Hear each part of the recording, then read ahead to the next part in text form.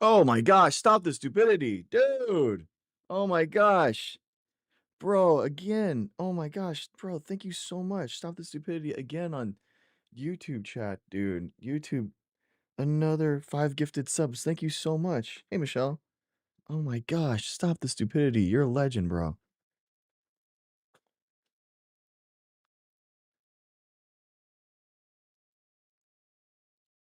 Right on, dude. Thank you so much. You're so generous. It's genuinely. Thank you, man.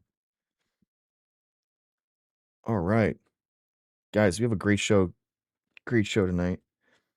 I got something new.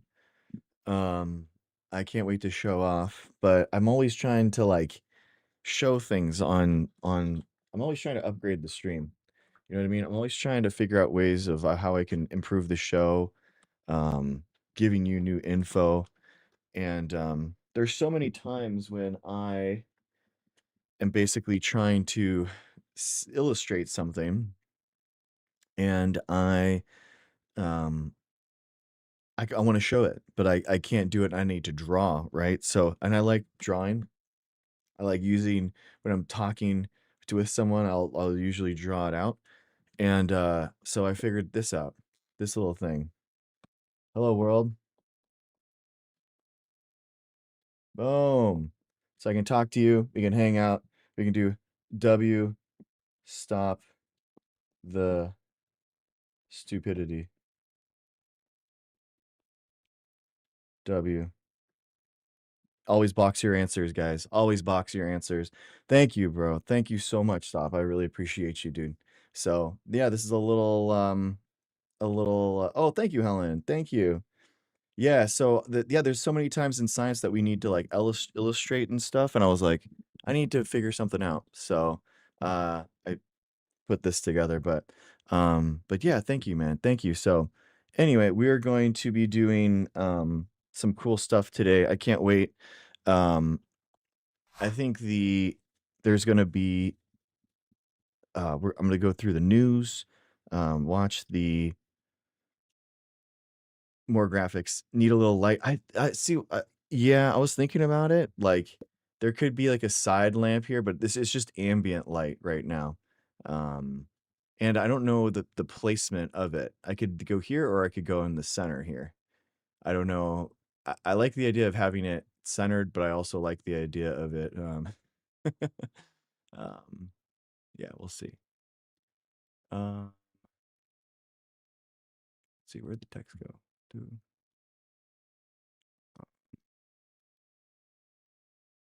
Yeah, I don't know yet. I don't know where I should put it. Um, we'll see.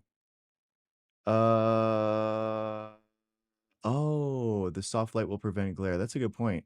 Yeah, that's a good point. That is a good point. Um, hmm. Let me think about something. A soft, gentle light. I don't know if I have one right now. Let me try to think of something real quick.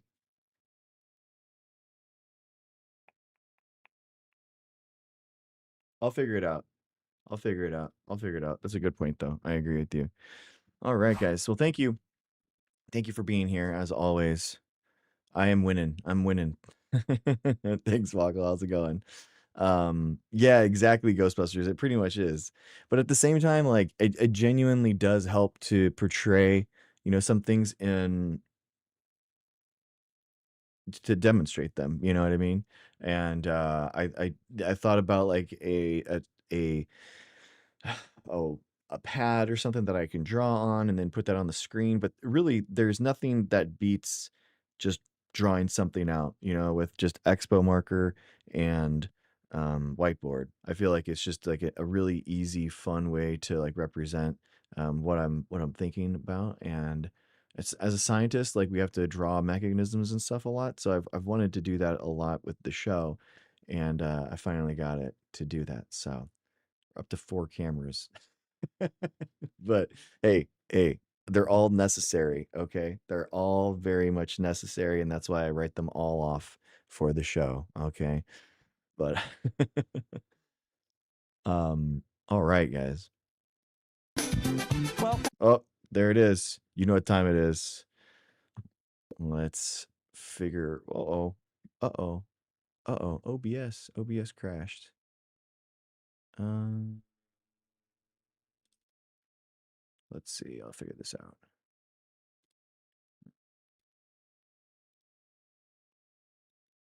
Silly YouTube. Silly rabbit. There we go. All right, guys. Here we go. If you want to spend a lot, they have thingies where you can draw on paper and screen at the same time. Yeah, I mean, Bakla, it's pretty much that's what it pretty much is. I mean, it's a oh, weird. Should go to that next preset. 1 second. It should, yeah, it should just do that now. Okay. And then this. How about this, this.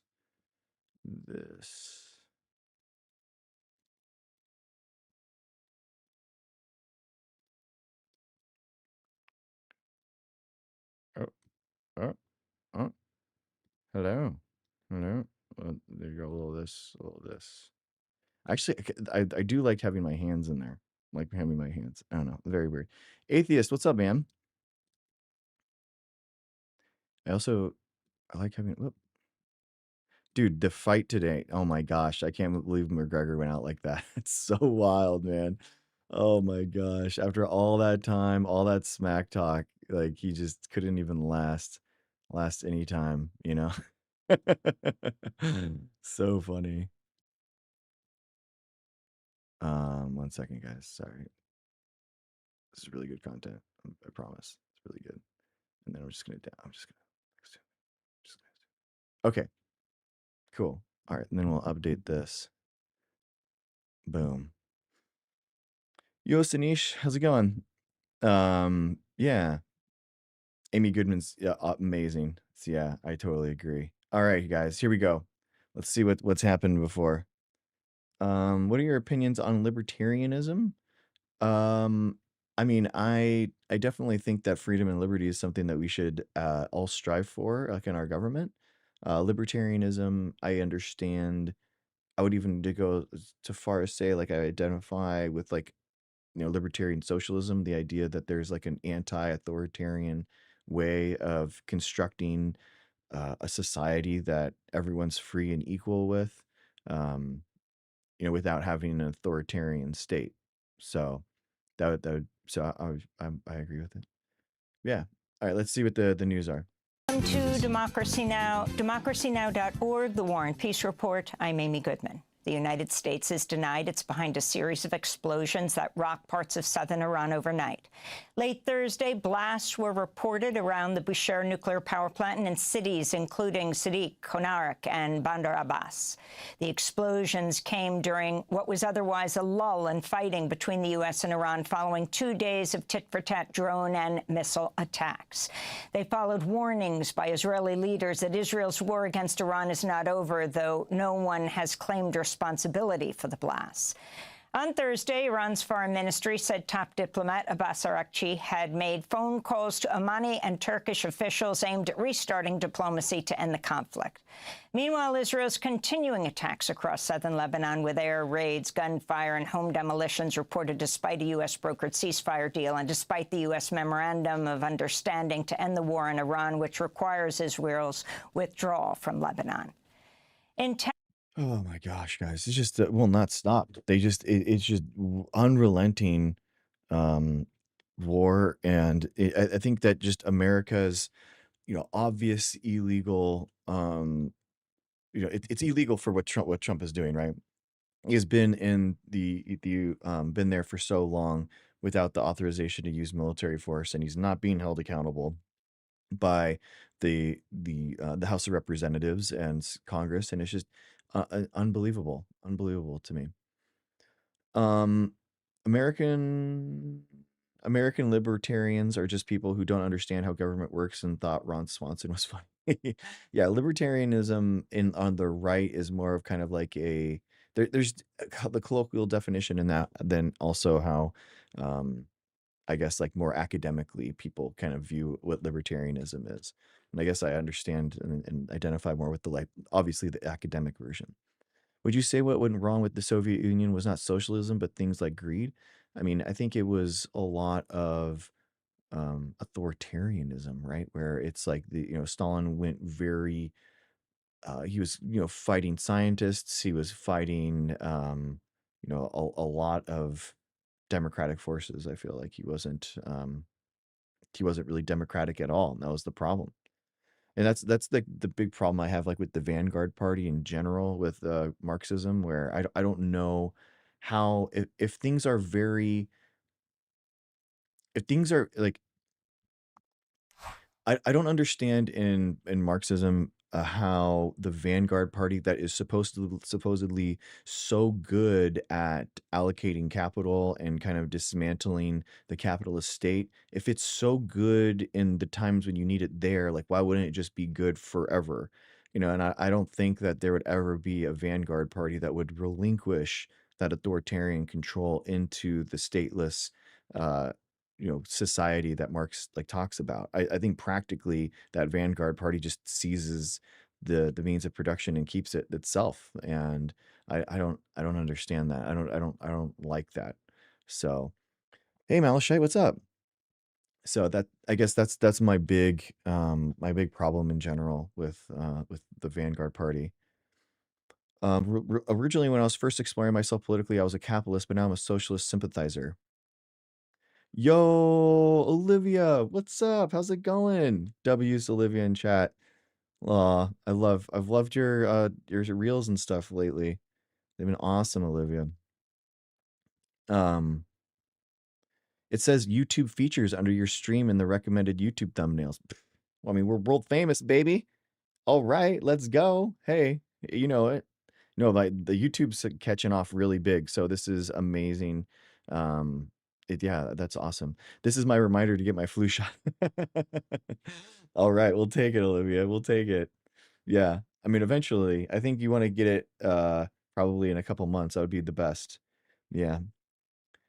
Um, Democratic socialism works the best, the Nordic model. Yeah, Malanon, I just have a problem with them being monarchs. That's my big contention with a lot of those states, that people think that they're democratic. In reality, they're just, begging for their rights from the kings, which I'm kind of inherently, against.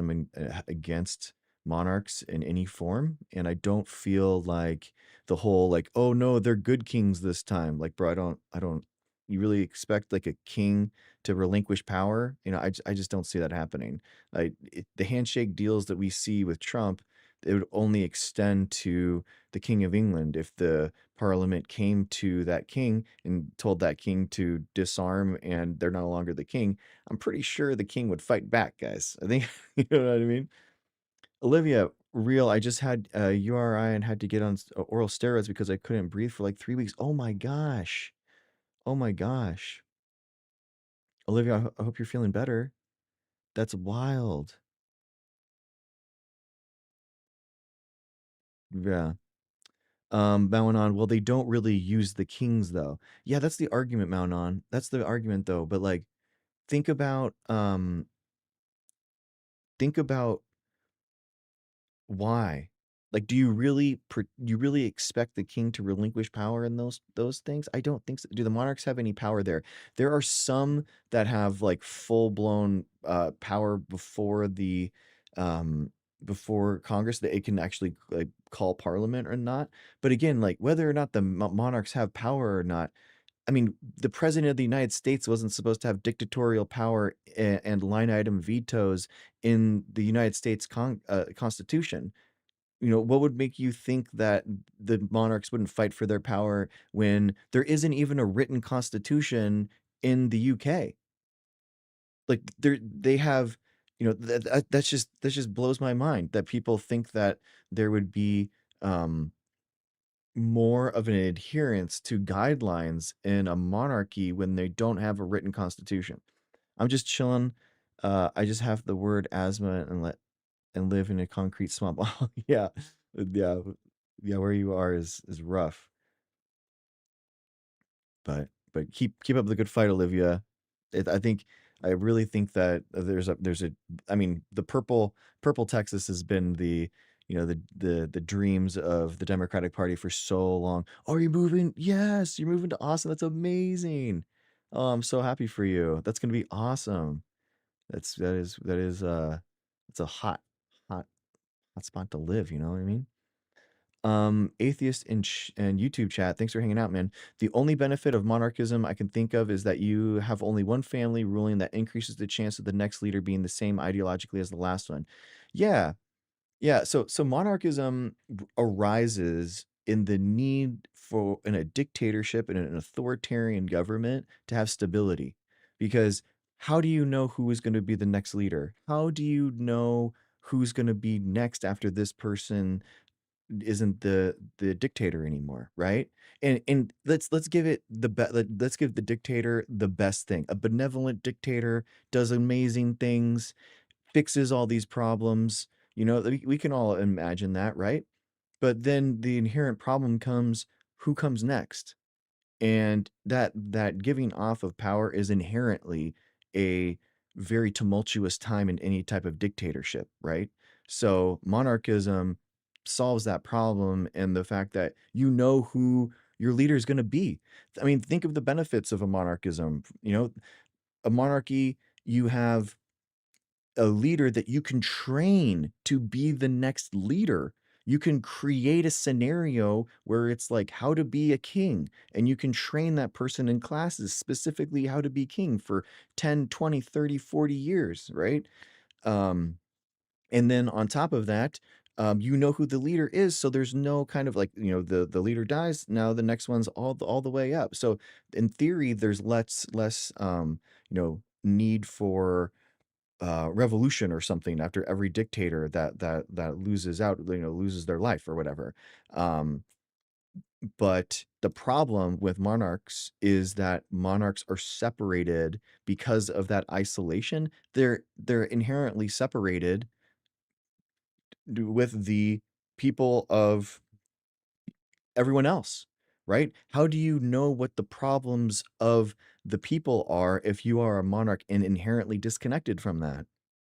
You'll never have a a connected king with the plebeians, basically. And how you percolate those problems up to the top, in these representative governments. That's the idea, is that you elect representatives from these masses, and then those bring the problems to you. Monarchy has pros and cons. Yeah, I think every single type of government has pros and cons. I think it's kind of inherently weird to think, oh, there's only positives to any government. There's positives and minuses to all different types of government. Um, and that is inherently the problem. So I think that, personally, I think democracy is the best way to percolate those problems of the masses to the top, right? I think that inherently, so like a representative democracy is a good way to do that. But again, I don't like the idea of a a monarch being at the top of it, because at the end of the day, any single time that you have the ruling class and like a caste system, kind of like that huge separation, and especially when you have an authoritarian style government, you are begging for your rights from that dictator. You are any or authoritarian, right? You're begging for your rights from that king. And if you're begging for your rights from a king, you are inherently not a free person. You are not liberated as a person if you have to, you know bow down to a king to in order to inherit those rights. Do you know what I mean? I don't think that would ever, you would even in again, giving the best case scenario, the steelman argument for a monarch, that they are, uh they do give equality. They do give equal justice under the law. They do give all the resources out. At the end of the day, you are only getting those resources because the king or the authoritarian has chosen to be that way. So therefore, I don't think that you are ever actually free. There's also the problem with a monarchy being inherently eugenic, evaluating a bloodline instead of the basis of merit. Yeah, yeah, you definitely do get like the weird deleterious mutations accrue inside of of the gene pools. Um, the word monarchism makes me think of butterflies. Based, I like that. Um, let's see. Not much different than a president. What, Ruben? We elect presidents. Monarchs are for life. It's a very different. Now we beg for our rights from our president, but that's only because of an aberration with Trump. Trump is a problem with that, right? So do you think capitalism has failed? I mean, that was the whole idea with Marx. Marx thought inherently that capitalism was going to be inefficient to um, go forward, and you're going to see capitalism fail. I think it's pretty remarkable how, with the boom and busts of capitalism, that people still, have a penchant for it. It's inherently unstable. Capitalism requires unemployment.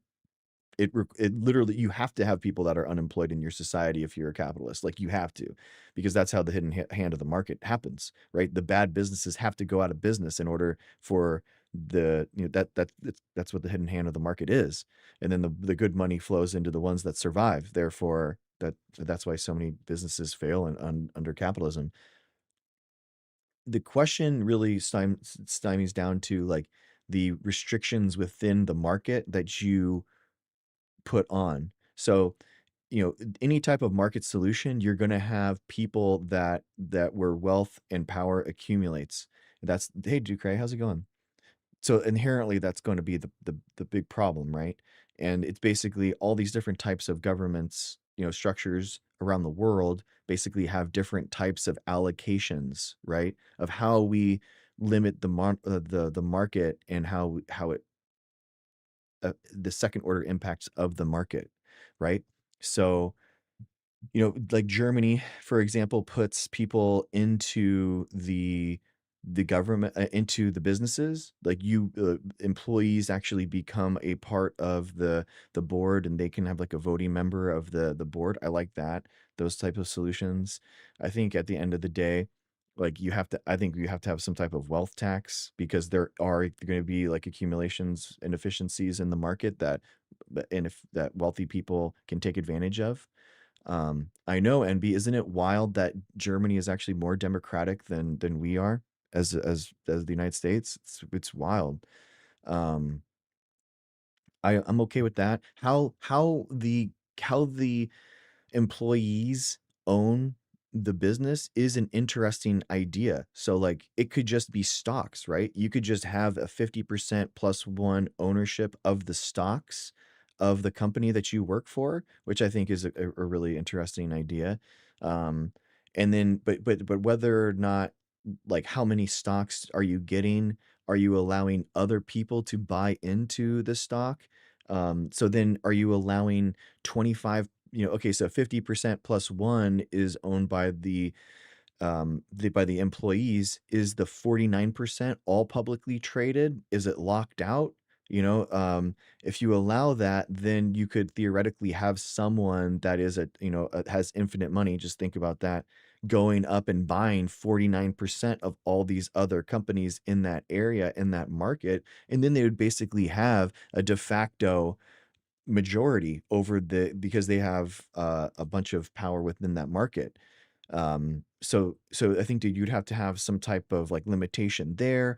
You'd have to have a limitation on the amount of that people could buy into each of the companies, or you just have taxing, right? You have a tax or an inability to buy that much up, right? So you'd say, oh, okay, only 25% of a company could be publicly traded, as opposed to 49%. And then maybe you'd limit the amount of people that someone could own of a, you know, industry. I don't know. These are all just ideas on how you could limit, in a market solution, you could actually limit the amount of power that someone could accrue. That's what we're basically talking about, right? I do feel like market-based solutions are the best way of going forward. I really do.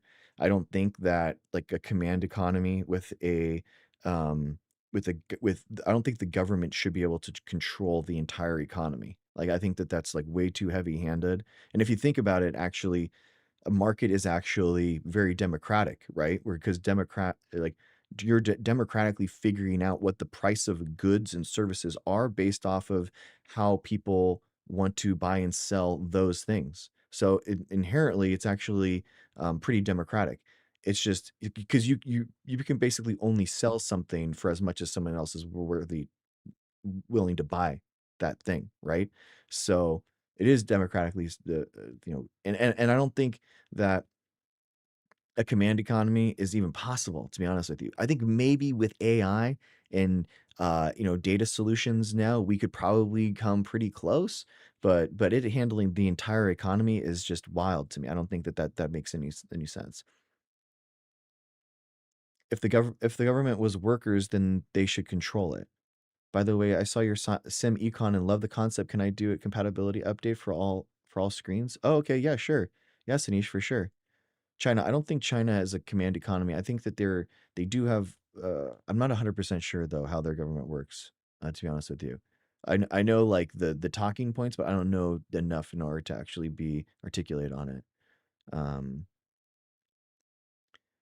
like who are these billionaires anyway? They don't even go here. I know exactly. I know who's this trillionaire and why does he have such a big thing, a big impact on my life? I think the only thing that works is if we enforce anti-monopoly laws. Yeah, Bach. I mean, that's the thing too. Like why aren't we enforcing in the spirit of competition? Why aren't we, Theodore Roosevelting this and trying to bust some of these antitrust stuff? China has liberalized their market a lot in recent decades. Exactly, Bakal. Yeah. I think it's like more state-owned like capitalism now, because where you have, nationalization of large sections of the economy, which I do think is a good idea. Like genuinely, I like for example, I think that we should probably nationalize vaccines. I probably would say that that's probably the best idea. They're not profitable. Pharmaceutical companies really don't want to do it. Um, it's good. It's a huge economic driver for us. I do like that. I do like that idea. Um, I feel like McCarthyism is coming back. McCarthyism was a 15-year movement that coincided with the USSR legitimately becoming a world player and having people in the United States that are actually organizing sympathetically with them. And I know I don't think that we have anything regarding to that. We have a bunch of um, people, Republicans that are fear mongering. I don't think that like their fear mongering is akin to McCarthyism.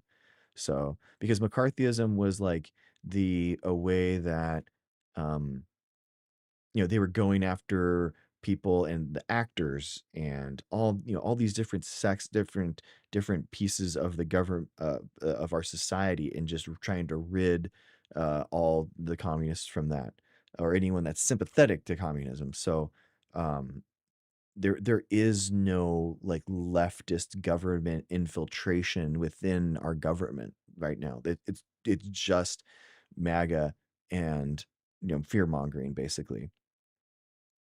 What would nationalizing vaccines look like? Basically, you would have the national labs of the United States producing these vaccines on demand and for not for profit, basically. You would have them being made at need as needed for the states and for these, Rite Aid and CVS. Rite Aid and CVS would just buy them at cost from the government, and the government would sell them for cost to them. So, vaccines would be cheaper. They would be manufactured in large quantities. The pharmaceutical companies could, do other things with that money, and they also wouldn't be like open to like litigation. So that's it.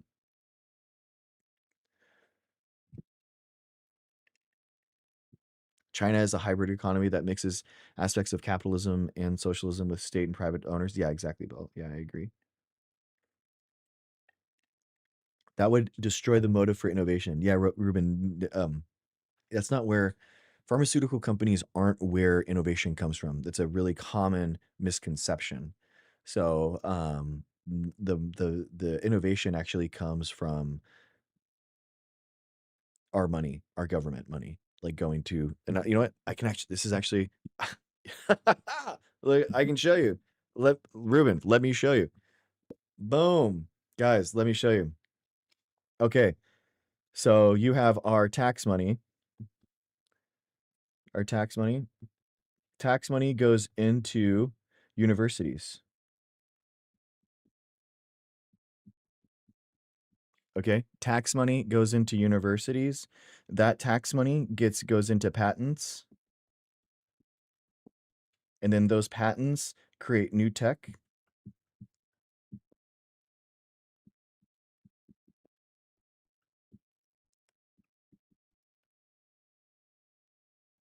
Companies. So you have our taxes going into universities, going into patents. These patents grow into new tech companies. This is where the new innovation comes from, right here. That's where new innovation comes from. Sidelines in the opposite side over on here, right? You have this, these are pharmaceutical companies.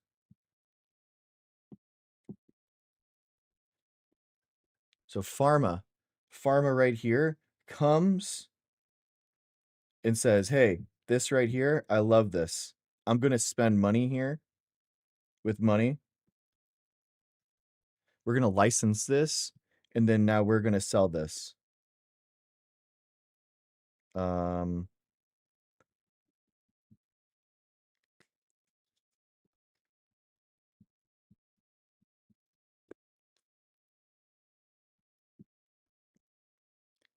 So the taxing going into the universities. This is what creates the technology, right? This is what creates the new companies and the innovation. Pharmaceutical companies coming at the end create something so that they can sell. That's it, for profit. Yeah, exactly. So like pharmaceutical companies, there would still be taxing, right? Taxes going into universities, going into these patents, right? You would basically, in this model, you would still have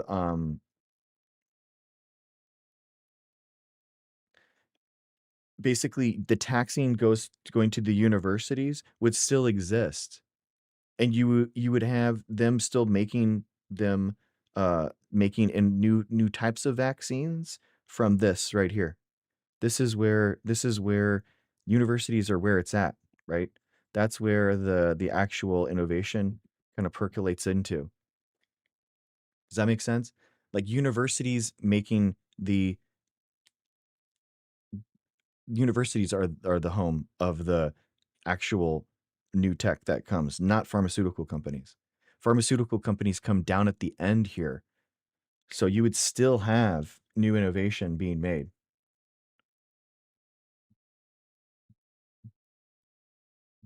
new tech. But pharmaceutical companies do their own research. No, no. Pharmaceutical companies research and develop existing patents or their patent space in order to create new things that they can sell. They're not actually doing the original research. That universities are doing that. The universities are. Like the new technology doesn't come from pharmaceutical companies. It comes from universities. Are they buying them? They're buying the license in order to do it. Right? They buy access to the patent and the license in order to buy it. So that's how it comes. So you'd still have taxing, like you would just have pools of grants. These would this is right here. These are grants. This is where the money comes from in forms of grants. So with grants comes the universities. So you could just have, in order to spur the new technology goes into grants, goes into universities, goes into new tech, and goes into grants.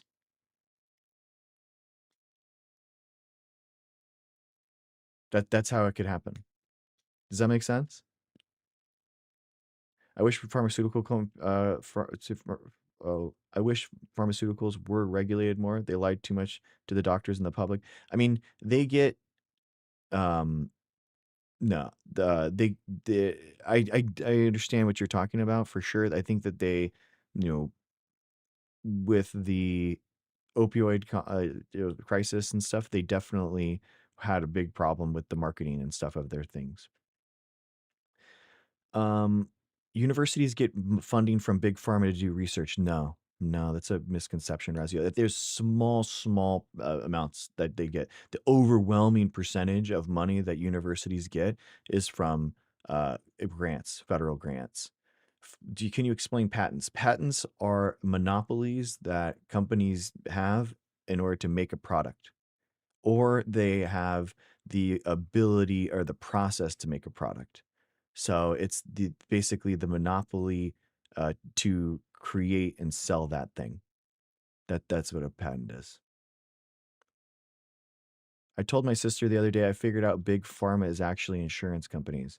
Yeah, I mean pharmaceutical companies are like genuinely like you're right, MB. Like the problem is that people are named like the thing that they're mad at is how expensive medicine is, but that's because of insurance companies, not because of the pharmaceutical companies. The pharmaceutical companies genuinely like they make a product that is very specific at incredibly high quality at incredibly high scales.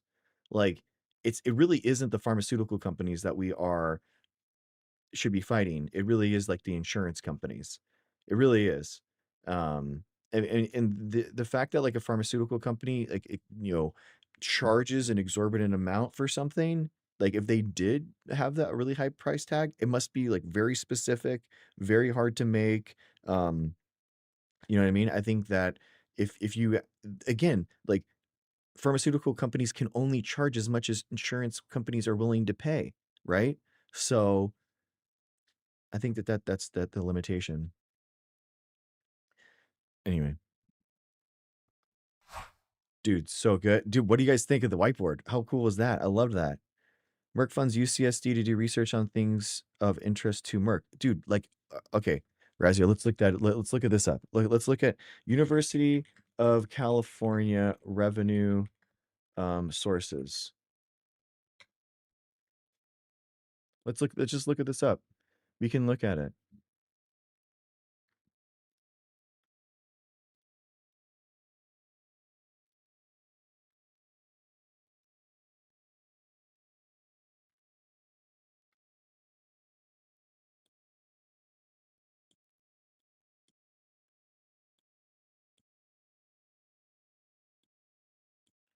So like for the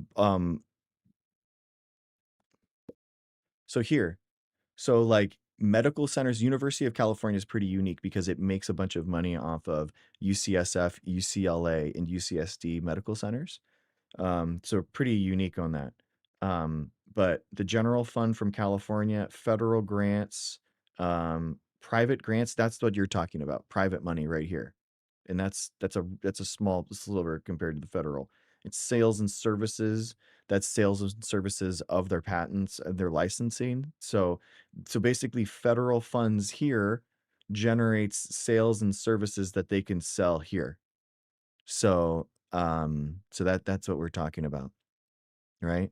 It's not like the private funds are really small compared to these two things, which are the big thing that because they're not able to sell or license anything that they make from Merck, right? So Merck is like it's a small. I would say it's I don't I wouldn't say it's insignificant. Obviously it's some money is better than no money, but I don't think that pharmaceutical companies are like running funding UCSD like that. I definitely don't think that. Look at how small that is, the private compared to everything else, dude. I am pro whiteboard. Nice, nice, Baco. Yeah, that was fun. I like that. I don't know. It helps me. It helps me get my ideas out. It helps me talking about something that when I'm actually like doing, I'm writing it out. Um, I found out recently big pharma is only a third of the size of the alt health industry. Yes, yes, Baco. That is so tr I think, the entire like, the entire all of pharmaceutical companies, like, compared to the global natural path, natural medicine doohickey, I mean, we're talking, like, billions of dollars difference. I think it's like, I wanna say, let's see, what's the size of the USA pharmaceutical companies combined versus the global, natural path and, alternative medicine, uh, global market.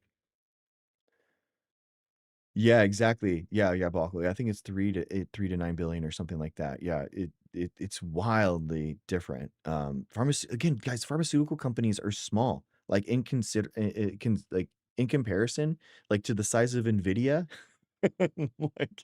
like I actually used to have a graph. It compared the size of Nvidia versus every single pharmaceutical company in the world combined, and Nvidia is bigger than every single pharmaceutical company in the world combined, a single company. So if like think about that, if Nvidia, if Merck is running the world with their tiny market cap, like what? How is Nvidia running the world? Do you know what I mean? And is Nvidia running the world? No. So then you can kind of understand that, all right, well then Merck isn't either, right?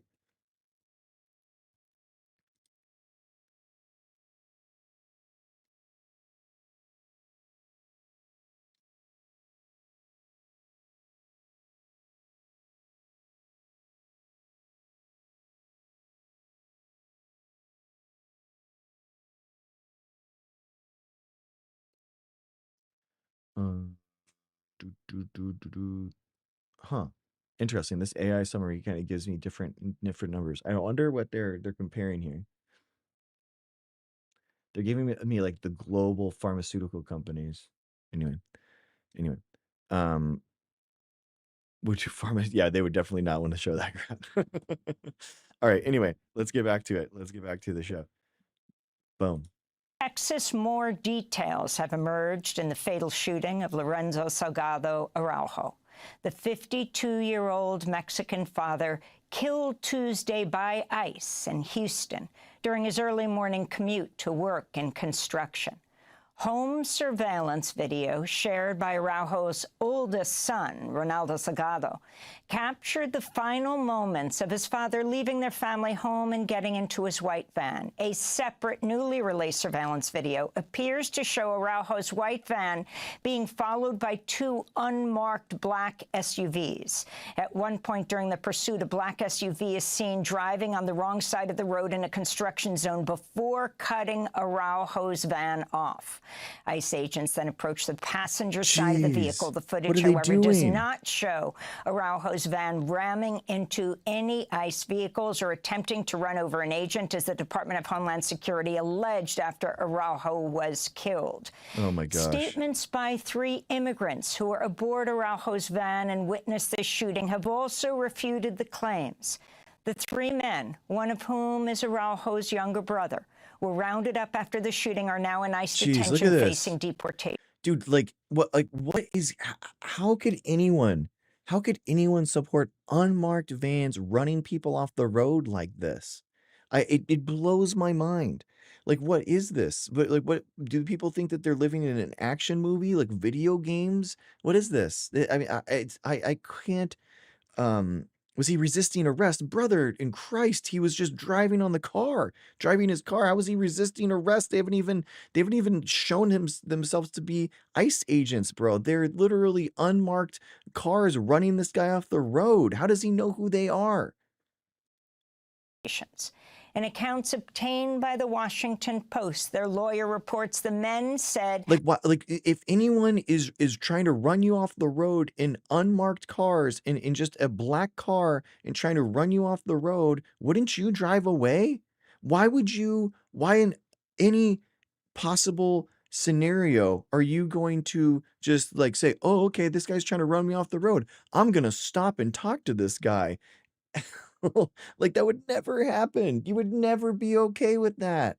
but 2 guys just trying to run off the road, and we're supposed to think that what? He should have just thought that they could be ICE? I can't even ICE agents fired at them almost immediately without warning look at from the this. side of Araujo's vehicle. And that Wild. Araujo never could have attempted to run over an agent because there were never any ICE officers in front of his van. Wow. They Meanwhile, just a completely made that up. They completely fabricated that. What? DHS spokesperson has admitted federal immigration agents targeted Araujo by mistake and were in fact searching for a different person. Oh my Several gosh. Democratic Congress Are members you are out of your demanding the mind? release of all video footage and to preserve evidence in the case. But DHS has said the ICE agents involved in the fatal shooting were not wearing body cameras. Oh my This god. comes as the Harris County Medical Unbelievable. Examiner has reportedly ruled Araujo's manner of death a homicide. Bro, like, these guys are domestic state-funded terrorism groups. Like, ICE is what is going on? Like, how could this and you know what really pisses me off the most? Honestly, what really makes me the most mad? How is every single police department in the country not calling for this to end? Like, this all this does is increase lawlessness in the country. Every single police department should be against this because all it shows is it illegitimizes actual police good effort, like, good effort policing. This is absolutely mind-blowing to me that we allow this to happen. How in the world? Bear, the mayor of Houston is saying that they won't be asking for they won't be asking? Oh my gosh, dude. There's no way. How could you not? How could you not want any investigation if something like this is happening? How could I that blows my mind, dude. Oh, Harris County prosecutors say they plan to investigate, but cautioned the federal government ultimately controls access to the evidence. was he a citizen? Ruben, why does it matter? Why does it matter? Let's say that he's not. Let's say that he's not a citizen and he just he's guilty of doing what the most heinous crime possible. Okay? Let's say that let's give it the exact worst case scenario. In that worst case scenario, the cop has to arrest that person, bro. They have to detain him and arrest him. ICE agents aren't judge, jury, and executioner where they can just suspect someone has created a crime and just judge, jury, executioner and put them down in the streets, bro. Like, even if he was doing the worst possible thing, like in the dream that these people have, they still need to arrest this person so that he can hold and be held in a trial. Like that is the whole point of the United States, that everyone is has a due process. They have every single person in the United States has a process that is due to them in the point of the state charging someone with the crime. And by saying like, hey, if you've done some different crime, we can just judge, jury, and execution you right there. Like that is not a free and liberated society. This is lawlessness, man. This is not okay. As the family of Araujo mourns, they say they've been unable to claim his body because immigration agents reportedly removed all of Araujo's personal identifications after he was shot in the abdomen and transferred to the hospital, which led to his being classified as John Doe. Oh my God. Bill, exactly. That's why the process is due to all persons, not all citizens. Exactly, Bill. The idea of the United States Constitution is that it pertains to people that are non-citizens, like people that are, especially these MAGA people, only think for some point that it is only citizens that have the rights of the United States Constitution. It's not right.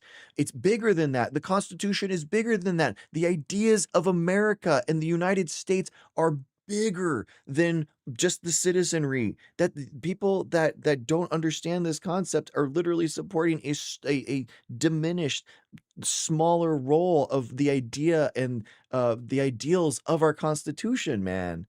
Objective Ethics with the $20 super chat in YouTube. Thank you so much, man. Thank you. We've investigated ourselves and have determined that we've done nothing wrong. Yes. Yes, exactly. Get the fuck out of here. This needs to stop. I know, objective ethics. The idea of any US citizen being okay with this is just reprehensible to me. I can't, nothing gets me more mad than this. Like, genuinely. I cannot, it's so anathema to the founding ideals of the United States. Anyone that supports ICE or anything, this law of terrorism in our streets, that is, they just don't understand what the United States Constitution is. They just don't. I'm sorry. I like they are definitely not patriots. They are definitely not understanding of the Constitution, and they want America to be about only the people that support them politically, and they have somehow identified that these people are don't represent their views of, you know, a white ethno state, and they're trying to cut these people out of it with literal brown shirts, literal, uh, you know, it just I just I can't imagine that. It makes me so mad. Michelle, thank you so much, dude. Thank you so much for the super chat. Appreciate you. Yes, there's no body cams. Exactly, Emby. They somehow didn't have body cams this one. Wouldn't you think, wow, how crazy? How crazy was that? It's like, it's such a joke, dude. Like, come on, these people aren't serious. These people are not serious, man.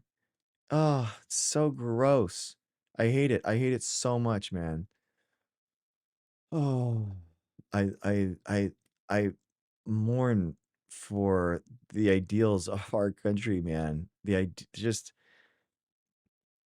it's so gross. I hate it. I genuinely hate it so much. No dash cams. Well, the investigative journalism has stitched together basically they've stitched together camera views of this thing happening, and they've created, you know, they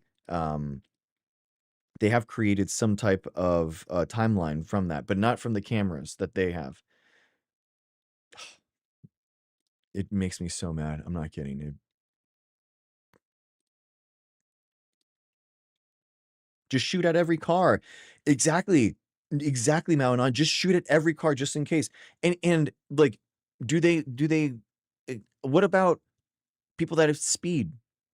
You know, like how far could you take this? Anyone that speeds somehow doesn't you're breaking the law. You're breaking the law. Like, what is happening? Oh my god. In the days after Lorenzo Salgado Araujo's death, hundreds of people have gathered for vigils at the site of his killing, placing candles, balloons, flowers to honor his life and continue demanding justice. We have to. Mexico's That's how we government says the I I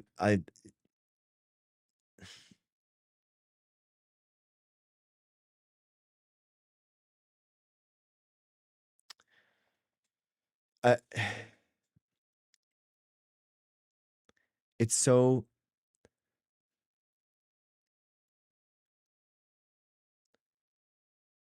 the idea the idea of the United States is that Americans and our citizens are born everywhere in the world, and they come home to live in the United States. Maybe some of them are born here, but some of them are born in other countries. And Americans and our citizens, United States citizens, come home to live here. They're born in other places, but they come home to live here because they want to participate in the idea and the ideals of the United States that we can work collectively to solve problems and make each other's lives better. That's why fundamentally immigration is a part of the United States story. The idea that we have to limit it to just people that look like us is anti-American. The idea that we need to kick out people that are trying to better the United States and fix the problems that we have here is anti-American. If you don't understand that and you only support a narrow vision of the United States, that we are only supportive of people that just look like you are not an American. You do not uphold the values of the Constitution, of the values that we have here. That we have never been like that. We have never been this nation of only one type of people. So why force this on the United States? Why force this on the country that is different in the fact that we do open our arms with loving embrace for other people of different cultures, of different backgrounds, different educations, and let them come here and participate in the ideas and the experiment of the United States? You want to make an all-white ethno state? Make it in some other country. Don't make it here. That's not what the United States is, okay? That's why fundamentally why it's the United States versus MAGA. MAGA does not represent the United States. What we are, our Constitution, our history, we do not represent that. MAGA is trying, and this white ethno-state Christian nation, that does not represent what the United States is. It's just not, it just doesn't. So get out and try to make it into some other place. I don't know. But it's not here. It's not with our Constitution. It's so gross. I'm so sick of it. I am so sick of these people. File criminal complaints in the United States to protect the human rights of Mexican citizens caught up in the Trump administration's mass deportation sweeps. Mexican President Claudia Sheinbaum announced the plans during her daily news conference Thursday. What we cannot ignore is the plight of the Mexicans who have died in ICE operations or who are being held in these detention centers operated by private companies contracted by ICE. That is why we are taking further action. Mexico's Foreign Minister Roberto Velasco said 17 Mexican nationals have died while in the custody of ICE or at the hands of its agents. He's seeking criminal probes into the deaths and will also send cease and desist letters to the private prison companies that manage ICE jails. The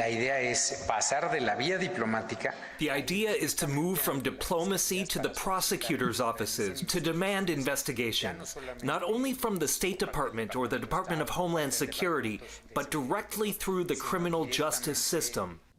In South Africa, human rights advocates are on alert after vigilantes in Johannesburg intensified attacks on immigrants, going door to door and snatching people from their homes to hand over to authorities.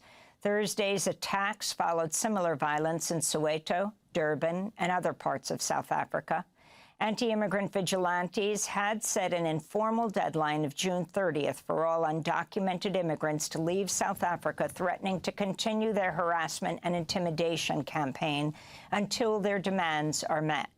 Doctors Without Borders warns tens of thousands have been displaced by the violence, including asylum seekers, refugees, and documented immigrants. In Venezuela, the official death toll from last month's devastating twin earthquakes has topped 3,800 and expected still to soar as tens of thousands of people remain unaccounted for. Tens of thousands still. Public health officials warn survivors of the earthquakes now face outbreaks of disease, along with difficulty accessing clean water, sanitation, and medical care. Wow. Some 16,000 people were left without shelter after the earthquakes flattened their homes. They've since been forced to live in overcrowded tent encampments. This is Pan American Health Organization Director Jarbas Barbosa. In the coming weeks, the greatest health risks may stem not only from injuries caused by the earthquakes, but also from disruptions to health services, overcrowded conditions, deficiencies in water and sanitation, and reduced access to vaccination and routine care. Russia's military says it shot down hundreds of Ukrainian drones overnight as Kyiv continues to target Russian energy sites. The latest attacks targeted ships and a port on the Sea of Azov. and sparked a fire at a major oil refinery in southern Russia. This follows a Russian drone strike on a gas station in Zaporizhzhia that killed one person, injured 3 others, one of dozens of attacks across civilian areas of Ukraine on Thursday. Oh my gosh, I can't believe this is still going on. Like, it's wild to me that Ukraine is still putting up such a good fight in, it's I mean, obviously, we are paying for it. We're in a proxy war basically with Russia, but the of all the wars that we are in currently, I genuinely do feel like stopping Russia from annexing so much, further and further. I genuinely do think that that is a just war. One of the only ones that we have, I think the only ones that I can think of legitimately. Envy with the $5 super chat. Thank you so much. I love that she called out the fact that there are private prison companies. Yes, exactly. We can't have people shouldn't be able to profit. Um, that's how they get away with so much violence and have since ICE began. Exactly. Yeah, private prisons should be absolutely banned. I mean, and we should completely restructure our prison system to be rehabilitation, not incarceration. We should absolutely people should be better off after going to prison than when they went in, right? We should have people with better skills, with more training, that are higher education levels. Like we should help them when they do go into prison, and in order for them not to go back into prison, rather just incarcerating people and wasting their lives away, or making them enslaving them, right? To making products for profit for other companies. Wild. It's wild. Self-defense is always just. No, yeah, Bach, exactly. Well, a lot of people don't think that what's happening in Ukraine is self-defense, which is wild to me, but I don't know. It's very weird. And free labor provided by prisoners. Exactly, Terry. Exactly. Indentured servitude. Exactly. It's insane. Well, they have the option to self-deport and get money. I mean, bro, why would you self-deport from a nation that you grew up in and it's the only thing that you've known for 40 years and you're 42? What do you mean? Hey, what's up? What's up, UFLaw? What's up, man? Man.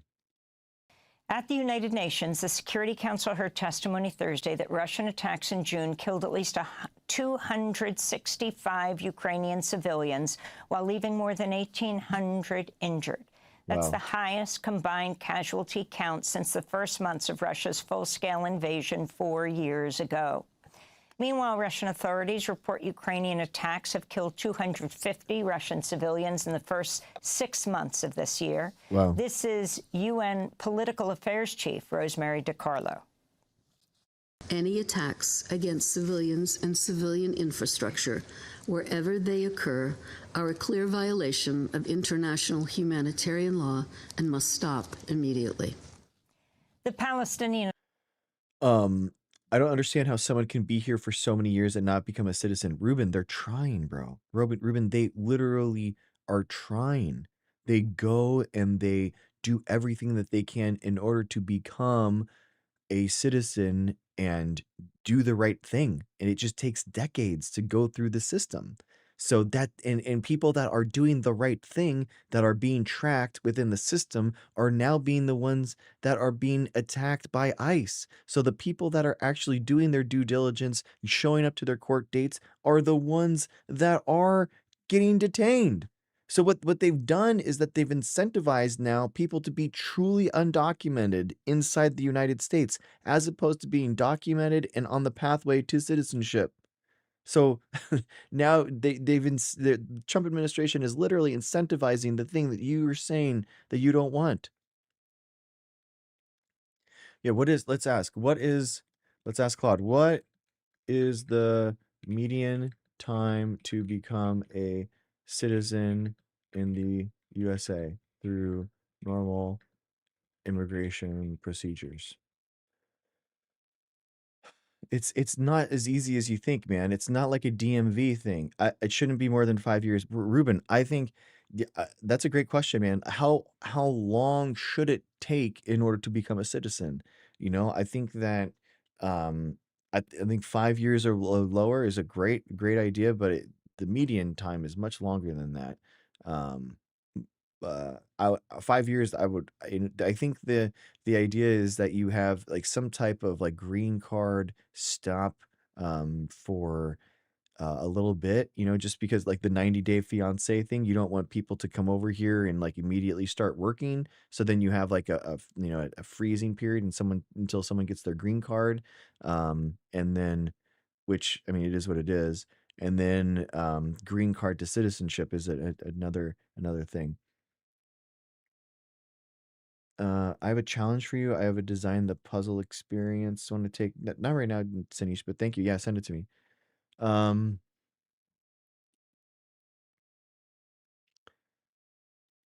um, Yeah, it takes 7 years to go from, uh, lawful permanent resident before naturalizing.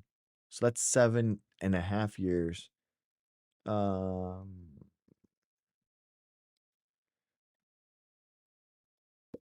so if you want a single median normal path, roughly 9 to 12 years from first lawful immigrant status to the oath, assuming that the mainstream route for a Mexican-born sibling petition case or within a EB2 case, the realistic total is 25 to 35 years, which can exceed a working career. So it's like 25 to 35 years.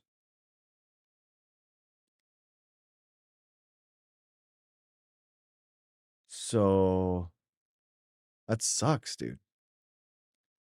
The critical structural fact, the binding constraint is not bureaucratic slowness. It is the 7% per country annual cap on the employment and family preference visas, which is indifferent to country population or application volume. That single statutory provision is what turns a 3-year process into a 25-year one for nationals of 4 countries.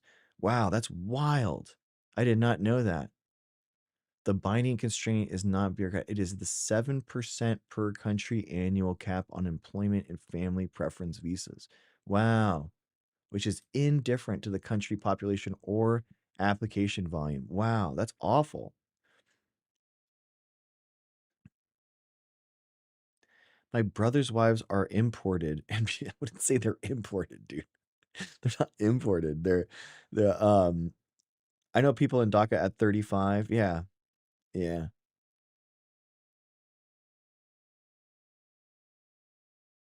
Well, yeah, I don't think DACA.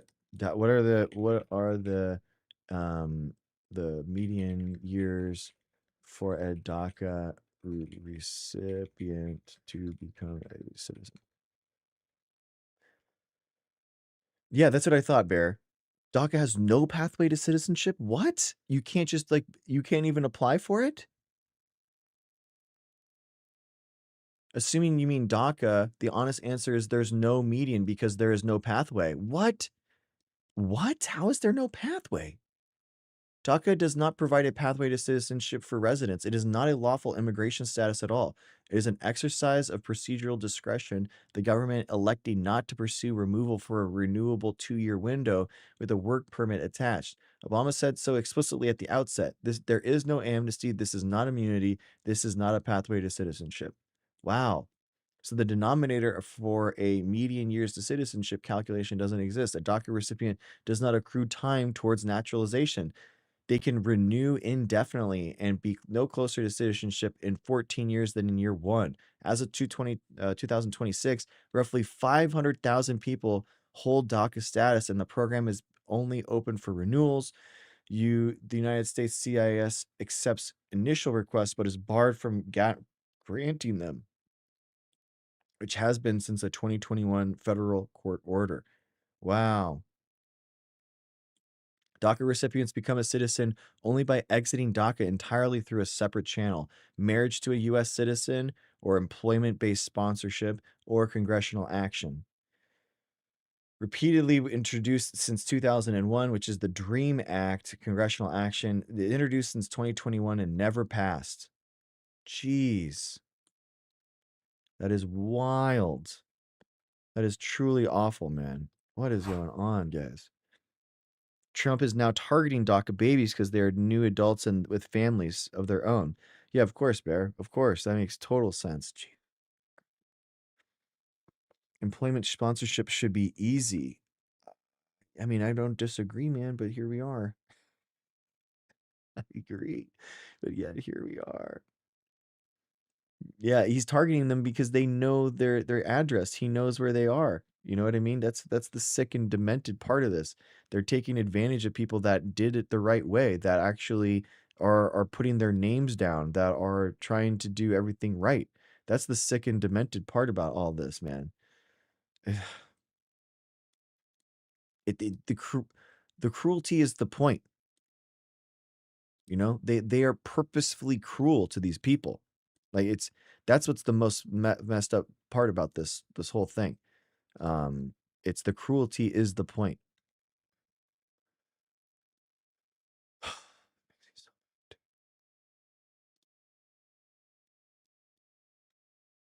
Man, this makes me so mad. Okay, let's get back to it. Let's get back to it. We still got a climate change thing to watch, so we gotta go through it. Okay, see you, Buckle. Thanks for hanging out. Appreciate you. Authority has announced plans to hold its first legislative elections in more than 20 years. Palestinian Authority President Mahmoud Abbas said Thursday votes will be held in Gaza, the occupied West Bank, and East Jerusalem on November 28th. Abbas is now 90 years old.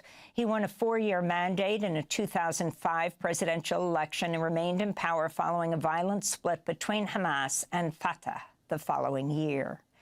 Meanwhile, Israel is continuing its relentless attacks on the Gaza Strip, where airstrikes on Thursday killed at least 6 people. The attacks came as Haaretz reports Israel continues to hold the bodies of more than 100 Palestinians who've died in Israeli custody. That's despite the fact that no Israelis are currently being held hostage by Palestinian armed groups. Wow. Israel previously withheld the bodies of Palestinians as bargaining chips. Jeez, dude. In Washington, D.C., oh, it's so wild, dude. Like, how is this? Like, how are they allowed to just have all this lawlessness in Gaza and in their neighboring countries? That's what I don't understand. Like, how are they? Hey, Gail, how's it going? How are they? Like, how? It's unfathomable, dude. Bipartisan bill aimed at lowering the cost. That's good that they're doing elections, the first elections in 20 years, though. I think that's amazing. I think that I genuinely feel like they deserve their own country, obviously, and holding elections only in the international eyes only further legitimizes them, you know, and in their eyes as a functioning country, right? You know, like it's just another step that people can point to and be like, hey, they're even holding elections. You know what I mean? Like, so, you know, sovereign nations, they get to decide their, you know, their path forward. And I think that, you know, talking to the UN and the international community, it only helps them, right? You listen to how the Israeli government talks to you, you would think that they've forgotten how or why their country was created. Yeah. I mean, yeah, they've lost the plot, man. Netanyahu is an awful person. And he's only gotten worse with Trump, you know. That's the obvious part. Trump's family are immigrants. Yes, his wife is too. His wife, ladies and gentlemen, Melania Trump, you might have just seen a, you know, when you first saw her, you might have just seen her as one of Epstein's girls. And she was, but actually she came in the United States as a genius path, an Einstein path, immigrant. So, lay off, guys. Okay. Lay off. She did not do it the right way, Ruben. She did not do it the right way, dude. It was absolute corruption. How is you think that Melania Trump is deserved of the Einstein Immigrant Award? Like, what?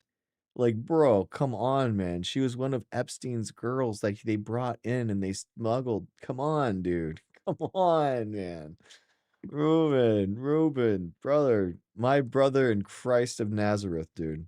of housing is set to become law today, barring a last-minute veto by President Trump. Last month, Congress voted overwhelmingly to approve the 21st Century Road to Housing Act, which would cap the number of single-family homes major investors can purchase while loosening federal regulations to allow for new home construction. Trump has refused to sign the legislation so far unless lawmakers first approve the Save America Act to rewrite the U.S. election laws while imposing new voter ID requirements. If Trump takes no action, the housing bill will become law even without his signature. And it did. And it did, guys. It went into effect 2 hours ago. So there you go. Boom. Unfortunately, the reason why it's 85-5 and it passed so overwhelmingly is because the bill is absolutely atrocious. We went through it line by line, and it's garbage, unfortunately. So it's such a joke, man. Oh, man. But hey, something passed in Congress, so everyone's all excited. Yeah, but it's a joke. On Thursday, the National Association of Realtors reported the median home sales price of existing U.S. homes soared to over $440,000, a record high. President Trump's forced out the last remaining members of the Election Assistance Commission, a bipartisan independent agency tasked with certifying voting systems and helping local election officials. On Thursday, the White House fired Democratic Commissioners Thomas Hicks and Benjamin Holand. Nice. A third commissioner, Republican Christy McCormick, resigned. The committee's remaining member, Republican Donald Palmer, stepped down in April to join the Heritage Foundation. Trump's dismantling of the Election Assistance Commission comes less than 4 months before midterm elections. It follows last month's Supreme Court ruling granting the president more power to fire members of independent agencies.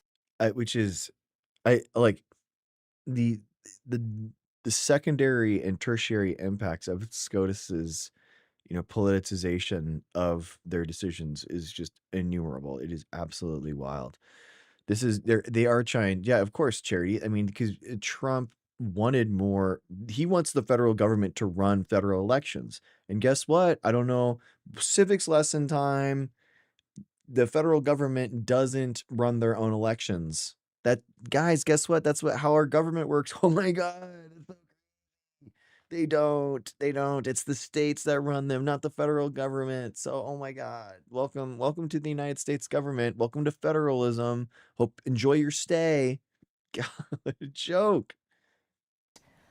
The Trump administration's threatened election administrators across the United States with criminal prosecution if they knowingly leave non-citizens on their voter rolls or allow them to receive or cast ballots. In a letter sent to all 50 states and the District of Columbia, the Justice Department warns state and local election officials could face fines and imprisonment. The letter concludes, quote, "We encourage you to contact us to discuss what steps your state should take to maintain clean voter lists as required by law," unquote. The letter was sent on Tuesday by Harmeet Dillon, head of the Justice Department's Civil Rights Division. That same day, she announced plans to send election monitors to 15 jurisdictions in 6 states during upcoming primary elections. So this is an important goal that increases voter confidence. And it's also important to make sure that our voting is accurate so that every citizen who votes has their vote counted equally without being canceled out by somebody who shouldn't be voting. Meanwhile, FEMA's announced it'll withhold Homeland Security funding from states and cities until they provide proof of compliance with the Trump administration's election requirements. In response, Washington Congressmember Pramila Jayapal wrote, "The Trump administration's using fear and funding to control who gets to vote and who counts it. Elections belong to the people, not whoever is afraid of losing one," unquote. True. In China, at least 28 people are dead after a fire tore through a shoe factory in the southeastern city of Xinjiang. Why would FEMA get involved in voting? I mean, access, right? Authorities say the factory's stairwells were packed with materials hampering firefighters. I think they're just trying to do anything that Trump has the power to, that they're trying to take advantage of it. You know what I mean? Rescue efforts. More than 200 workers were evacuated. It's the latest. Sinish, I can't watch that on stream. It's just like I can't. the Epstein files and stuff I can't like talk about on TikTok. So. Of several deadly industrial disasters in China this year and follows last November's fire at a residential complex in Hong Kong that left more than 160 people dead. And in southern China, the death toll from severe flooding triggered by Typhoon Maisak has climbed to 39 following days of torrential rain. This comes as authorities in Taiwan and southwestern Japan have issued warnings as the second major storm, Typhoon Bavi, approaches. At roughly the size of France, it's the largest typhoon to approach Taiwan in decades. Dang. And those are some of the headlines. Well, dude, that is a good intro to what's happening, guys, what we are seeing, and what I wanted to talk about. So that I think that leads us into it. Whoa. This next sentence Gross. was unimaginable. Gross. Ladies and gentlemen.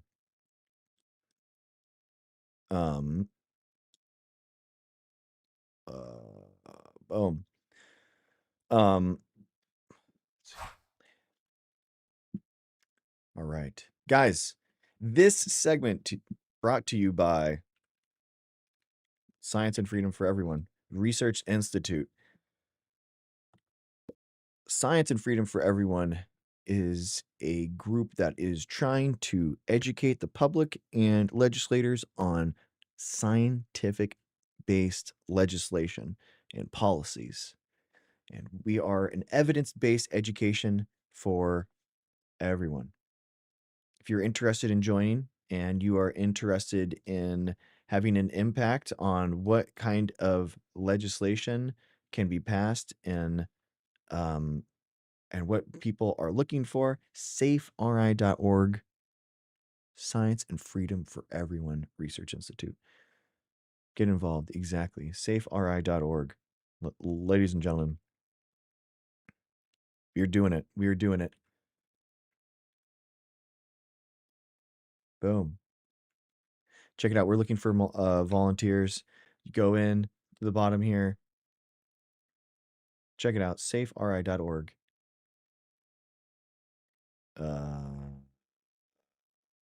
Start your application. Get involved. We're looking for scientists, engineers, public health people for our advisory board and just in general. Volunteer onboarding portal. You tell us what you can do, how you can do it. All we ask is 5 hours a month. That's it.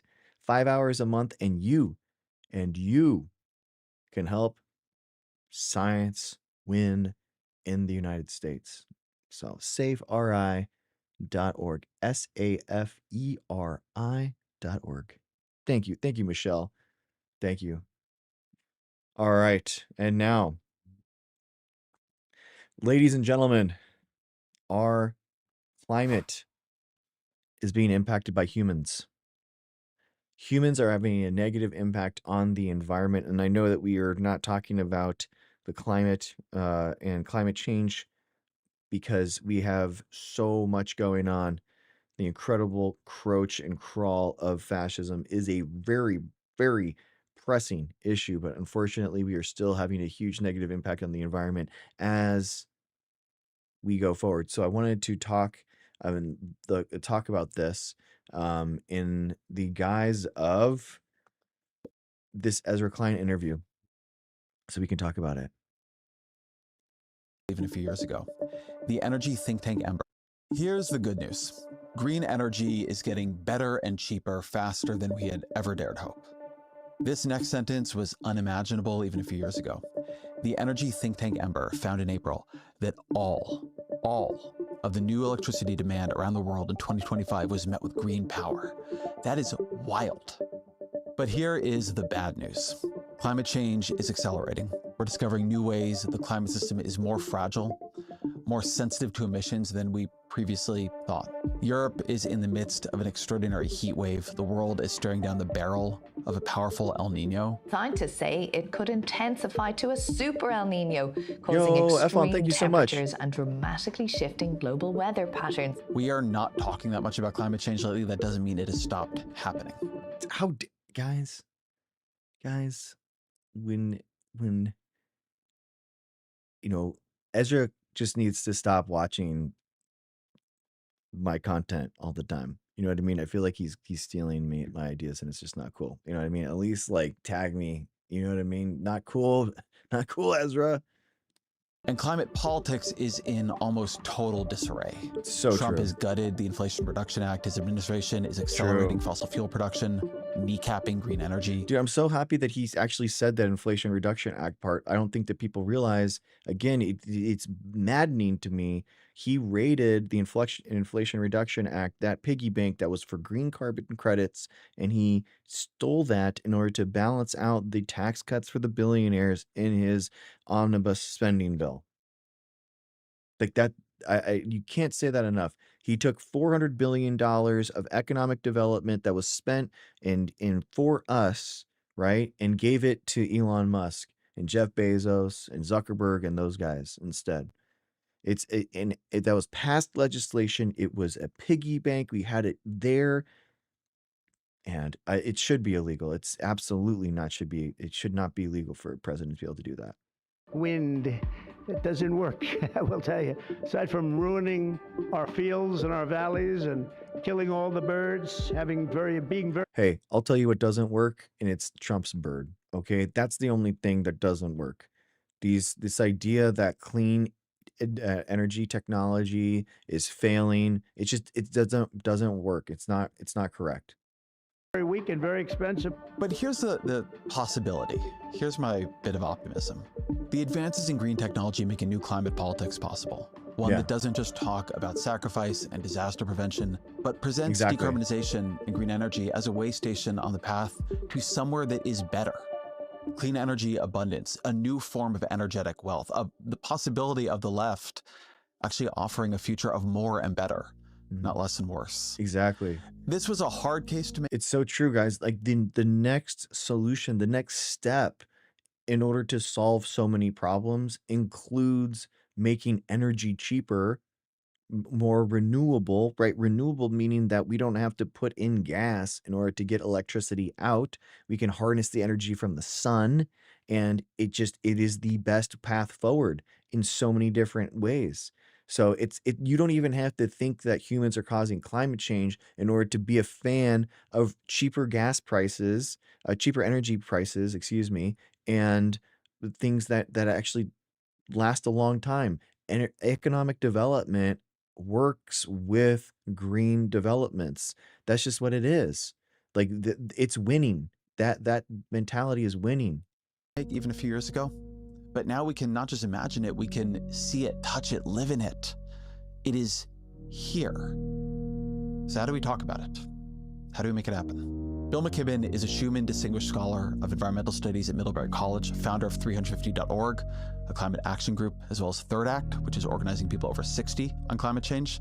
He is a contributing writer at The New Yorker. He writes the Substack The Crucial Years, and his most recent book is Here Comes the Sun, a last chance for the climate and a fresh chance for civilization. As always, my email, EzraKleinShow@nytimes.com.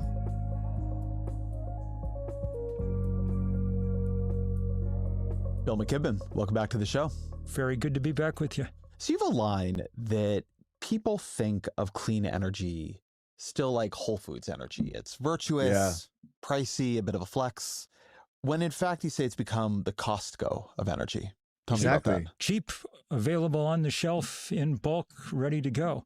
Yep. The stuff that we spent my whole lifetime calling alternative energy from the sun and the wind is now the obvious, common sense, straightforward way to produce power. Exactly. Sometime earlier this decade, we passed some invisible line where it became cheaper to produce energy from the sun and the wind than from setting stuff on fire. That's a big line, by the way. I mean, Darwin said fire and language were the two things that marked our species. But now we live on a planet where the cheapest way to make energy is to point a sheet of glass at the sun. Yeah, it's true. So I want to create a distinction here because sometimes this is bias. These guys are not in reality. What are you talking about, Ruben? You don't understand the economics of what you're talking about, dude. Like that's just straight facts. Like it just is. Like the ability and the manufacturing of these solar panels in China at mass in scale has created them to be cheaper than natural gas. than in a lot of different areas and in a lot of different places in the world. Like you're just wrong, dude. And the fact that you said that nuclear is the cheapest is categorically incorrect. The nuclear power in the first 10 years of a nuclear power plant is the most expensive energy in the world. I'm not saying that new nuclear power plants shouldn't be actually used, like breeder reactors and stuff should be invested in, but the idea that it's the cheapest one is categorically incorrect. Again, bro, the cheapest one is wind and solar all day. It's because they create and push on technologies that are already being developed at scale, which is battery technologies in phones and solar voltaics, which goes into, you know, the same stuff that we see in our phone technology. It's putting more fire on that log, basically. The numbers we use can shift back and forth. There are a lot of things we use energy for. Solar energy, generally speaking, becomes electricity, which can also be stored in batteries. I mean, we make ammonia, we have fuels, we have jet fuel, cement, etc. And those things you cannot, for the most part, use the sun and the wind for. Those are the things we know how to fix and the things we don't. I see you getting we're skeptical. very quickly moving in all those directions too. I mean, the things that are easiest is electric power, but electric power is quickly going to have to supplant, you know, liquid fuel for driving cars. That's the biggest thing we use liquid fuel for. And for running furnace in your basement. You don't need it anymore because you can stick in a heat pump and it's cheaper, more efficient, and really a bit of a miracle. It's able to use electricity to take latent heat out of the air and turn it either to the heating or the cooling that you'd like in your house. Mark Jacobson at Stanford, who's kind of been the authority on this. The most optimistic on renewables of the major modelers. The most optimistic of the major modelers, and the one whose predictions have come by far the closest to reality over the last... Lindsey Graham? What? I mean, Mitch McConnell definitely has passed away, but I mean, wait, what? I mean, for sure, guys, McConnell has died, by the way. Like, just letting you know, like 100%. The video is very apparent that he passed away. There's no question. Like, there's zero question in my mind. Oh yeah, we should probably watch that. We should watch this real quick, dude. The video is pretty stark. I mean, Mitch McConnell is 100% not alive.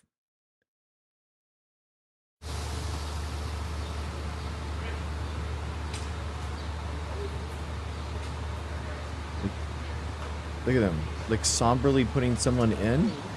Like, what is that? Look at them. Like, what is this? Not riding with them.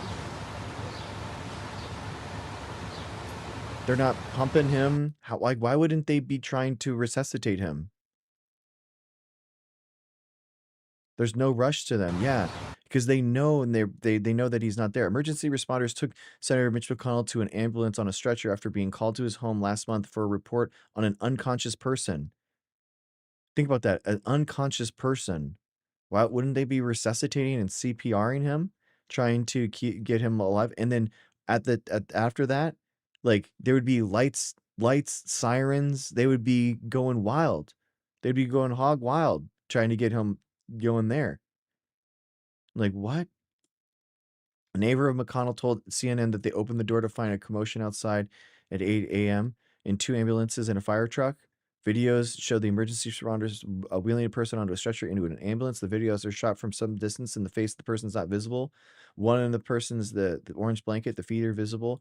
The neighbor said that they asked the officers what was going on. The officers responded that there had been a medical emergency. When the neighbors inquired McConnell having an emergency, officers said that they would block the street for anybody. And the fact that he's also being his wife, like, just going to China, blows my mind. Like, that is obviously like a huge thing. Like, she obviously saw him pass in the home and then went on vacation, right? I mean, I'm not 100% sure that happened, but like her just skipping to China and then also saying that his medical conditions didn't mean that you should be staying at home with them. Pretty obviously means that um, there's you know it, yeah, it's pretty obvious to me that he passed away. The crazy thing, and it's like, how did how are they allowed to keep this under wraps? Like that's what blows my mind. Like, how are they allowed to just keep um Mitch McConnell, the death of him, from coming public? Like, why? Like imagine, like, let's just extrapolate this. Like, that you are a, let's say that you are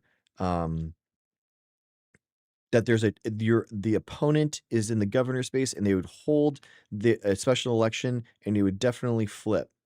Like, why would you ever call a special election of a dead senator that you knew could flip the seat?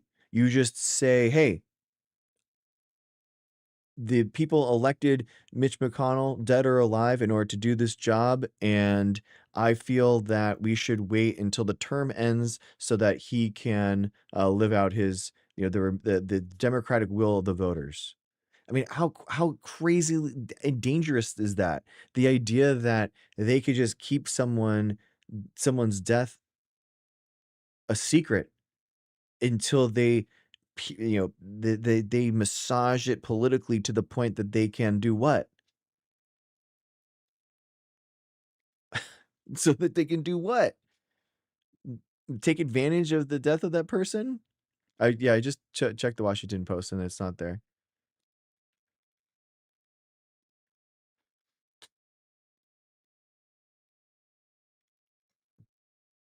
Oh, here we go. Yeah. Lindsey Graham, longtime South Carolina, dies at 71. Wow. He wasn't even the worst off. Wow. That blows my mind. He wasn't even in the worst health. I'm shocked.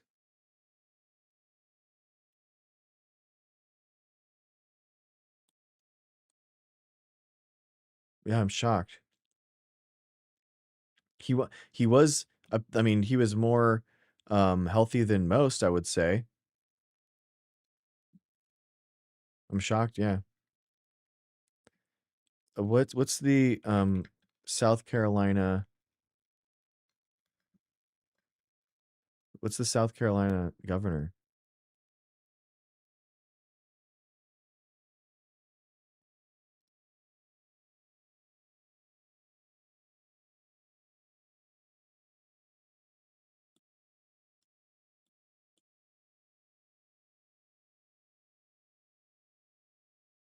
Huh.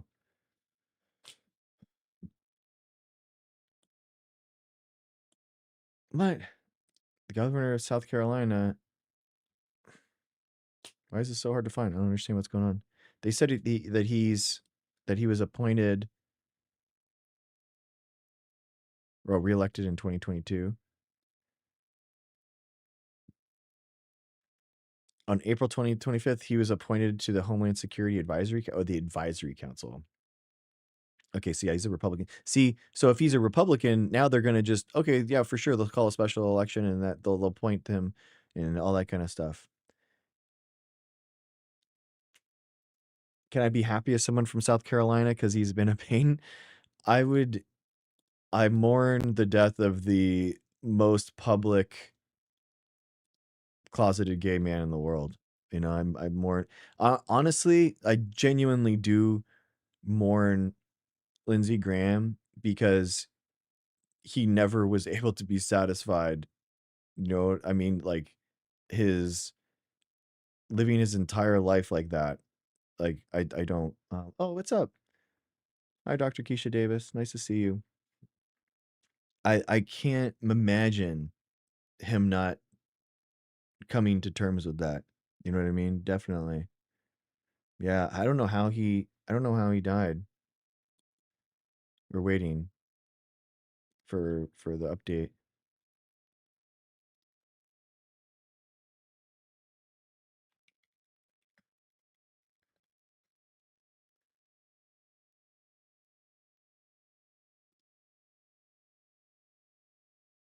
Yeah.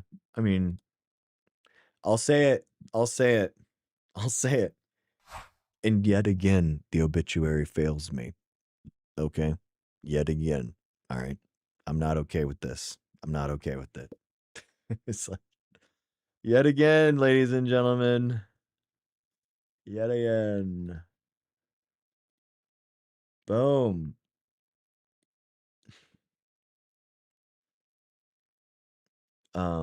Okay, anyway, well, as this comes in, as it comes in, we will go back to it, but yeah.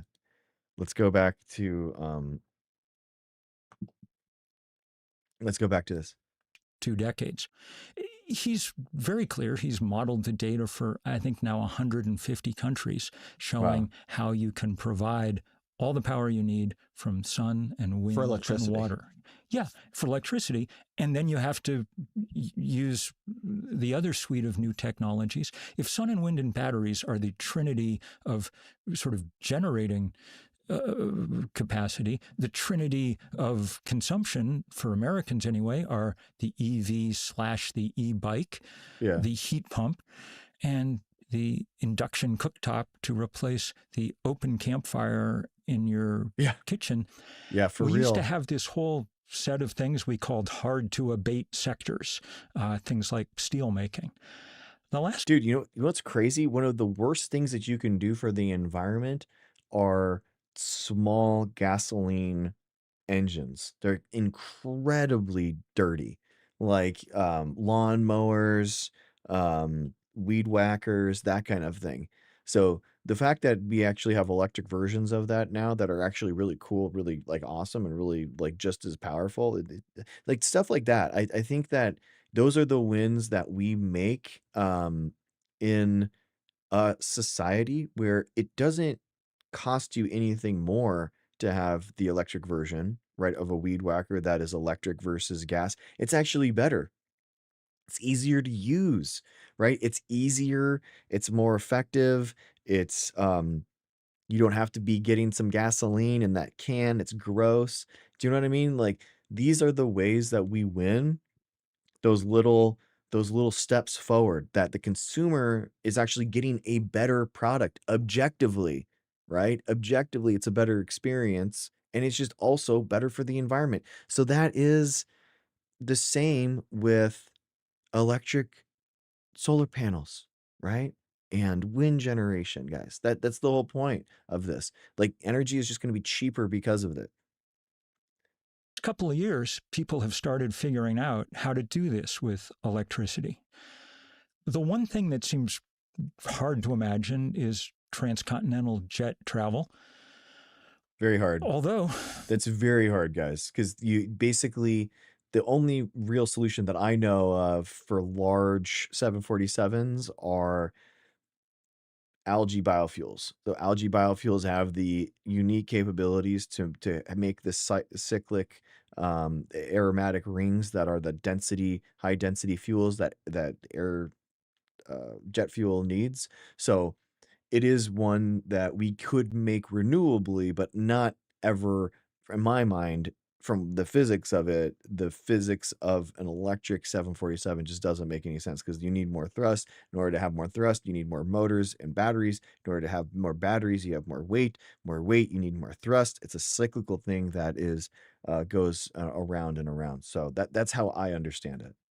The Chinese are now quickly playing around with medium haul battery-powered jets. Up in Vermont, where I live, one of our big new companies, Beta Technologies, is doing short-haul aircraft that run on electricity.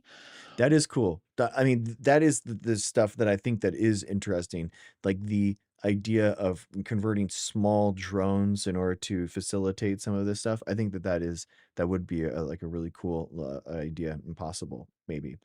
all of a sudden, there really is an abundance of energy. So we're not short of energy, but we are short of time. True. Because if we're going to make any real difference in the single most critical question that humans face, which is the rapid heating of the Earth, then we have to do this very fast, faster than economic forces and things by themselves would produce. Agreed.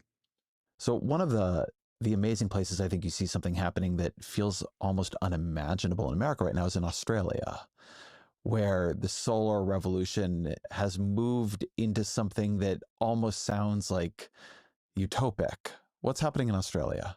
Australia is now producing so much solar power and wind power that in the middle of the day, they have more than they need. So they're trying to get people to switch some of their demand to the middle of the day. And the way that they're doing it is saying to Australians, you get free electricity between noon and 3. What? So you can imagine. I have no idea about this. Australians are busy digging out the owner's manual for their dishwasher because it turns out that there's a way to make it run at a particular time, which none of us have ever investigated because we haven't needed to. The same thing with the EV, but they're also out there buying storage batteries, which are now cheap, so they can fill them up in the afternoon and run the household at night. Oh my gosh, that's incredible. A miracle. I mean, the first solar cell was invented at Bell Labs in 1954. Yeah. There are people listening to this program who were old enough in the 1950s to be putting dimes in payphones. And if they did, they helped fund the development of the first solar cell. Now, when we built the first one, which, by the way, since we're sitting here in the Times building, next to the story of the first solar cell on the front page of the Times, directly next to it, it butts into a story about the first field trials of the polio vaccine. So that gives you some idea of the kind of strange twists of history that we're, since we're currently living in America that's trying not only to get rid of the wonders of clean energy, but also the wonders of vaccines. But at the time, this was the most expensive power in the world. The only thing you could use it for was satellites. But iteratively, we've gotten better and better in a kind of dance between activism and engineering that finally by now has produced this thing that, has literally become, for parts of the day on one of our continents, too cheap to meter. Activism. That's amazing. Dude, that is so cool. This is what I'm talking about, guys, where it's just like science does not stop, right? Science and engineering does not stop. Even if we, as the United States, do not play a leader in this and we don't care enough to invest in this, other countries are, and they are going to lead the world in this, right? If we don't choose to play a part in this, other countries will take the lead from us, right? And they have, right? They already have. China, Australia, they are. And we're sitting on the outside here. Some engineering, and I know you're sort of including this in there, but state policy. A number of governments around the world, Germany was a key mover here. America has been on and off, but, until now, pretty on, a key mover here. And China, of course, pumped money into creating a market for something that was not yet economically feasible, just on its own cost.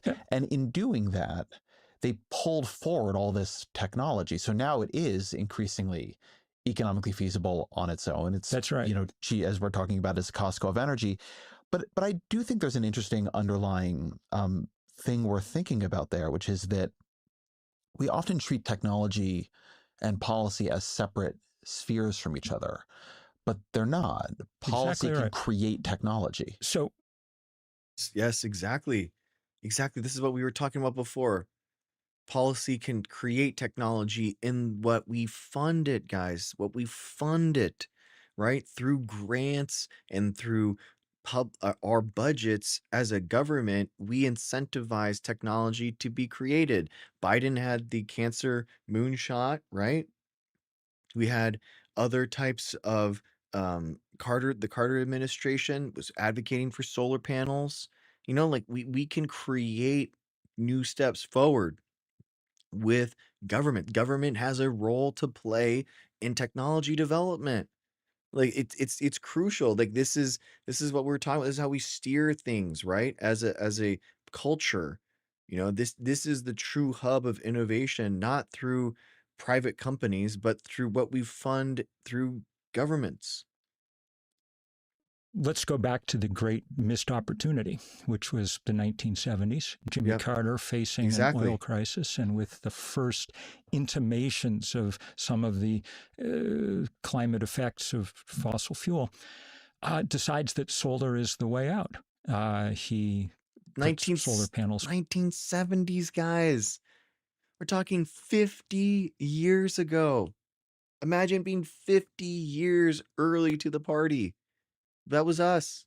Famously in the White House, but he goes to give a speech where he says, prophetically, sadly, as it turns out, a generation from now, this solar heater can either be a curiosity, a museum piece, an example of a road not taken, or it can be just a small part of one of the greatest and most exciting adventures ever undertaken by the American people.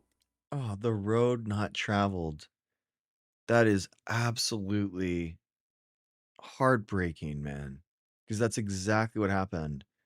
Like, literally, like, wow. That is so prophetically sad. It's so sad. He actually says that. He puts money sufficient, people thought, to power the R&D such that America would have 20% of all the energy we use from the sun. Had that happened, we would live on a different planet, a cooler one. Instead, of course, Ronald Reagan ripped the solar panels off the White House. More importantly, he ripped that money out of the federal budget and committed us to the project of ever more drilling, which is what's landed us where we are now. Here. So let's talk through some of the objections or concerns people have here. Australia, a lot of sun, very warm. Half of America, 180 million people, live close to the same latitude as Australia. But here's something that will at least give you some sense of possibility. California is the place in the U.S. that committed most thoroughly to building out renewable energy. Yeah. Sometime in the last 2 years, they've passed a real tipping point. Most days now in California, they produce more than 100% of their electricity for long stretches of the day from clean energy. When night falls on the Golden State, often now the biggest source of supply to the grid are batteries that have spent the afternoon soaking up excess sunshine. The bottom line is that California, fourth largest economy in the world, is using 60% less natural gas to produce electricity than they were 3 years ago. I mean, we can look at it, guys. We can look at it right here. It says, look at the utility scale solar and the rooftop solar just booming. Just booming. And you can look at like total energy too. Electricity generation. This is what he's talking about here. So look at this. Look at this growth of utility scale solar. These are massive deployments that have been used, right? This is so good. So good. Look at that. From where we were in 2012, just in 2012. Incredible.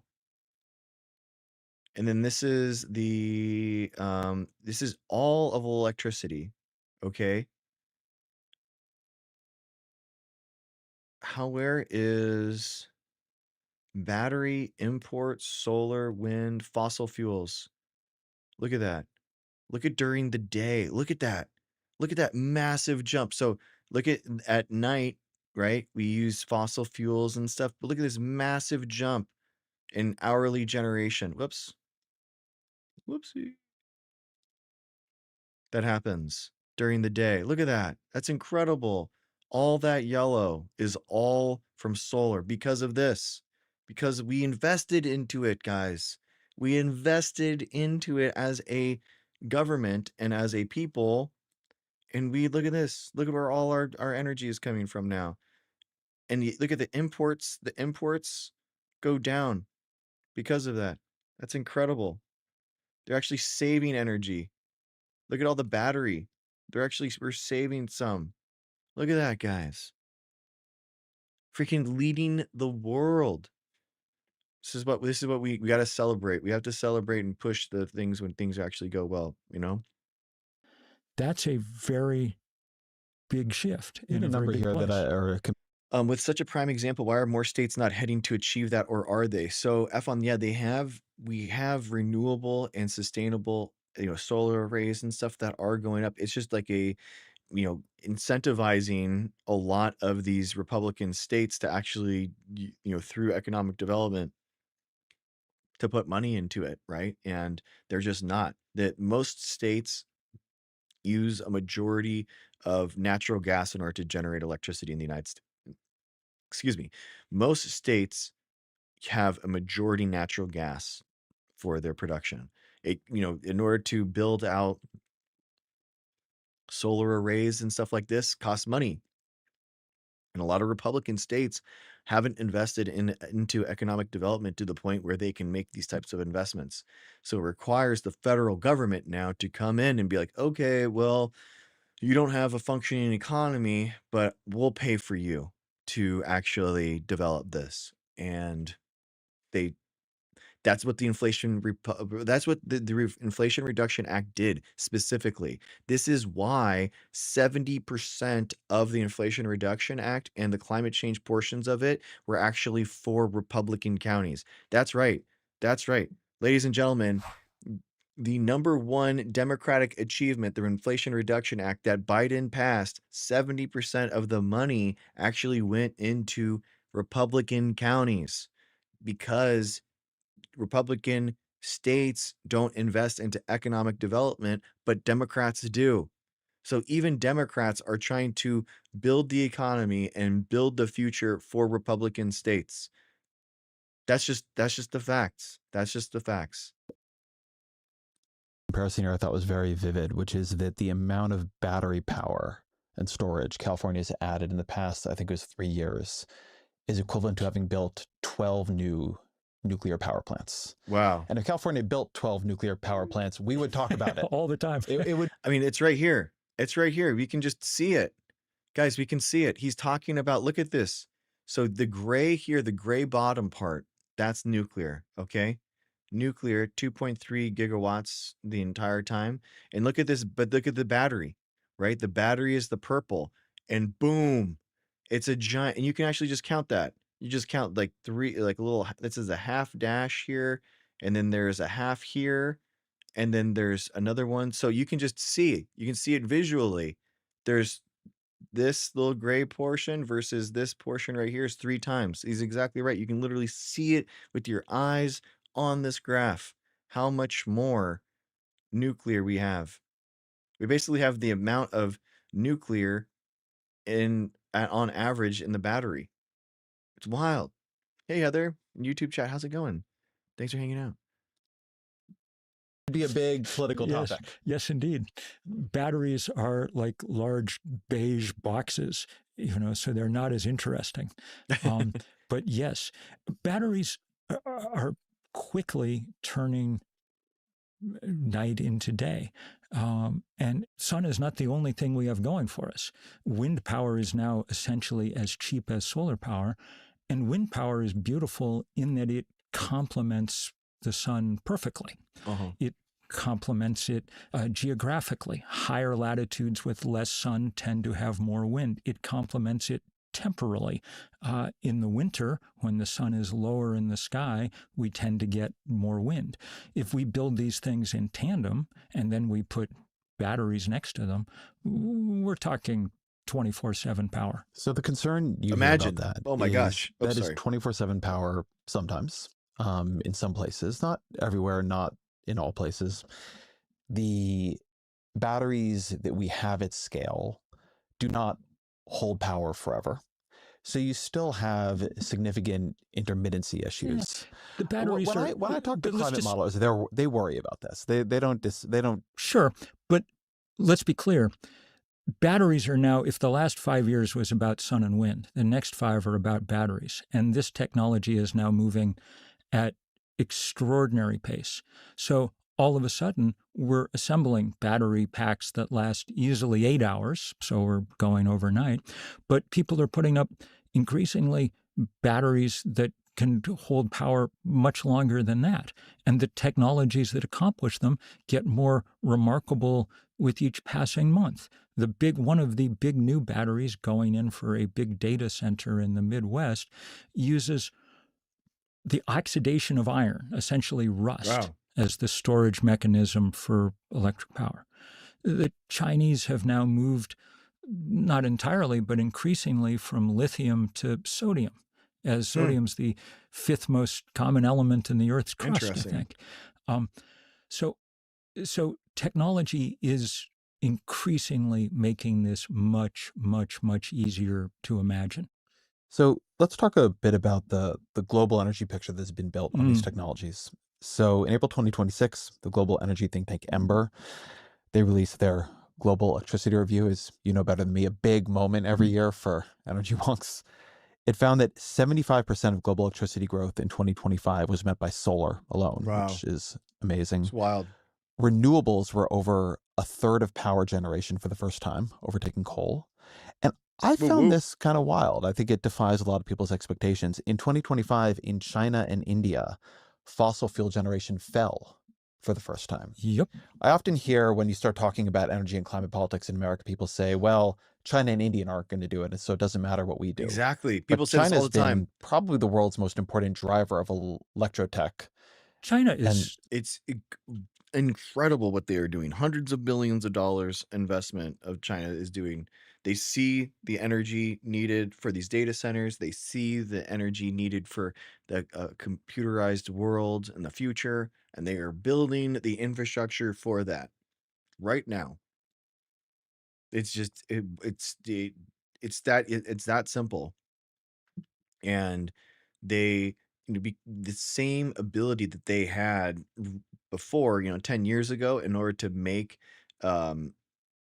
natural gas power plants all throughout China. They're using that same ability to create wind arrays and solar panel arrays, in really high up altitudes, so that they're closer to the sun and more efficient. It's just absolute awesomeness that is happening right now. And on top of that, they're using it to power their high-speed rails that they have tens of thousands of miles now in China, and we have zero. We have zero in the United States, not a single mile of high-speed rail in the United States, and they have tens of thousands of miles in China. Let's be clear about this. Not only are they the biggest driver of electrotech, they're using it to assume a position of technological and economic primacy on this planet that will probably come with a kind of political primacy too. Yeah. And they're doing it with things that, if you're an American patriot, we should own. I mean, we talked about the first solar cell in 1954. Yeah. World's first industrial wind turbine was 20 miles south of my house in Castleton, Vermont, on Grandpa's Knob.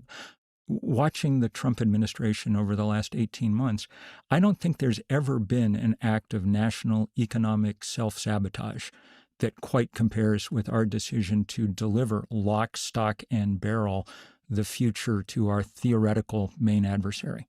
And now the Chinese, by the way, have a huge supply of cheap, clean energy that they can use for anything that they want. You're more hooked into the world of AI than I am, but you know that electricity is the sine qua non of getting this done. They have endless amounts of cheap electricity. I mean, this pace at which the Chinese have worked is astonishing. It's This amazing. time last year, the Chinese were putting up 3 gigawatts of solar power a day. Now, a That's gigawatt wild. is the rough equivalent of a large coal-fired power plant. So they were putting up one of those made out of solar panels every 8 hours. That's wild. People, I think, can barely grasp That the is speed insane. at which this has been happening. And now the good news is that it's leaking out in all kinds of places. Pakistan, across the border, is arguably the place hit hardest by climate change on this planet. But geography played them one good trick, gave them a border with China, across which have come over the last 18 months an astonishing number of solar panels. If you go look at Google Earth images of the rooftops of Lahore, Karachi, Islamabad, they're just a sea of solar panels. This wasn't a government program. This was people fed up with expensive and unreliable electricity who bought cheap Chinese solar panels and went on YouTube and TikTok to learn how to put them together. We often talk That's about wild. That is so cool. Let's check it out. Let's check it out. I mean, he says that we can do that. Let's try. He said Karachi. Let's see. Let's check it out. Let's check it out.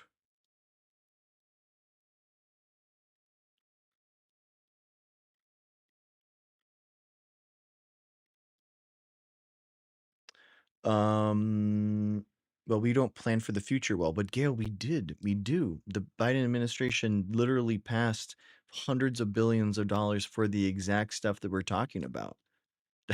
Like we literally did it. This is my biggest like frustration is that it's like we actually did the thing that they're talking about. We were competing with China for the first time in renewable and sustainable energy production for the first time. Like we were actually doing that.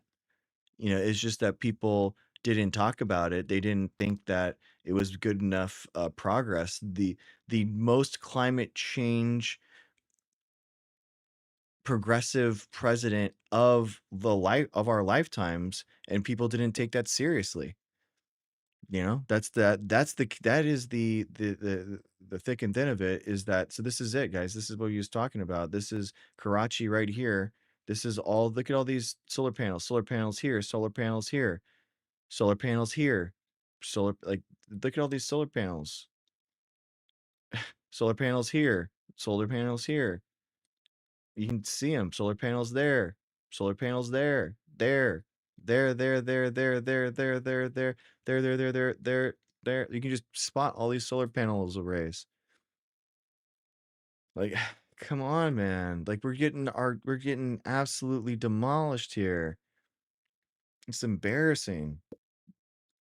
this energy transition only in terms of climate change, but pollution is part of it too. I was in Lahore in, I want to say it was 2019 probably, and breathing scorched your throat. Yeah. It was acrid. I mean, and I thought one of the things that was actually hard about being there was just thinking about. Put them on every new build. Yeah. Yeah, Boab. That is the rule in California. Every new home has to have solar on it. That is so we were mandated to spend it was like 25 grand on new solar panels. Yeah. We are building data centers. True, but we also need to be building renewable and sustainable energy solutions for those data centers. That would improve our lives. That would make our energy cheaper. And we should do that and tax the data centers in order to do that. That is absolutely what we should be doing.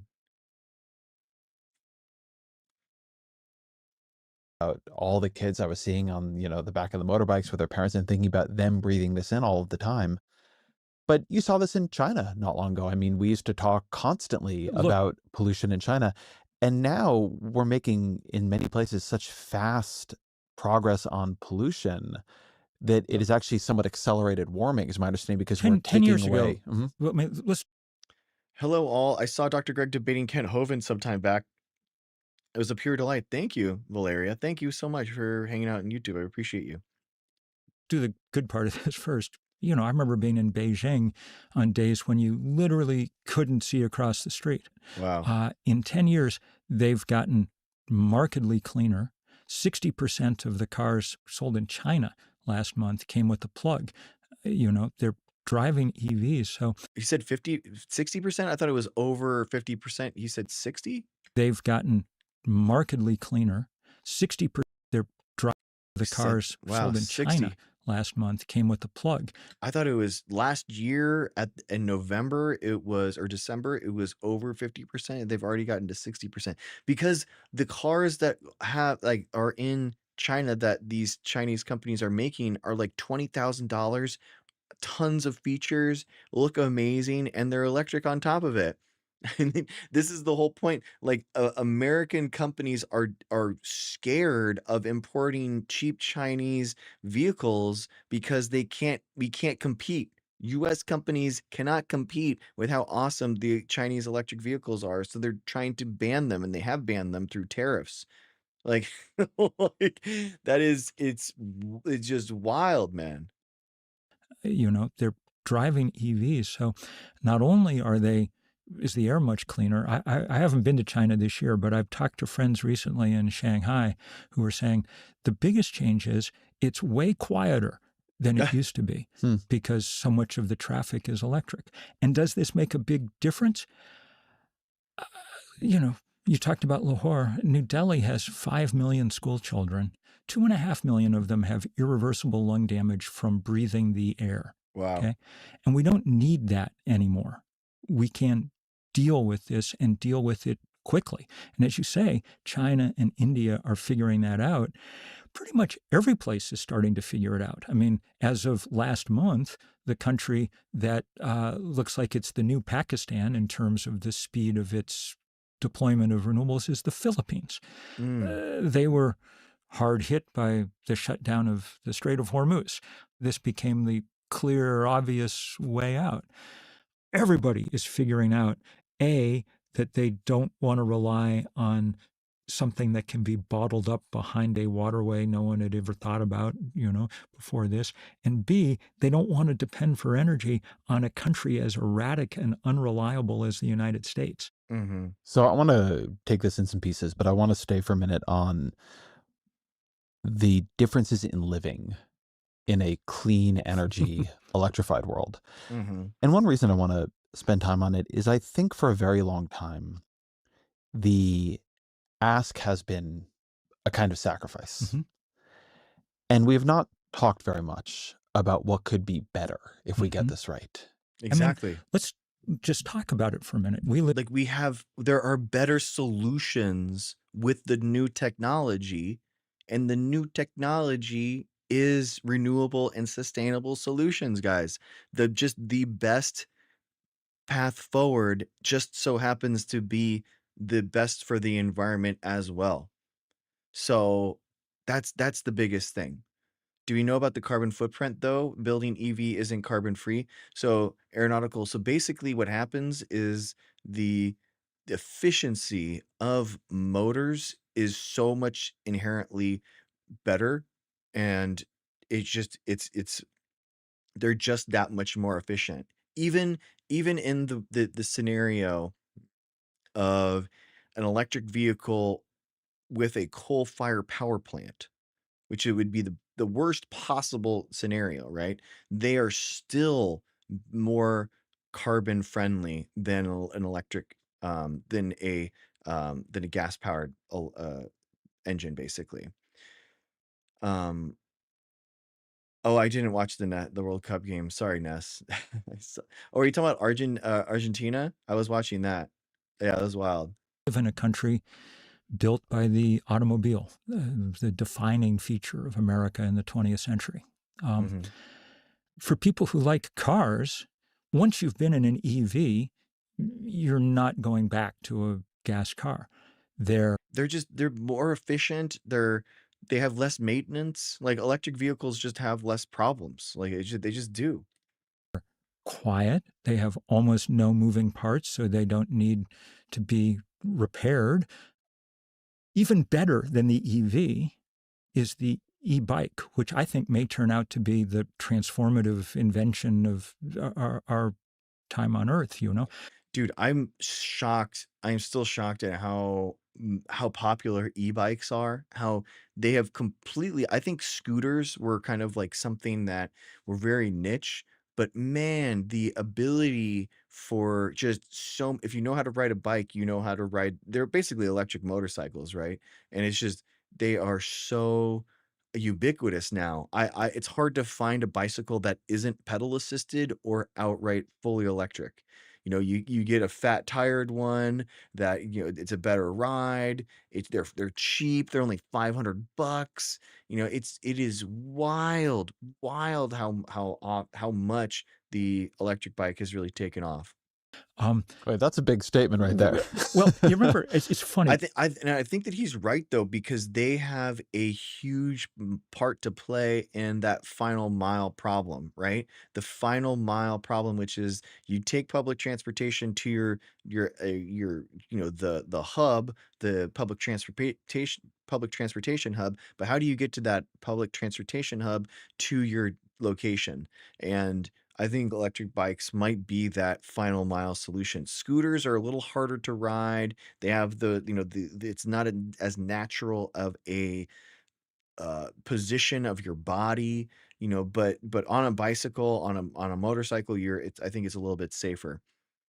Michael in YouTube chat, my sister has a pedal assist. She doesn't drive a car. She gets around Seattle on her own, but the bike was 3K.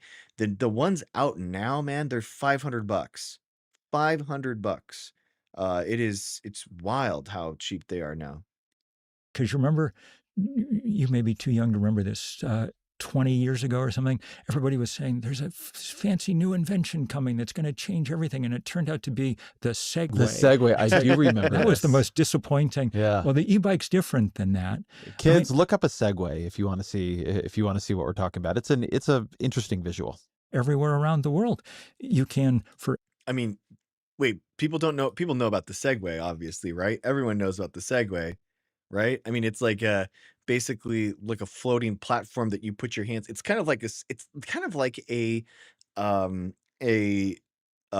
scooter, but you use it by pushing forward and back, right? So, like, I mean, but famously, the CEO of Segway actually died while operating a Segway.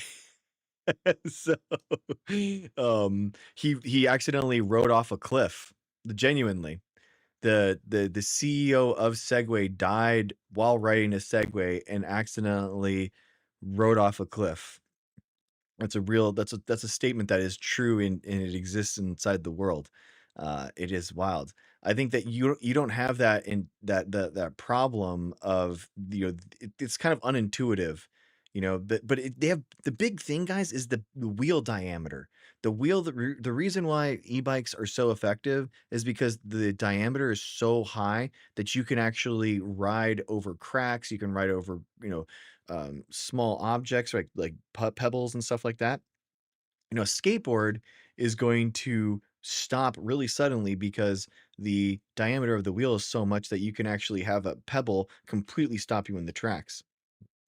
So, but with this, it's actually slightly move back, I go backwards.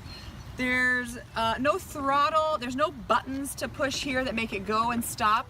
Your body is the kind of the brake and the pedal. To turn, I'm turning it to the right. See how that works? See how easy that is? And now if I want to go left, I just move it to the left. So I can do that in a perfect circle because I'm not leaning forward. If I were to lean forward and turn, then I would move forward and do a slight turn. So I'm leaning forward and I'm turning. Or I cannot lean forward, be stationary, and just turn.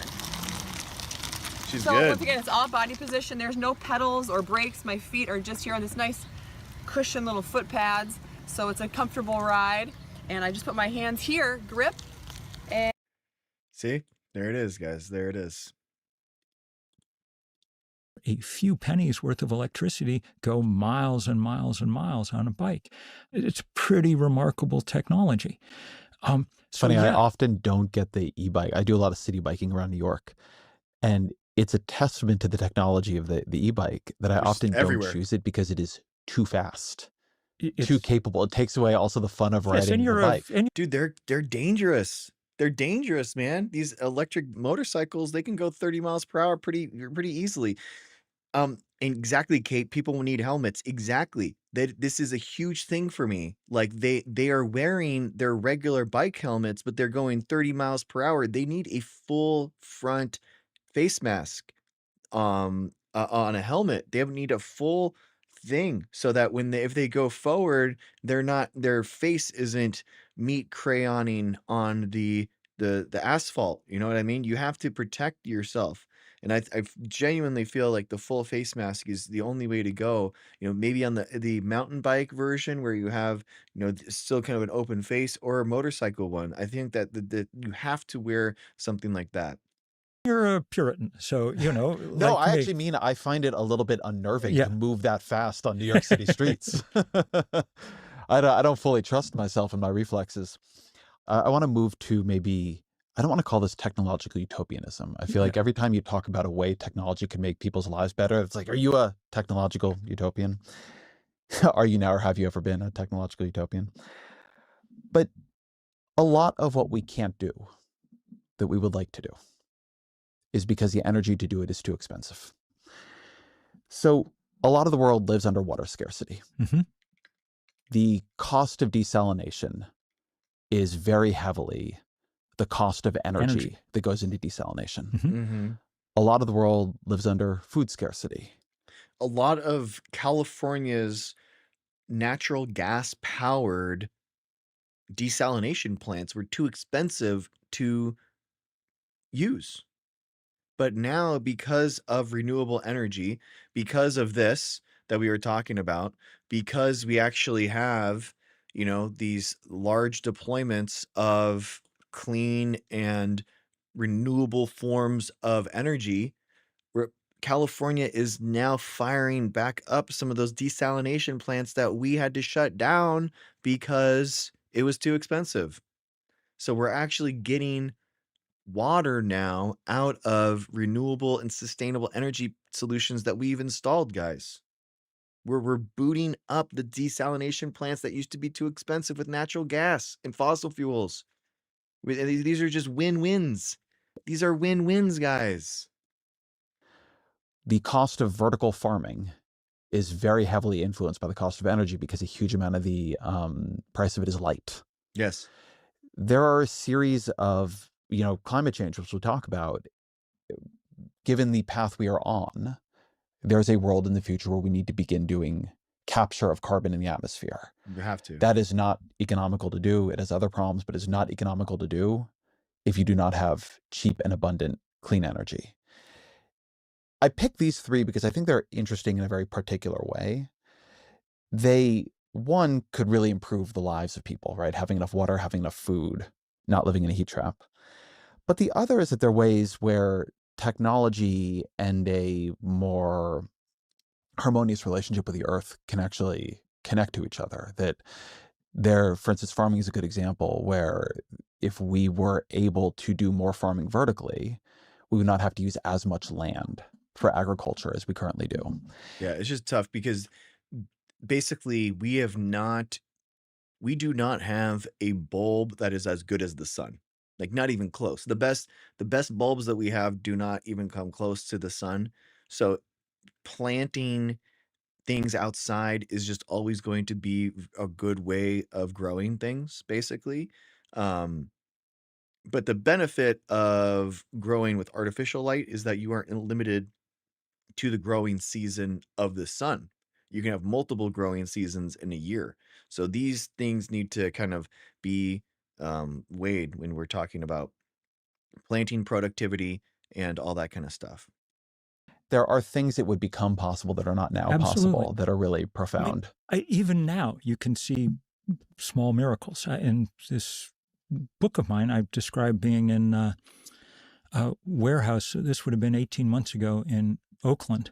And sort of beat up industrial district of Oakland, and behind one door there were these two guys, one of whom had come from Tesla, who were pioneering how to make magnesium. Magnesium's a structural metal. It works as well as steel or aluminum, but there's been a high energy cost associated with making it.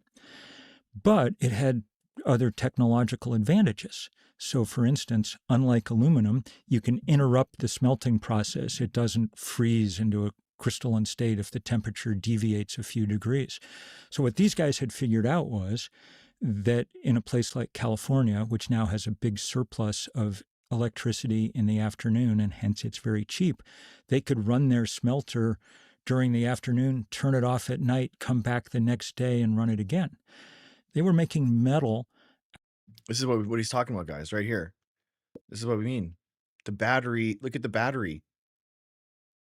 All the battery energy is being stored during this now because of the solar investments that we made. This is what we mean. Out of sunlight and seawater. That gives you some sense of the possibilities. And there are 10,000 stories like that around the world. So widen that out for me. What do you think becomes possible here or in other countries, right? In a world where there is more accessible energy? More accessible energy is the sine qua non for getting anywhere near what we've called the Sustainable Development Goals around the world. And you really get a sense of this when you get to Africa, where there's still 600 or 700 million people with no real electricity. I remember being in a village in Ghana, far away from Accra, where there would never had power. And they'd put up one of these community microgrids the day before with rudimentary wire, 50 panels and rudimentary wiring out to each of the very small homes in this village. And I was sitting the next day with the village elders talking. They kept handing me bottles of cold water to drink, which I was grateful for. I'm a Vermonter. The equatorial sun is not my thing. But it took me, in my clueless Western way, 15 minutes to figure out why they were so proud to be handing me bottles of cold water. Until the day before, there really hadn't been anything cold in that place. No one had ever had a refrigerator. Now, the most important use for that refrigerator was going to be storing vaccines. But the other use was going to be providing cold water some of the time. And in fact, ice cream, because there were kids having their first taste of it that day too. You really get a sense of what a miracle this is. One of the other dimensions of that is it makes it possible for a village with a little bit of money to do it on their own. It does not need to be granted to them by a centralized authority.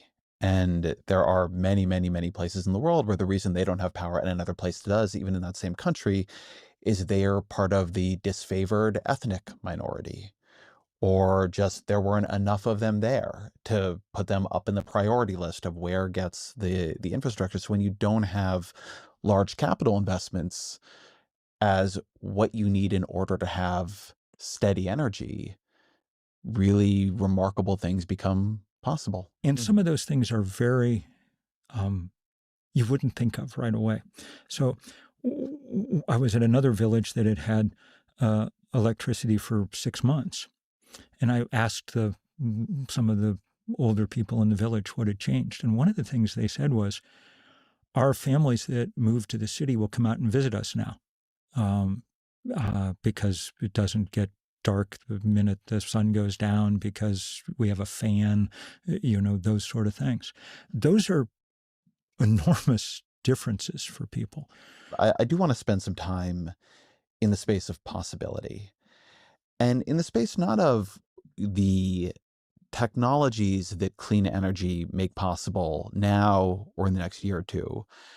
But if you imagine something we don't imagine that often, which is the wealth of clean energy abundance. Every person in the world, but let's for now talk about Americans, every American having access to much more energy per American than we do now. It's easier for people to imagine cheap energy, right? What we're talking about with Australia, than what that kind of clean energy abundance makes possible that is not now possible. But so when you think of that world, what is in it that is not in our world? So, look, I'll say, truthfully, I don't think Americans in our personal lives need access to much more energy than we have now. We already use huge quantities of it, and we use it, for my money, strangely. We build enormous houses that turn out not even to make us very happy because our families are all off in separate ends of them and so on and so forth. So for me, the pleasure is not imagining... Now who's a Puritan, Bill? All of this. The pleasure comes in imagining, by contrast, how it allows us to imagine a kind of different political world. If you depend on a resource that's only available in a few places, then the people who control those few places end up with way too much power. Yeah. Our biggest oil and gas barons in this country were the Koch brothers. They used their winnings, I think, to erode the foundations of our democracy over the last 3 decades. If you wonder why it was so easy for Donald Trump to kick them over, it's because they were kind of rotten to start with. Vladimir Putin, his winnings in the hydrocarbon casino have funded a land war in Europe in the 21st century, the king of Saudi Arabia. And so one of the abundances that comes, I think, with clean energy is a kind of liberation from the concentrations of power that we've grown accustomed to with dirty energy. I have to be honest, I'm pretty skeptical of this vision. I want to believe it, right? I want to believe it. But I look around, and it's of course true that oligarchs and authoritarians in the world we live in, many of them have derived their power and their wealth from fossil fuels, right? That's inarguable.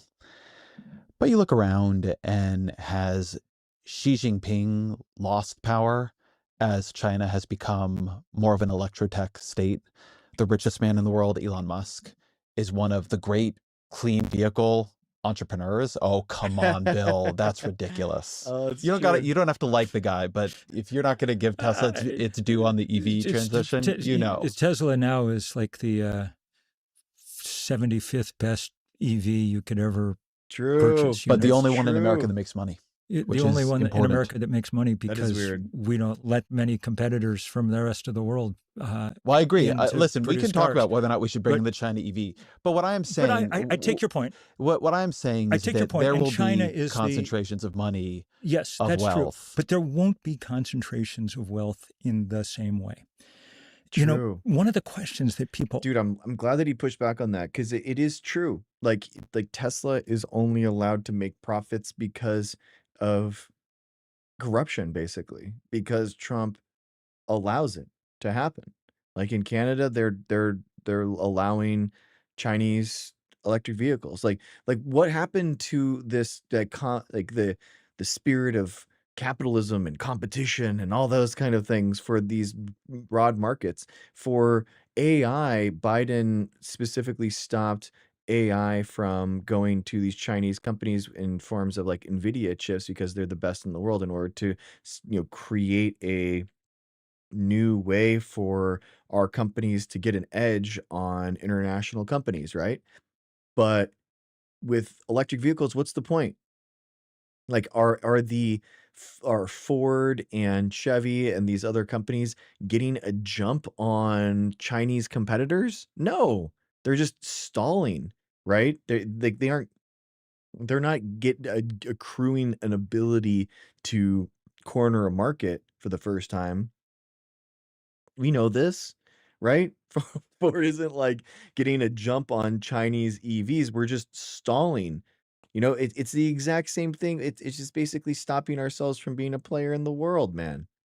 Always ask is, why doesn't Exxon just go into the solar panel business?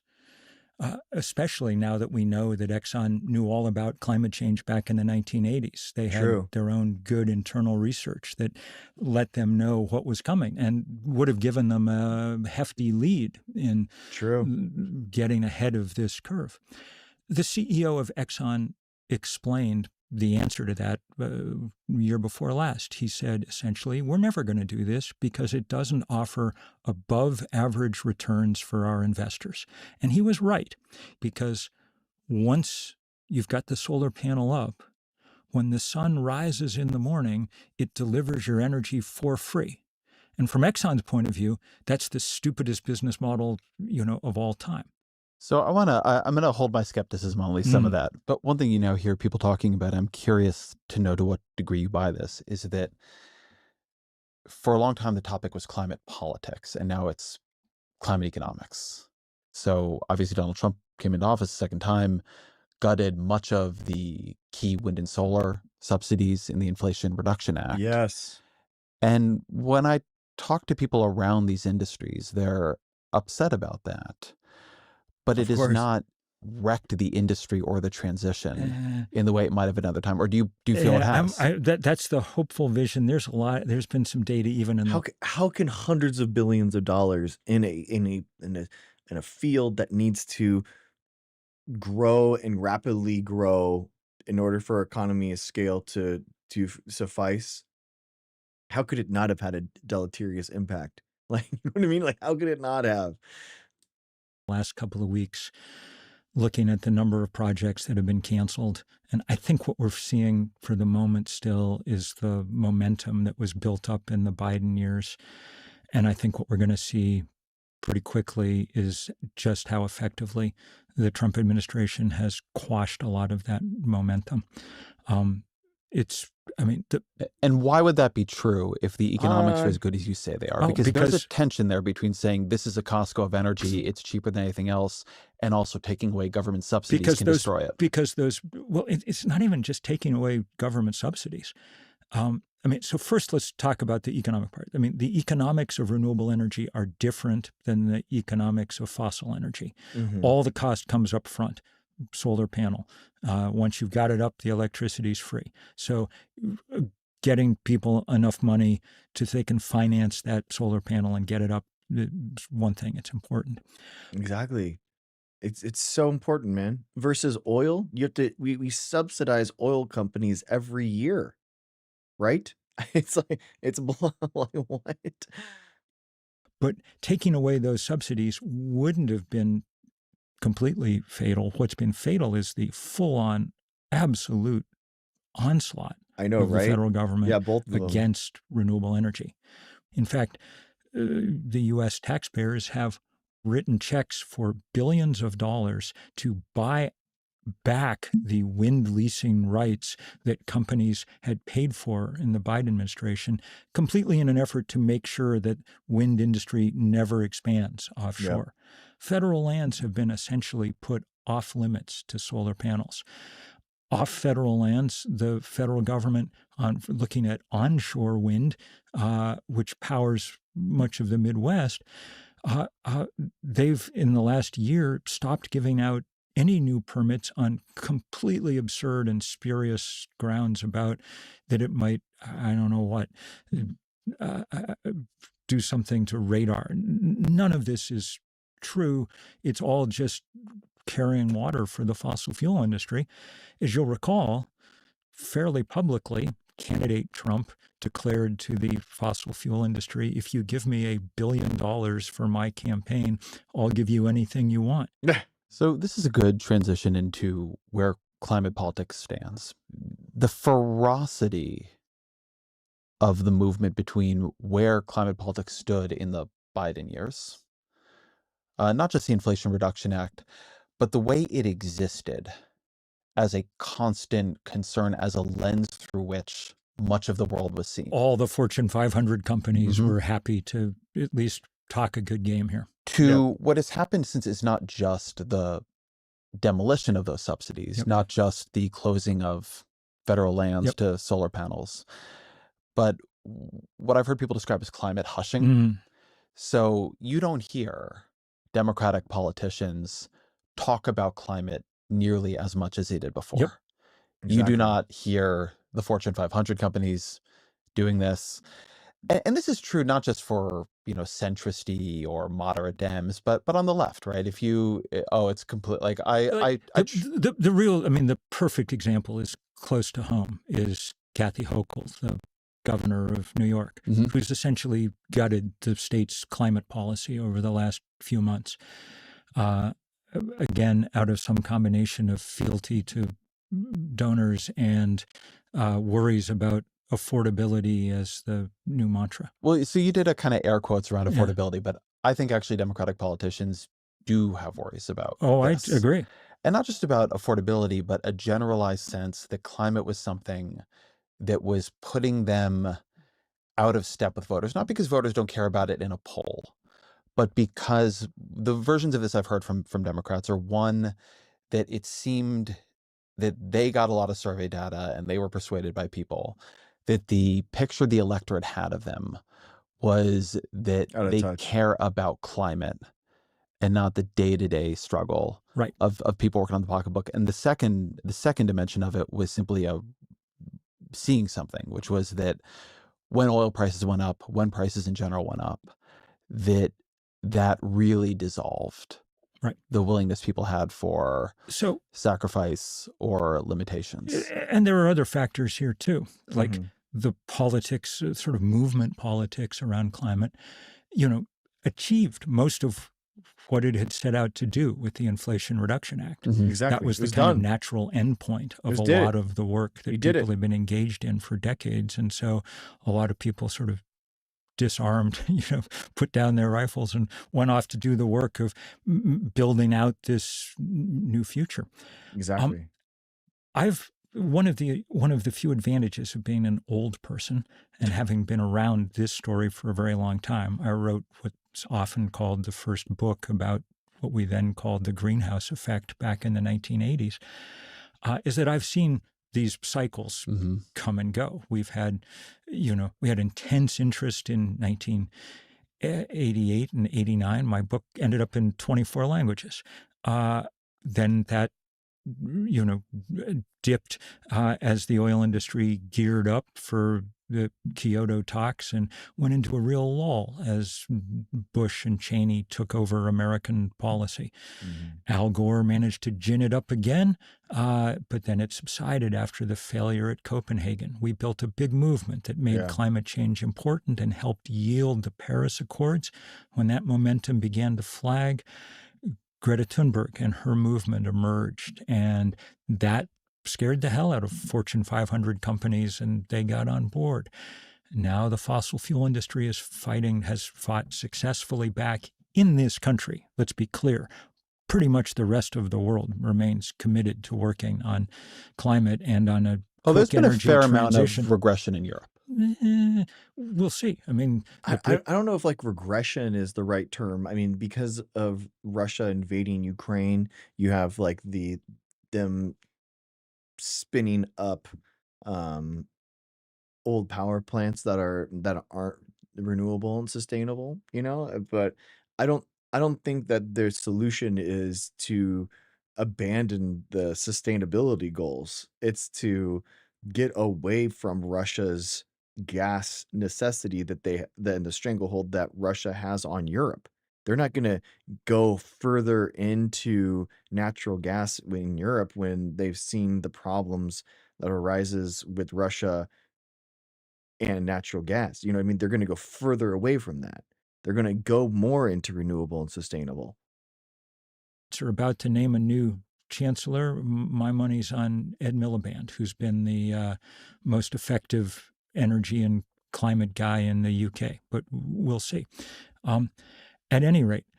Yeah, exactly, Echo. Fossil fuels are a national security weakness. Yes, exactly. We don't imagine if we didn't depend on them. Yeah, exactly. Even JD Vance talks about this. He goes, "Oh yeah, but we didn't look. Natural gas comes from, or oil coming from the Strait of Hormuz. Good thing that we didn't invest into green energy, or we would be even worse off." And it's like, what, bro? It was the exact opposite. We would be way better off if we didn't have to rely on that energy source coming through the Strait of Hormuz, right? Natural gas is a temporary interim solution. Exactly, Patch. Exactly. I think that this particular cycle of climate hushing is coming quickly to an end. In Europe, we've just gone through a heat wave so epic that it's rewriting the politics as it happens, you know? I saw a video of someone that had gasoline in their petrol can in the UK, and it was boiling. It was boiling he was just sitting there. He was about to put it in, and he showed the petrol can, and it was boiling in in the weather. I'm just like staying there. It's like it's wild. I mean, lots and lots and lots of people dead. The Earth is about to enter a 12 or 18-month period unlike any in its history. The El Nino that's gathering force in the Pacific as we sit here today looks like it's going to be the strongest thing of its kind in a very long time. That means that the Earth in 2026 and definitely in 2027 is going to see temperatures higher than humans Can have you ever describe, I witnessed. think people have heard the term, but can you describe what an El Nino is? El Nino is the periodic phenomenon where heat is released in large quantities from the Pacific, and that heat then expresses itself all over the planet. And it comes at a time when, say, in this country, we're already vulnerable. We just had the hottest winter in the western United States by a large margin. I was in Colorado yesterday where there was no snowpack this winter to speak of. And yeah, we had multiple people talk about Wyoming, people in Wyoming, like it's snowed 10 times this year, they never had any type of like snow that actually caught in Wyoming. Colorado, same thing. Like no serious snow ever this entire the entire winter. Like come on, man. Like wake up, bro. Like wake up, man. where yesterday, day before, 3 firefighters died on the Colorado-Utah border fighting what I think is going to be one of the earlier fires of the year. I think we're going to see, I'm afraid, an extraordinary plague of flame. California, when I grew up in California, fires happened. They were not the constant, frightening fact of life. And I mean, I had family lose their homes in the LA and Altadena fires. And it has made California into a fundamentally different place to live. Look, you have like insurance companies in California that are just leaving. Like they won't insure homes now in California for home insurance, and home insurance is like required. So what you have is states, the California's state trying to fill in those gaps, but the California fire insurance through public ends, it's insanely expensive. We're talking like $1,000 a month. You know, it's very, very expensive. Let's talk about climate in 2 dimensions. The first is the stuff that we can see every day. Warm air holds more water vapor than cold. That means that in arid areas, we're now seeing lots more evaporation and drought, and with it, fire. And those fires are now in places that we just would never have thought be even possible to catch on fire. Once that water's up in the air, it comes down, and it comes down in deluge in wet parts of the world. My town in Vermont, we've had 2 of the worst floods in our history in the course of this decade. The last one isolated our town for days, weeks. The road both east and west of town was destroyed by the river. Fire has been a constant threat in California for decades. Building in fire-prone areas does that. Oh, just like it's just a head in the sand mentality of like you can't see that the drought and the dead plants from that are fueling these fires. You know, my brother in Jesus Christ of Nazareth, you need to like wake up, man. Like, holy, like if it's been a problem for decades, then why are the fire insurance companies leaving now? Like, why wouldn't they have gone 2 decades ago if it was always the same problem, bro? Like, be serious. Be serious for once in your life. So there's that kind of damage that we can see, and it is enormous, and it's much worse in the poorest parts of the world that have done nothing to cause the problem. Then there's now an emerging understanding of the damage we're starting to do to the most fundamental physical systems on the planet. The jet stream draws its power from the temperature differential between the equator and the poles. Can you describe what the jet stream is? The high altitude movement of air and hence weather and whatever around the planet. That's what causes the big problems. That this is the big thing that causes so much of the global jet stream. Like basically the fact that so much of this is really what causes a lot of the, you know, the climate vortex or anything that people are talking about. It all has to do with this, the jet stream and the position of it, basically. As the jet stream in the higher and lower temperatures, higher in temperature, the pressure zones go higher and lower off of the on the globe, you get these scenarios where it just bakes these portions of the United States. And when you don't have, when it's disrupted, that's what causes the climate vortexes that people talk about. You know, when this happens, that's what causes these, you know, these little areas, these little pockets right here, right, where it's like they're causing it. It's going to cause a higher draft here, which is going to cause lower or colder temperatures based off of where it is. That's what he's talking about, the jet stream here. So as the jet stream's coming, this little pocket right here is going to move across the United States back and forth, and then that's what makes these intense areas of heat, and it's only it's only going to get worse. Planet. Because we've now raised the temperature of the poles so dramatically, the jet stream is gone wonky. It gets stuck in weird high amplitude positions. That allows, among other things, for these extraordinary heat domes, like the one that just settled over Europe, and the ones we've seen in the U.S. in recent years. Probably even more remarkable are the series of currents, including the Gulf Stream that we call the Atlantic Meridional Overturning Currents, AMOC.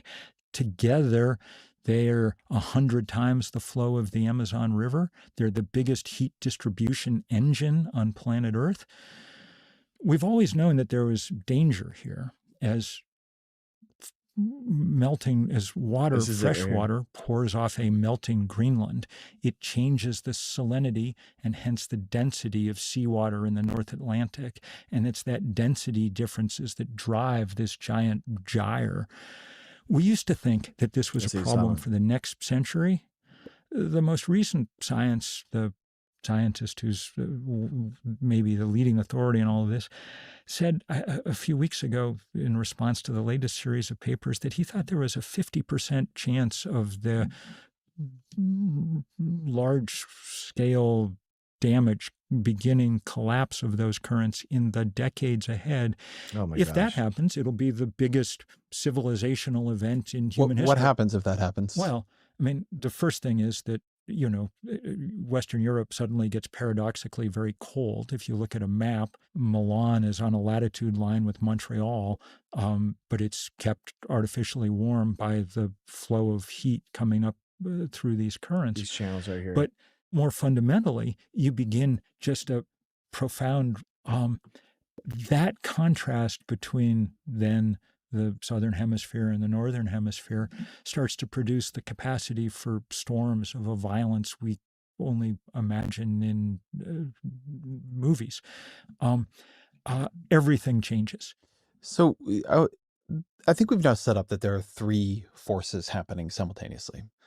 So we are on a worse track on warming than we had even believed ourselves to be. So that's one piece. At the same time, climate tech, energy tech, whatever you want to call it, has also accelerated faster than anybody had dared hope. But then there is this kind of intermediary force, which is climate politics or energy politics, for lack of a better term. And that is where I think there is a lot of dispiritedness. I get this feeling that a lot of people in the climate movement don't quite know where to go next, because something that I think is quite tough for movements, I think it happened to liberalism in general after Obama and when it then hit Trump, is finding a very high level of success, right? The IRA in this case, only to then almost immediately see that undone in a kind of backlash politics, all of that traction kind of pulled back. It can leave movements a little bit shattered. So I guess I'd ask the question this way. What lessons are there to learn? If what you're saying comes true in its own kind of horrible way, the climate politics is going to come back. But having just lived through this, you know, the rise and the fall, what has been learned? If you think about the climate story, the first 35 years of it, post Jim Hanson's testimony in Congress in 1988, those 35 years are spent in a world where fossil energy is relatively cheap and renewable energy is relatively expensive. So much of the work of climate movements and things has to be devoted to, in essence, making fossil fuel more expensive. That's what carbon taxes and prices and things. The price of fossil fuels is artificially low right now because we subsidize the companies tens of billions of dollars a year.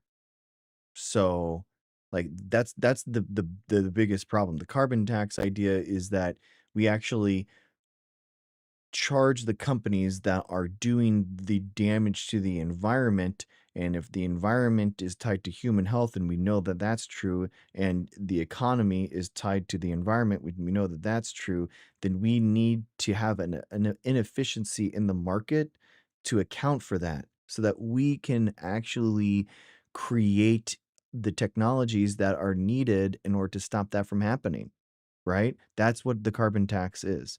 The cap and trade system is another way of doing that. That's a market-based solution where you basically allow people to take the damage that they're doing for the environment, but then allow them to kind of offset that. So that's in California has had that for a long time.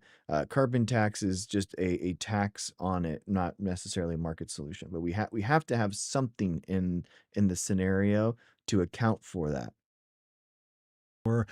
That's why we ran this giant divestment campaign that's reached $40 trillion in endowments and portfolios that began to get out of coal and gas and oil. We wanted to raise the cost of capital. Those things remain important work, you know, but now we live in a world where clean energy is cheaper. That means that the forces of economic gravity are working in more or less the right direction now. And that explains, I think, why there's been the extraordinary political reaction from the fossil fuel industry that there's been.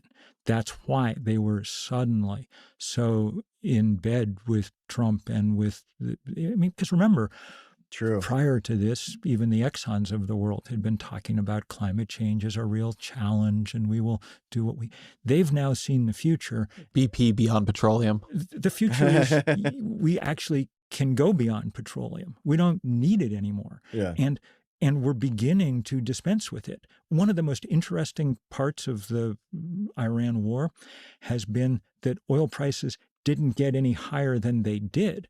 You know, that the price of oil topped out at $130 a barrel. that's largely because the Chinese are using something like 5 million barrels a day less than we thought than they were projected to be using. So anyway, some clever. No, British Petroleum is what it stands for right now, but it's that marketing campaign to say that. Democratic politician at a certain point is going to say to people, look at Australia. They're getting free electricity. Yeah. They don't have more sun and wind than we have. They live on the same planet that we do. Imagine that. We could be doing the same thing if we had a sensible energy policy. It just doesn't make any sense. I think that's going to be. It's like, guys, it's like coal fire power plants versus natural gas power plants. At some point, it just didn't make any sense to run it on coal because natural gas is so much cheaper, and there's such a breadth and an availability of natural gas in the United States from fracking that coal didn't make any sense. And it's the same way. The only thing that's stopping us from using the current technologies that we have right now in order to make our energy cheaper are sticks in the mud and people that are purposefully sabotaging this new wave of economic development, i.e. Trump. Trump is digging his heels in and purposely trying to stop these solar and wind developments that we've paid for with our tax money because they are ideologically opposed to it. They want natural gas. They want us to invest more in petroleum. They want to drill more in Alaska for no economic reason, guys. For none. No economic reasons. This is just an ideological stick in the mud thing. Like the idea that these data centers should be running on renewable and sustainable, solar and wind arrays just makes sense from the economics of it. But Trump is out there saying, "Hey, we'll subsidize and make these natural gas power plants really super easy for you." Why? Why?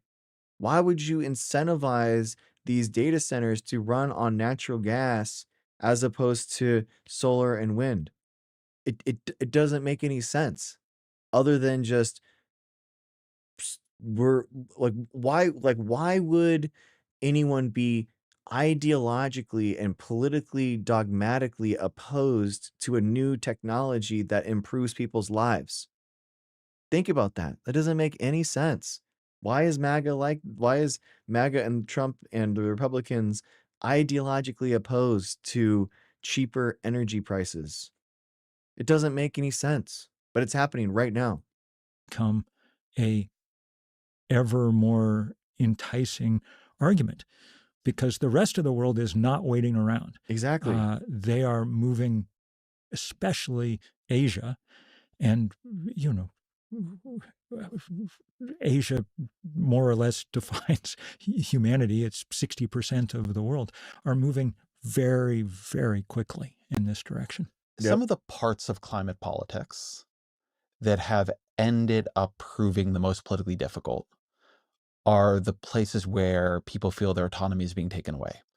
So in California, where it looks likely that Javier Becerra is going to be the next governor, I think it is unlikely, given things he has said and given where the politics have gone, that the aggression on facing they're not going to phase out internal combustion engines. Like it's supposed to be by 2040 or 2050, and there's just no way. The guy is getting massive amounts of money from oil companies. I don't see this happening. It's so embarrassing how California was a leader on this. We passed legislation for this, and yet he is literally taking us back. Becerra wants to take us back to gasoline-powered cars. It doesn't make any sense. Out internal combustion engine cars that you saw under Gavin Newsom is going to move forward. We've talked about Kathy Hochul here in New York, who's been shifting out of some of the sort of major climate projects and targets. The thing that I have heard from many politicians who actually are good on this issue and do care about this issue, but is what they are trying to figure out and this is, I think, some of what the Inflation Reduction Act, the balance it was trying to strike, was can you move the transition fast enough by giving people things that they want, right? Mhm. Subsidies for heat pumps and solar and so on, without doing the things that I think people have often found are more politically dangerous, which is people's feeling you're taking something from them. You're taking their autonomy, you're taking a technology they like. People, as good as EVs are, people still have range anxiety, or they worry about, they just have attachment to cars they currently have. That there's a lot of desire people have for options, but they don't want to be told what to do. And on the same time, to get where we need to be as fast as we need to get there, it is hard to say that that is all going to happen through carrots, subsidies, and stories that everybody can agree on. Look, let's first again stipulate that we're mostly just talking about the U.S. here. True.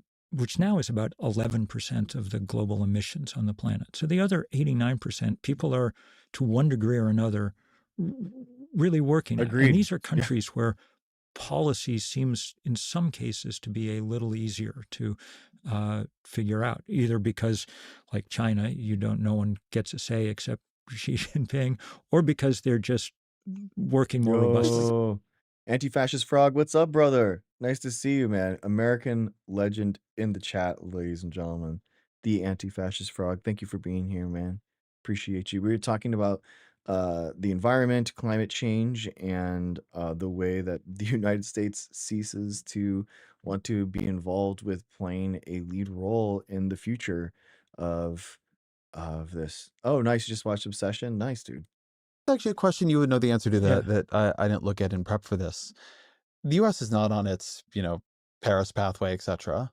Are other countries? Do you see a fidelity to climate promises there that you don't hear? Because my understanding is they're not being great. Well, you see a lot of countries that are setting up the conditions now that are going to allow them to change much more quickly. And in fact, there's new data today showing that the U.S. is the main place in the world where emissions are increasing now. It's so embarrassing. Which is just unbelievable. I mean, let's be clear. The U.S. has already put more carbon in the atmosphere than anybody else, and no one, including China, is ever going to match us. Historically. And it's all still up there. I mean, the stuff that came out of the tailpipe of my family's Plymouth Fury when I was getting my learner's permit in the 1970s is still up there in the atmosphere trapping heat, okay? So it's unbelievably shameful that we're... It's true. It's pollution, guys. It's pollution. And you listen to the United Nations, countries. The real people that you want to listen to are the spokespeople and the UN representatives of island nations all throughout the world. And they literally talk about how the CO2 is a pollutant on their country that is pushed there by other countries, and it's impacting their sovereignty, right? Because they cannot be an island nation if they have oceans rising. Do you know what I mean? They have to move. They are no longer literally a country, and that is not their decision to be making. So we are deciding for other countries that other countries should not exist by polluting our environment. That's how we should think about this. It's not just like a cheapening of our electricity. It's not just a new technology in the future of the economies of the world. It's how we are polluting our world and making it unlivable for other nations to exist. It's such a huge impact that we are having, and it is such a shame that we do this. We are the outlier here, especially given that we invented the necessary technology. But I do think that it's not going to be a matter of much longer before politicians start emerging who understand the ways to talk about and act on this issue. And I think it is probably going to be more carrots than sticks. But I think the real thing that happens is that every time a solar panel goes up, every time an EV drives off the showroom, every time someone switches to an e-bike from a car because they figured out they don't need 3,000 pounds of sheet metal to get their kids to school. It's so true. That is the number one things, guys. That's the number one thing.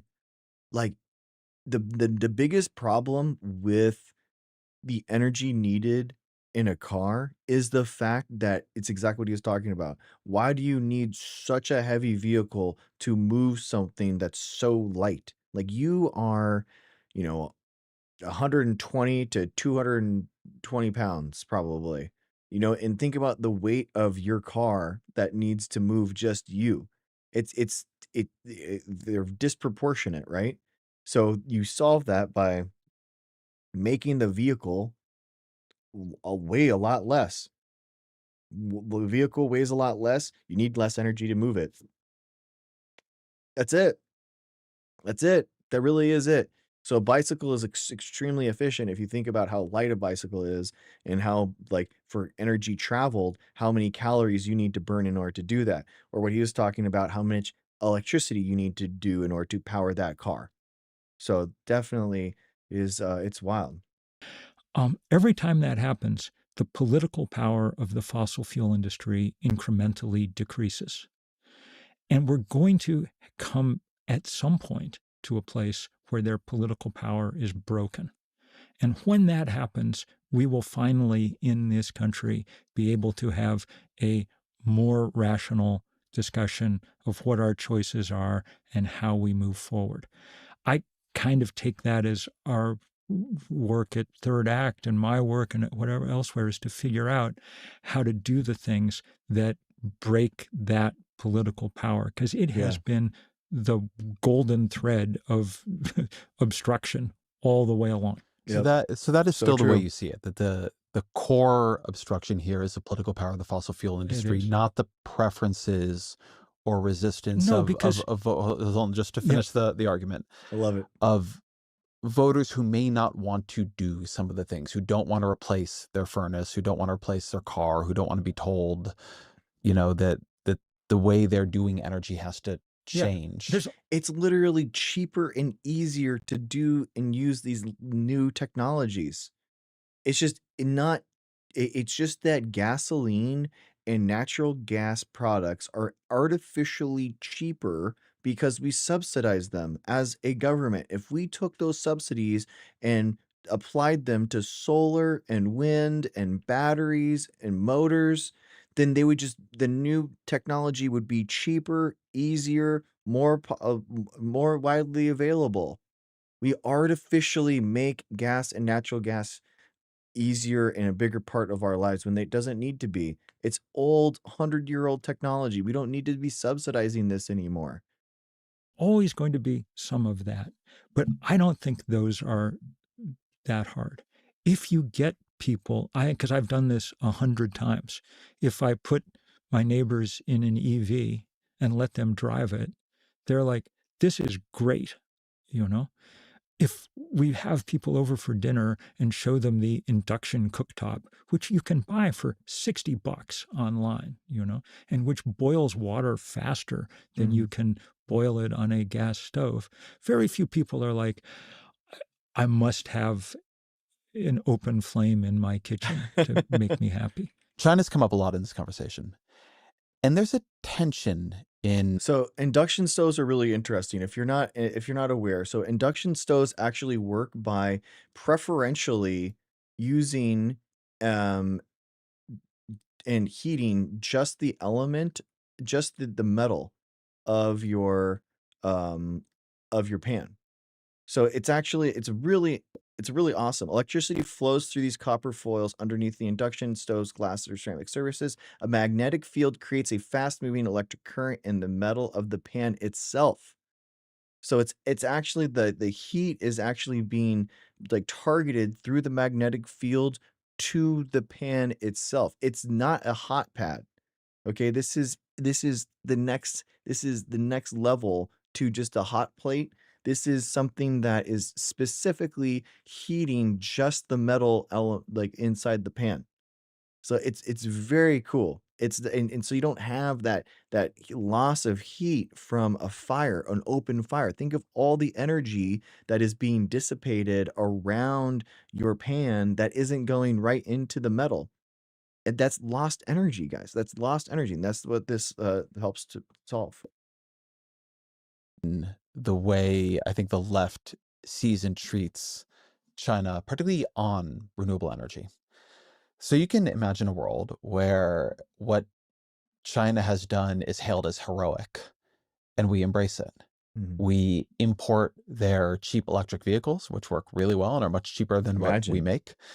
We embrace how rapidly they have pushed the world forward on solar energy and other forms of green energy infrastructure, and we adopt it. What we've actually done, and this goes back to the Biden administration, not just Trump, is tariff a lot of that, particularly the EVs. We've treated China's dominance or primacy over the solar supply chain as a threat that needs to be combated, not as a kind of global cooperation to be embraced. Is that a mistake? Yes. Look, I mean, it's understandable, for instance, why we tariff EVs from China. Because if we would not have a U.S. like car companies if we allowed China to come through. Like, we just wouldn't. We're that far behind, guys. Like, we are that far behind. How is that okay, though? How is it okay that we subsidize, again, a failing, dying industry in U.S. car manufacturing? Like, it's anathema to me. I don't get it. Like, what if we are that far behind? What is, like, how is this capitalism? How is this creating competition in a market? This is embarrassing. we let them in right now, our car industry would be over overnight. You can get a great Chinese EV for 20 grand now. Yeah. You know, as good as any car you've ever seen. So it made sense to erect a tariff wall to try and preserve our auto industry. What makes no sense is to erect the tariff wall and then behind it keep everything the same. Exactly. The only rational reason for building the wall of tariffs would be to spend the next 3 years busily incentivizing and building an American EV industry that can compete. And we didn't do that, and we haven't done that. We're doing the opposite. We're going and putting more money into natural gas, fracking, and oil. Like, it's just, it doesn't make any sense. It's so short term, and it's all focused on the corruption of the Trump administration and how he personally can enrich himself, right? By asking loyalty of these oil companies and them donating to his ballroom and donating to his cryptocurrency scams and all this. Trump is literally selling our future out for his own personal gain and destroying entire industries through this, through the destruction of the renewable and energy and sustainable energy productions that we had, the money that we had there, the science industries that creates the new technologies. Like, your future is being stolen from you right now by the Trump administration. And the only thing that the media talks about is, should he or should he not be able to do that? It's gross. It's gross. And MAGA just sits there and falls over themselves in order to say, well, Biden did it too. All politicians are corrupt, guys. That's where our politics is at, as opposed to actually solving the problem and figuring out who has the best solution for that problem.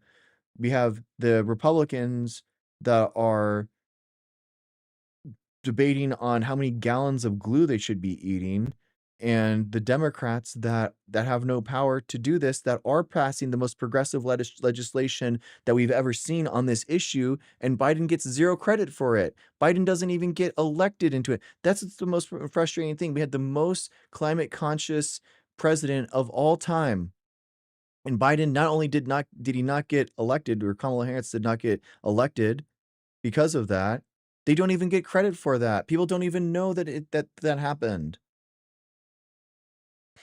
It's gross, man. It's gross. So why would any president in the future have the impetus in order to invest another 500 billion into climate solutions?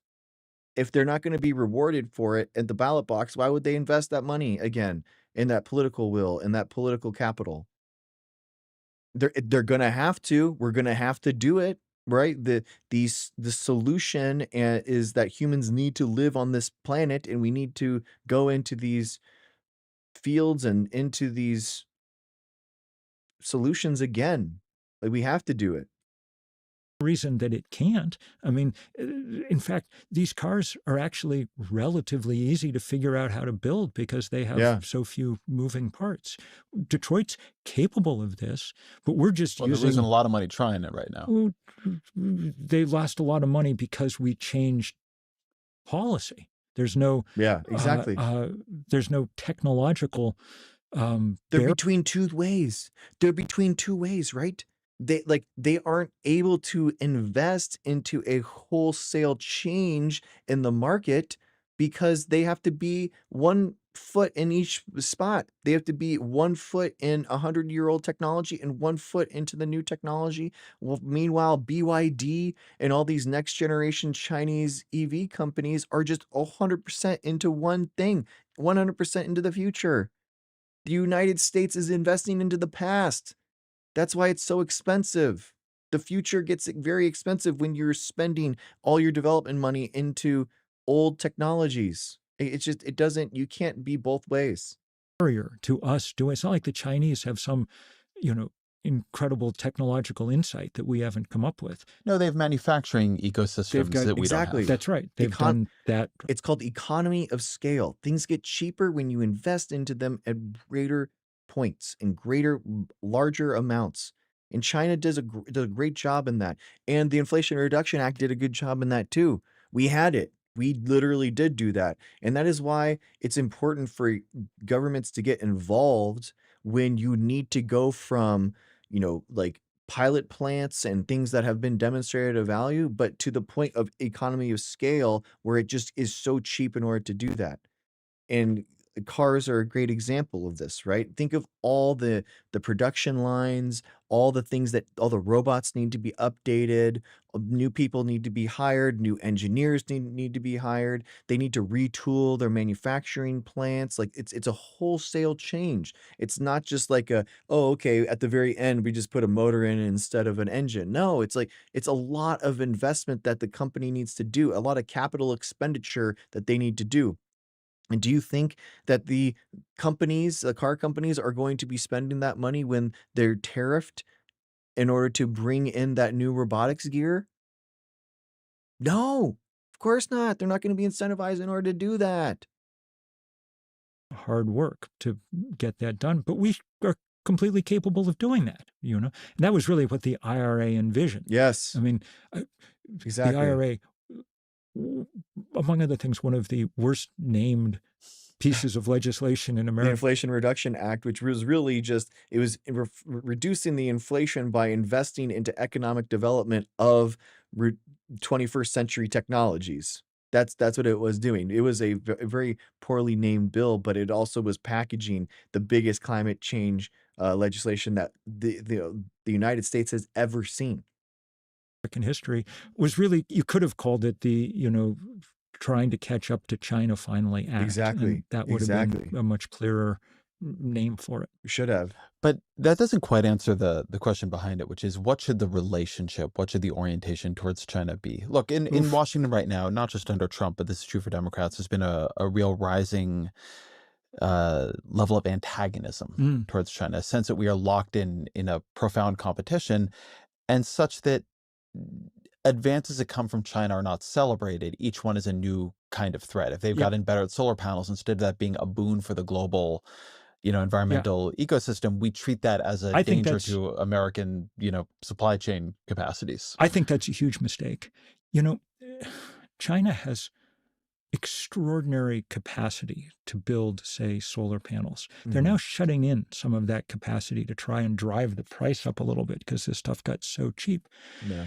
But instead, imagine a world where we just decide this is going to be a priority, and we work together to globalize those factories, run them 24/7, turn out solar panels by the gazillion, stack them on every railroad siding and wharf on planet Earth, and tell people to come take them away and make their own Pakistans, you know?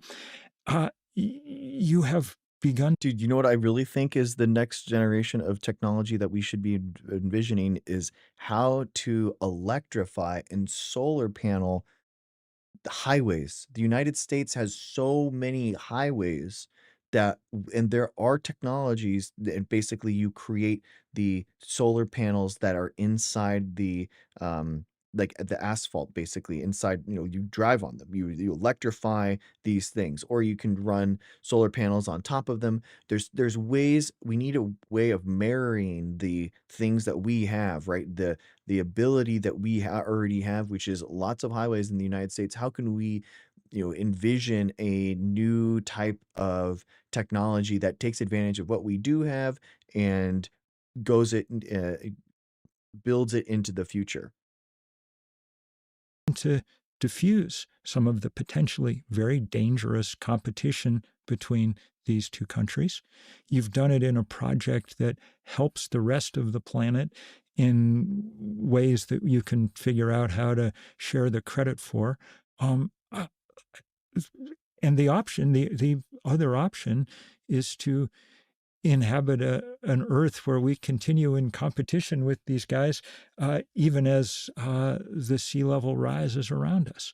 I think it's a no-brainer, I got to say. There's both the question of having the technology and this question of deploying the technology. So even before Trump, you have this problem is beginning to affect the rollout of the IRA, which is one, it is hard to build a lot of what needs to be built. So the solar rollout was going really, really well. Wind turbines were tougher.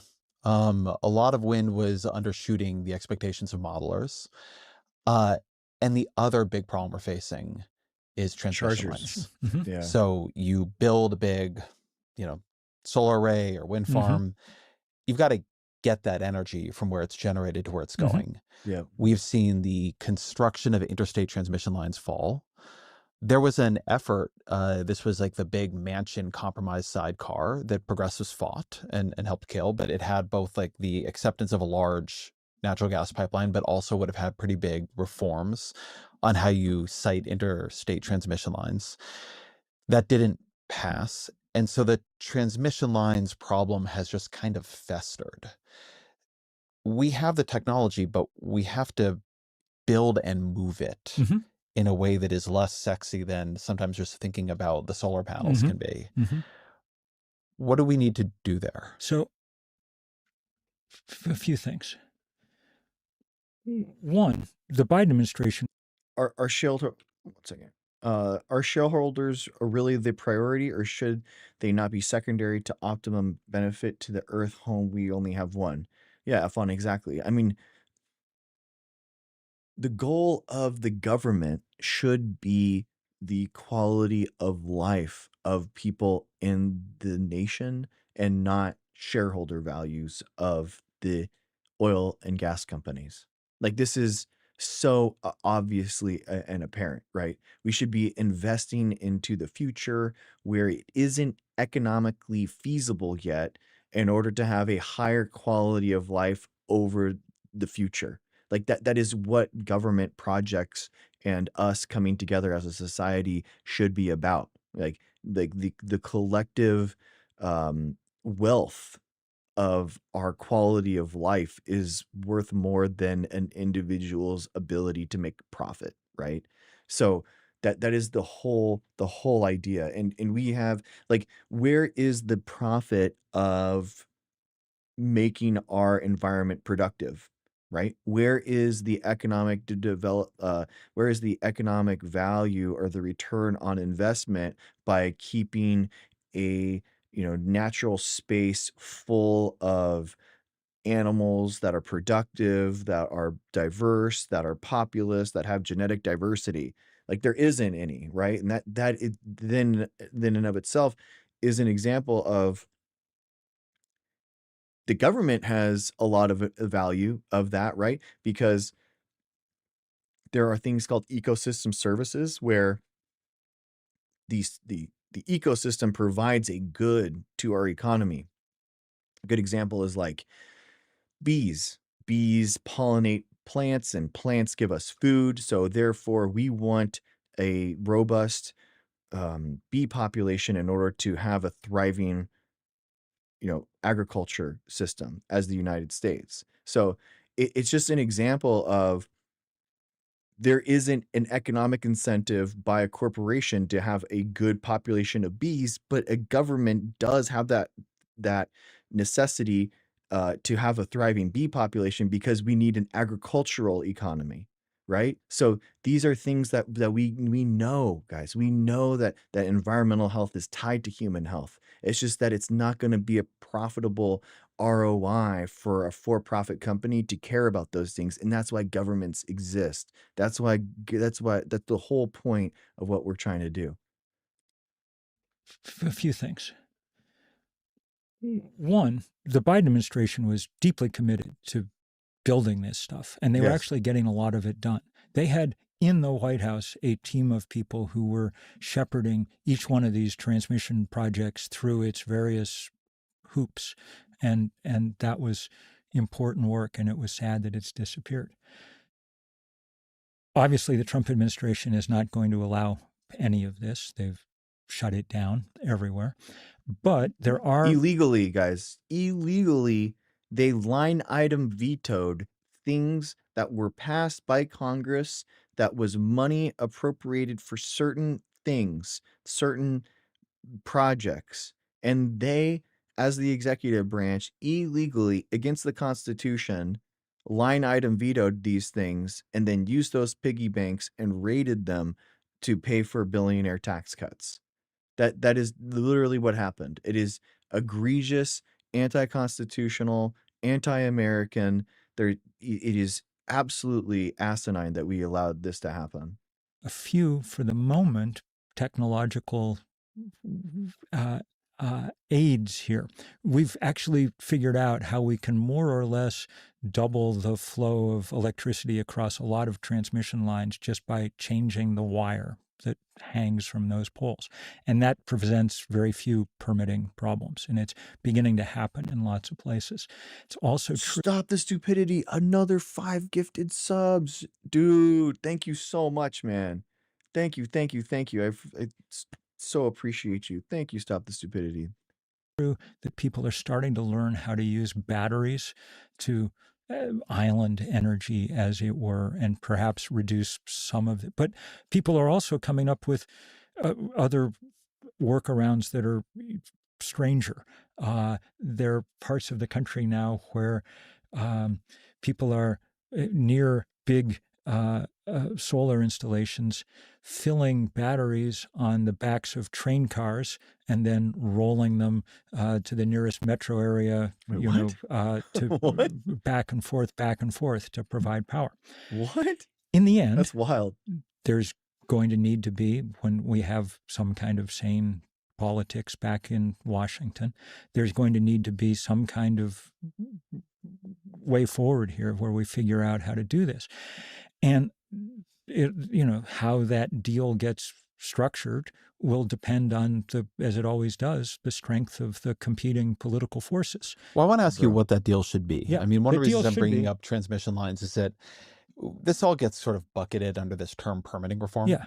Permitting reform is, I think, generally understood as first like a right of center thing, and then sometimes it's like a bipartisan deal-making space. What I've actually not seen that much of is people in the climate movement and the broader left saying, this is what I think it should look like. This is my priority for permitting reform. Mm-hmm. So in a rational world, rational country, you'd have a permitting reform or permitting system that prioritized clean energy over dirty energy. Mm-hmm. There's no good reason to be building gas pipelines anymore in this country. Exactly. In the political world in which we live, there's probably some compromise that has to be reached there between the oil industry and sanity. So In the meantime, a financial system that prioritizes quarterly dividends over the physical survival of the planet isn't a sustainable capitalism. It's an economic suicide pact. I totally agree, F1. I totally agree. Shareholders cannot eat money, they cannot breathe carbon dioxide, and they cannot buy their way out of a collapsed biosphere. Dang, bars, F1. Totally agree. Totally agree. It's so narrow-sighted to side with pollution over a thriving ecosystem. There's a lot that we can do. Third Act is this movement that I and a few others started a few years ago to organize old people like me, people over the age of 60, for action on climate and democracy. And I'll tell you what we've been doing for the last 10 months or so. One, getting states to make it much easier for people to put solar panels on their roofs. Americans pay 3 to 5 times as much as Europeans or Australians for a home solar system, not because of the cost of the panels. Even with tariffs, it's de minimis. It's because we have way too much bureaucracy here. Every jurisdiction, and there are 15,000 of them in the United States, every town, every county has its own zoning code, its own team of inspectors. They want you to they want to climb up on the roof and they want you to send them diagrams. And this is not how it works in the rest of the world. In the rest of the world, buying a solar panel is like buying a refrigerator. You call up a guy Monday, by Wednesday, he's up on your roof hammering away. By Friday, you're connected to the grid. That's why 40% of homes in Australia have solar panels. That makes it. Dude, it's crazy. It's lining up exactly with my lived experience too, because I had my electrical, my panels go up, and then it took like a month for them to get actually connected to the grid. The SDG&E, which is our our utility provider, had to come out. They had to inspect them. They had to make sure it's correct. They had to make sure that the connection was okay. And then we had to like make sure that they were going. Wow, no way. I had no idea this is true. So in California, what are the costs of permitting versus the cost of solar? So it cost us 25 grand in order to put our solars up. So the comparison is stark and it runs up opposed to the political narrative. Permitting fees cost roughly 3 to 15 times more than the mandated solar array. What? The mandated solar array is $8,400 to $9,500 per home. What? Title 24 has required personal voltaics on a new solar single-family home and low-rise multifamily homes since January 2020. The CEC's own cost-effectiveness study put the additional upfront cost to a new single-family home at $8,400, equivalent to about a $40 a month in mortgage payments against roughly $80 in electric savings. More recent estimates put it at roughly $9,500. The mandated system is small, typically 2.5 to 5 kilowatts size at a projected use, not the $27,000 whole home retrofit array a homeowner buys voluntarily. The permitting and fee stack is 21 grand to $157,000 per home. Wow, no way. A building permit plus plan review alone, roughly $12,000 to $18,000 in Sacramento or Fresno, for $18,000 to $30,000 in LA, and then $25,000 to $40,000 in San Francisco. How can it cost 21 grand to put $10,000 of solar voltaics on your home? What? Texas, for comparison, runs base permits at roughly $1,000 to $3,000 with impact fees often with the. Wow, that is asinine. The solar mandate is roughly 6 to 30% of what the permitting fees and fee stack costs. In Fremont, the fees alone are about 15 times the solar. Wow, that's shocking. That is so much. Very cheap if you go fast like that.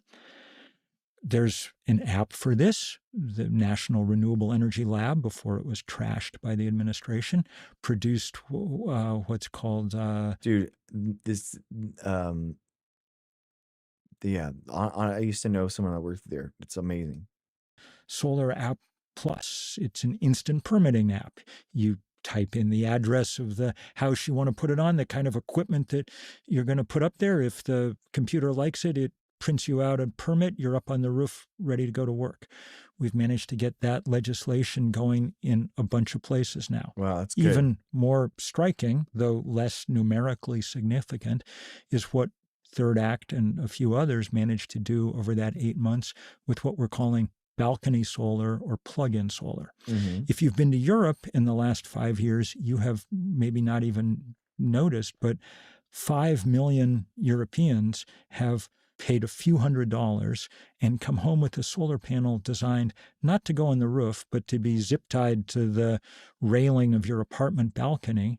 On the back is a plug, which you plug into the wall, no electrician required, produces often 20% of the power an apartment uses. Wow. So not everything, but not nothing either. This was illegal in the U.S., pretty much everywhere, until this spring. I mean, it has to be the utility companies, right? It's just the utility companies that are literally just they have such a monopoly on power that they couldn't exist. I mean, this is what the problem with California is, that you at some point had an ability to actually sell energy back to the utility company, but basically the utility companies weren't founded under this economic model, and basically were like, well, we can't afford to be paying people, so they basically had to switch everyone over.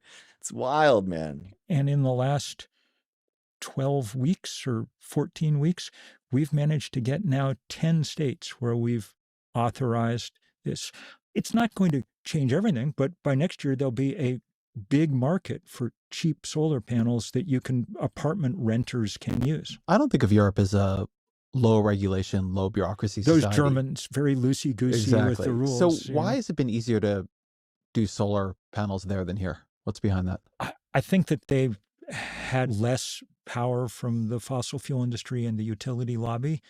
You know, there've been a couple of times in the last few months when I've been listening to your podcast, and I've been loving what I'm hearing, but I've also been wanting to shout at you did this great interview with this woman who was talking about sort of the misogyny of the MAGA movement and things.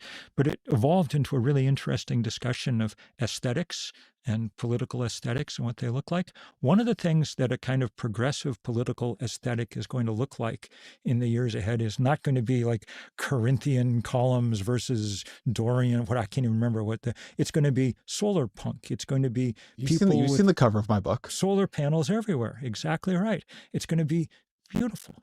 There's also... Okay, hold on. I want to hold here because this is something that I have a lot of interest in. I agree, aesthetics, central to politics. I also agree that the natural aesthetic for the left to move to is solar punk. And I can tell you that a huge number of people on the left had a viscerally negative reaction to the techno solar punk aesthetic of the book, that they don't like seeing the satellites there. They think solar panels are ugly. One of the sort of natural spaces, I think, that the left could find both optimism and aesthetics and a kind of appreciation for human excellence and ambition and ingenuity is around this kind of basket of this basket of futurism. But I think people associate it with Elon Musk. They associate it with Silicon Valley. So we need to start some other associations. There's a complicated relationship between the left and technology. So here's some ways to start thinking about that. Mm-hmm. As I say, I've lived my life in rural America. So one of the things that people sometimes say in my neighborhoods, we don't want to use farmland for this, okay? So first you start just by kind of talking about what that means. At the moment, we use a huge amount of our farmland for energy. Corn is the biggest crop in America. We grow something like 95 million acres of it. 30 million of those, more or less, we use for ethanol. Exactly. The ethanol is going to be phased out, guys. As we use less and less internal combustion engines, we're going to use less gasoline that requires 10% ethanol, which is a bill passed by Bill Clinton that, and at the time was like this really revolutionary and, you know, environmentally minded bill where we're going to actually make 10% of our fuel renewably and sustainably, right? Well, oh my gosh, we're going to do that. But the problem is that now we have all this corn. Corn is tied to the cost of fuel and gasoline, and now that needs to be phased out.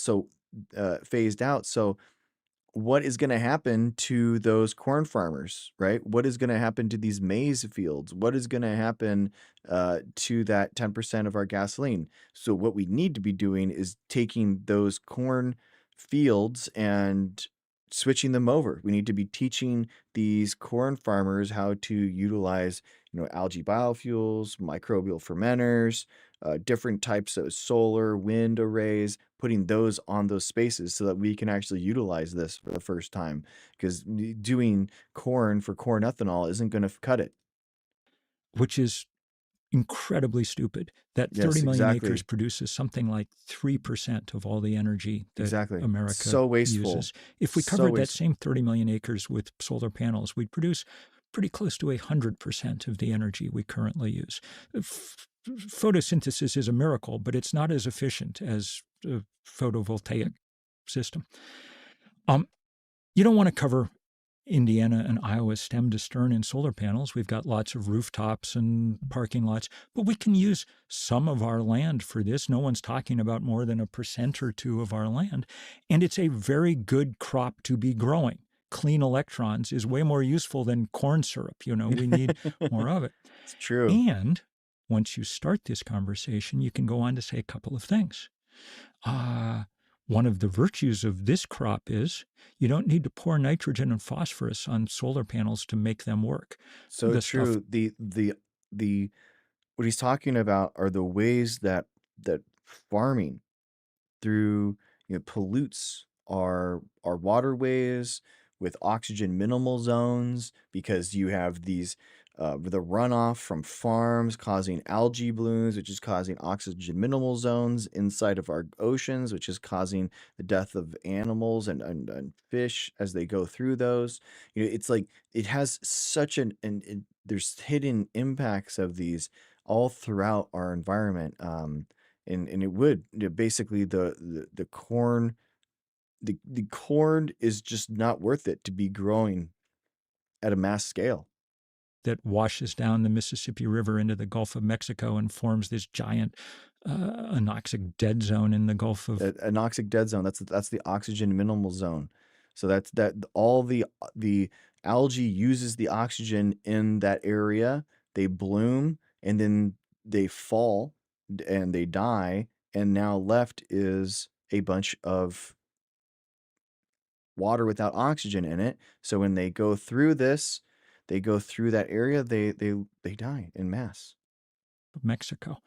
And you're left with half the field to do something else with. Yep. It's now traveling under the clunky name of agrivoltaics, but this is actually the biggest new canvas for human ingenuity that we've had in a very long time on this planet, and people are doing fascinating things with it. Turns out that on an overheating world, there are a lot of things that would like some shade. One of those things are deserts, where it's able to, as you retain a little bit more moisture, it's possible for that crust and the biotic crust in the desert to reform and grow, holding sand in place. This is the first place the Chinese are having some luck stopping the giant sandstorms that have plagued northern China. But you can do lots of other things. In Vermont, where I live, one of the things that we've done in a lot of solar farms is interplant the rows with wildflowers and weeds that are attractive to native pollinators. And the numbers are astonishing. You find 10 times more of these insects than you did in the farm field that was there before. And what does that mean? It means that the surrounding farms and orchards see a big increase in pollination and in fruit set. Human ingenuity can take these things and make them beautiful. That's when I talk about aesthetic. We just need to start allowing people to picture this stuff in different ways. And part of that means, you know, allowing them to understand that it can be owned by communities, that it doesn't have to be owned by just utilities. We can have a real mix of this kind of stuff around the country. It's so true. I love parking underneath those massive solar voltaic, they're like roofs, like massive solar voltaic roofs that are above parking lots. Nice shade that you can park under your car, like is nice and nice when you come back. It's not baking under the sun, and it's like a parking lot is doing really bad harm actually to the environment, and actually is heating up the earth, because asphalt's black, right? And it's going to absorb more heat than it normally would. So a solar voltaic array over a parking lot is extremely efficient, and it's just nice to park underneath. It's a quality of life improvement. One of the dimensions I find interesting in this conversation and in your work is this sort of news story that's emerging, that yes, like there is this terrible calamity building and currently unfolding. And also there is this way to solve it that is moving through towards a future that is better, not just because of the absence of catastrophe, but because of the presence of new possibilities. Absolutely. Mm-hmm. We don't know how prehistoric people thought about the world. Being prehistoric, they failed to write it down. But we know that every pile of rocks that they built, anything like Stonehenge, pointed to the equinox or the solstice. We know that the minute we started making myths on this planet, culture after culture, the very first thing people had to explain was, how does this thing rise over here in the morning, set over here in the evening, and get back over here next morning? The sun is the most charismatic object in our corner of the universe. The Bible, let there be light, comes first. Exactly right. Actually, that's a good place to go with this story. I was in Rome last September.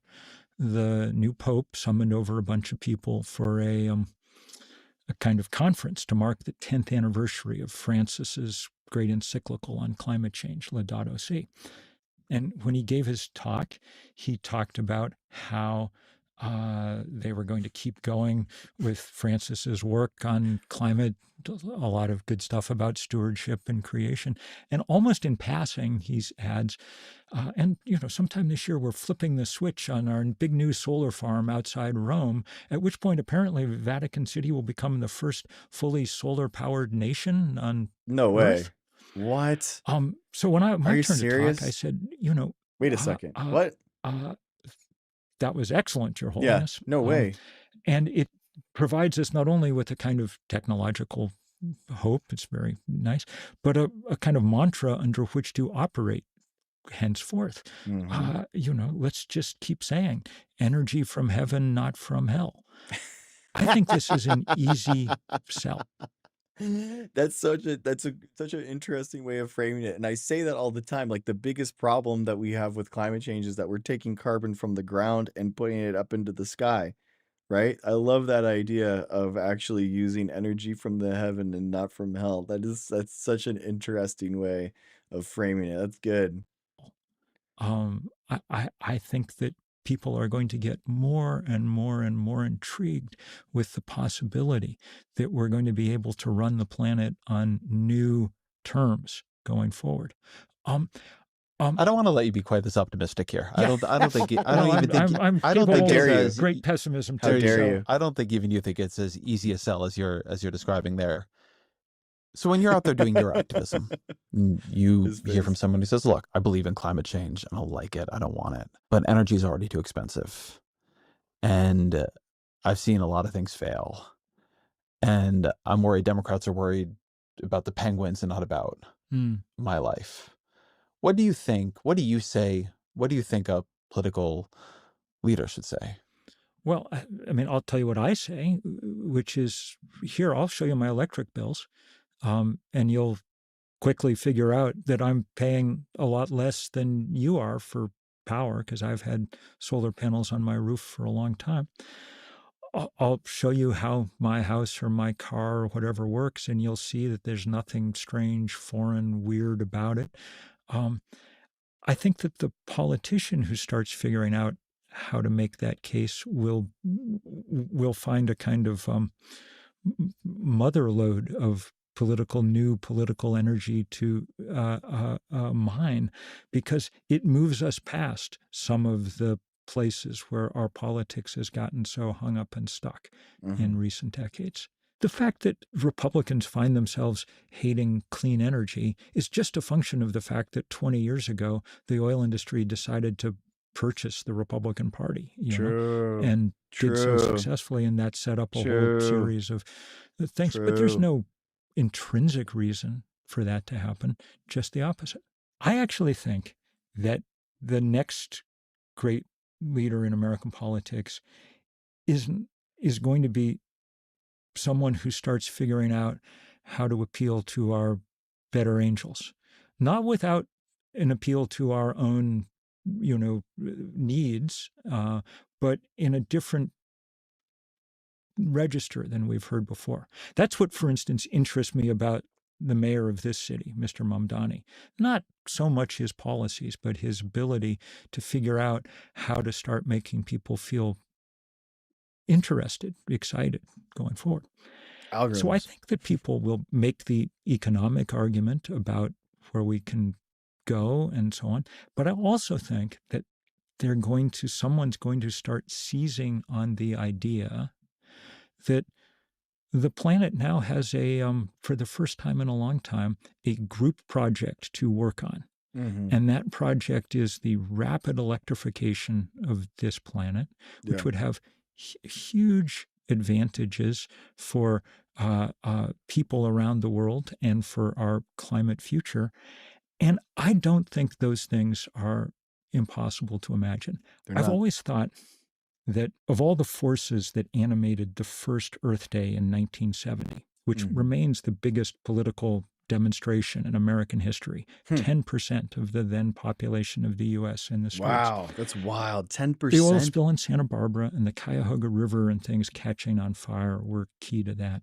But I think the most important thing were the pictures that had come back from Apollo 8, which showed our planet floating out there in space. Little blue marbles. I think someone's going to recapture some of that energy and some of that hope and do great things with it now that there's no longer any technological or economic obstacle in the way. It's a good place to end. As a final question, what are 3 books you recommend to the audience? Man, so true. So true. It's a great interview. As always. Damn. So much of good things to think about. That was amazing. Damn. That was good, man.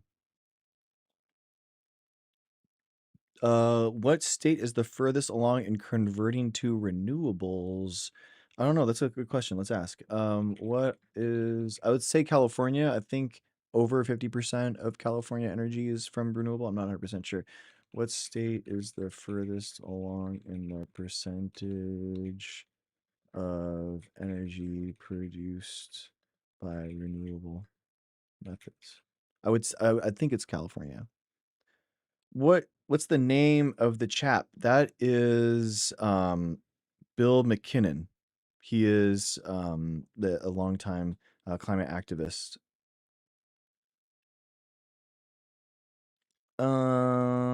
Devisa in YouTube chat. What's up, man? I know it's speculative, but I wonder if an ancient civilization existed before our own, if something similar happened which led to a flood. I don't believe so. There's any evidence of that, man. I don't think that there's any evidence of that. So that's wow. Whoa. So it says depends on which question you're actually asking, and the honest answer flips depending on the definition. So in-state electricity generation, percent renewable, 100% renewable, Vermont? That's by hydro, biomass, wind? California's over. Okay, I was right. Over, it was 50.1, 50.8, 50.8. So it just Vermont doesn't generate that much electricity, so they're able to the terawatt there per hour. They're able to do that. Dude, South Dakota, what up, dude? That's awesome. 81% with hydro and wind. That's incredible. Dude, that's incredible. That is a good question. What is the energy dominant fuel renewable source in Vermont by biomass? I think that has to be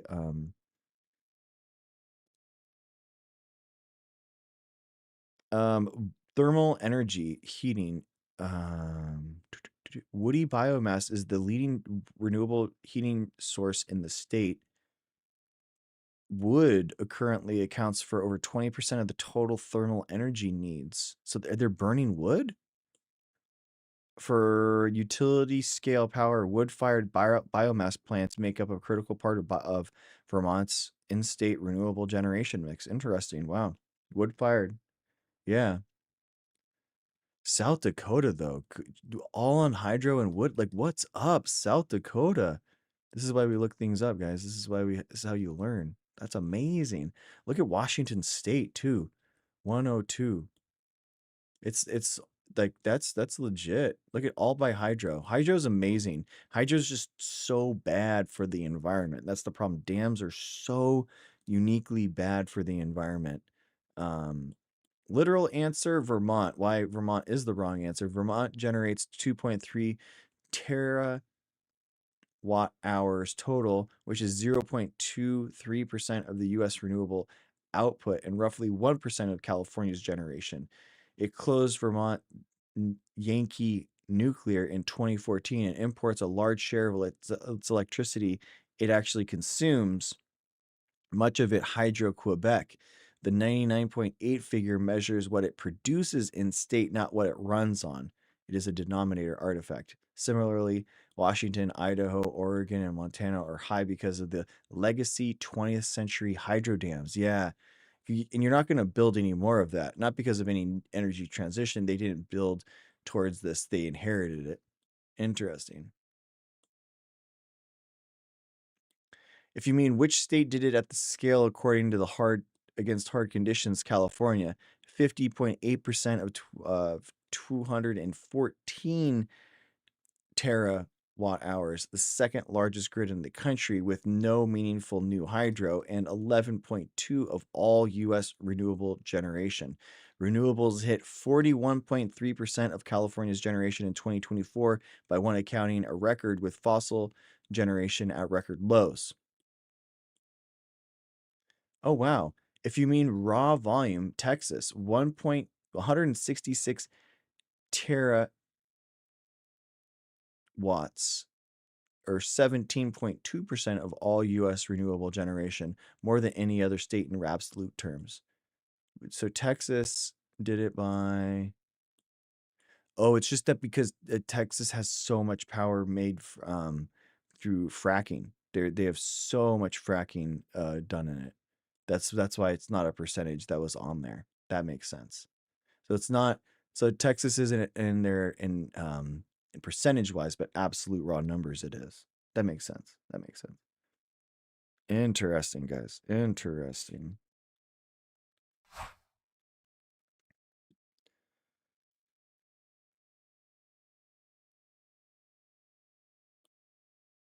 California is the ultimate global blueprint on how a massive economy can successfully transition. Exactly. Hence speculation, but it's an interesting to think about. Yeah, that's fine, Veza. I think that's fine. I don't think people ask me a lot, like, as a scientist, is there anything that I can't explain, or anything that I can't explain, through that I've seen in science? And no, it's not. Definitely not.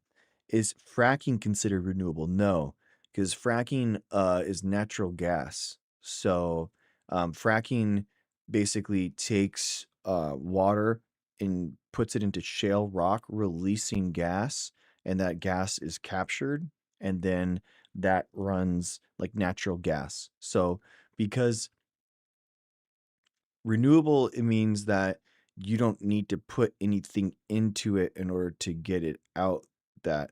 So that's why like wind and solar are considered renewable.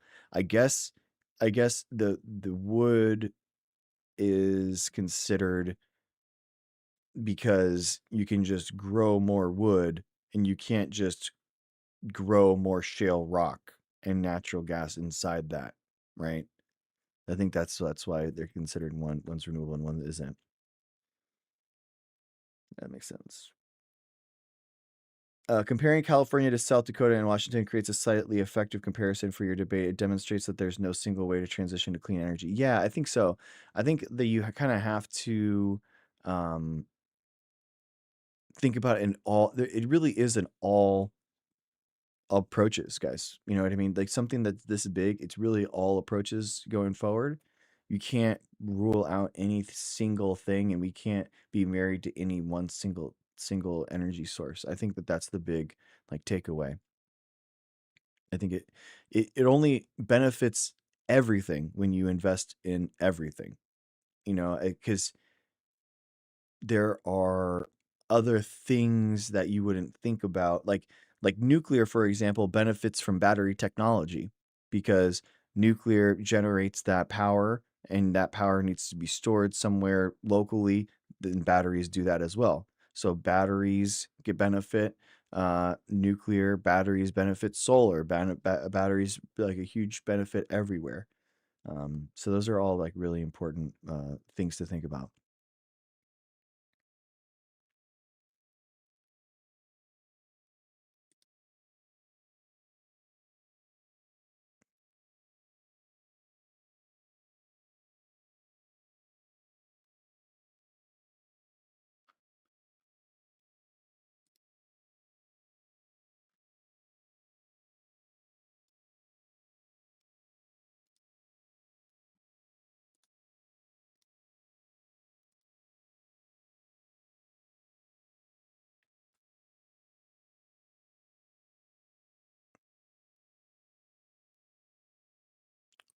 Trying to catch up with something.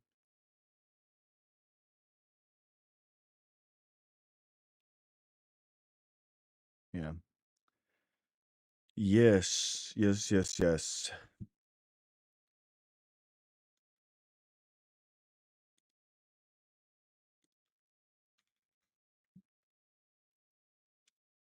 Man, I can't believe Lindsey Graham died at such a young age, 71.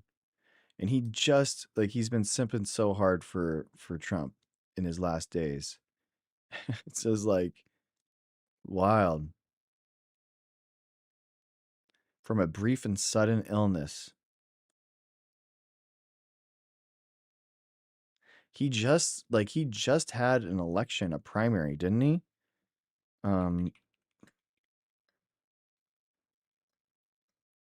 He was like really soon. Wasn't he just up?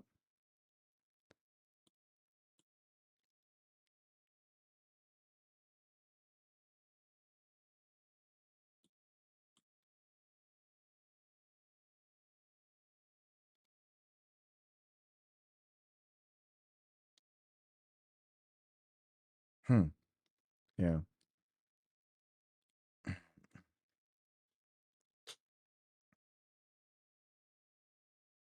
Let me guess, is either Putin, Iranian, or Trump? No, it's Mossad now.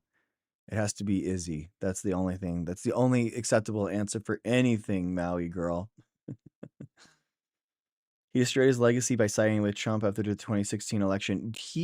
Guys, I don't. It's so wild, the world that we live in. I can't. It's wild to me. Like, Lindsey Graham's after January 6th, his speech. Guys, 1876. Let's all back.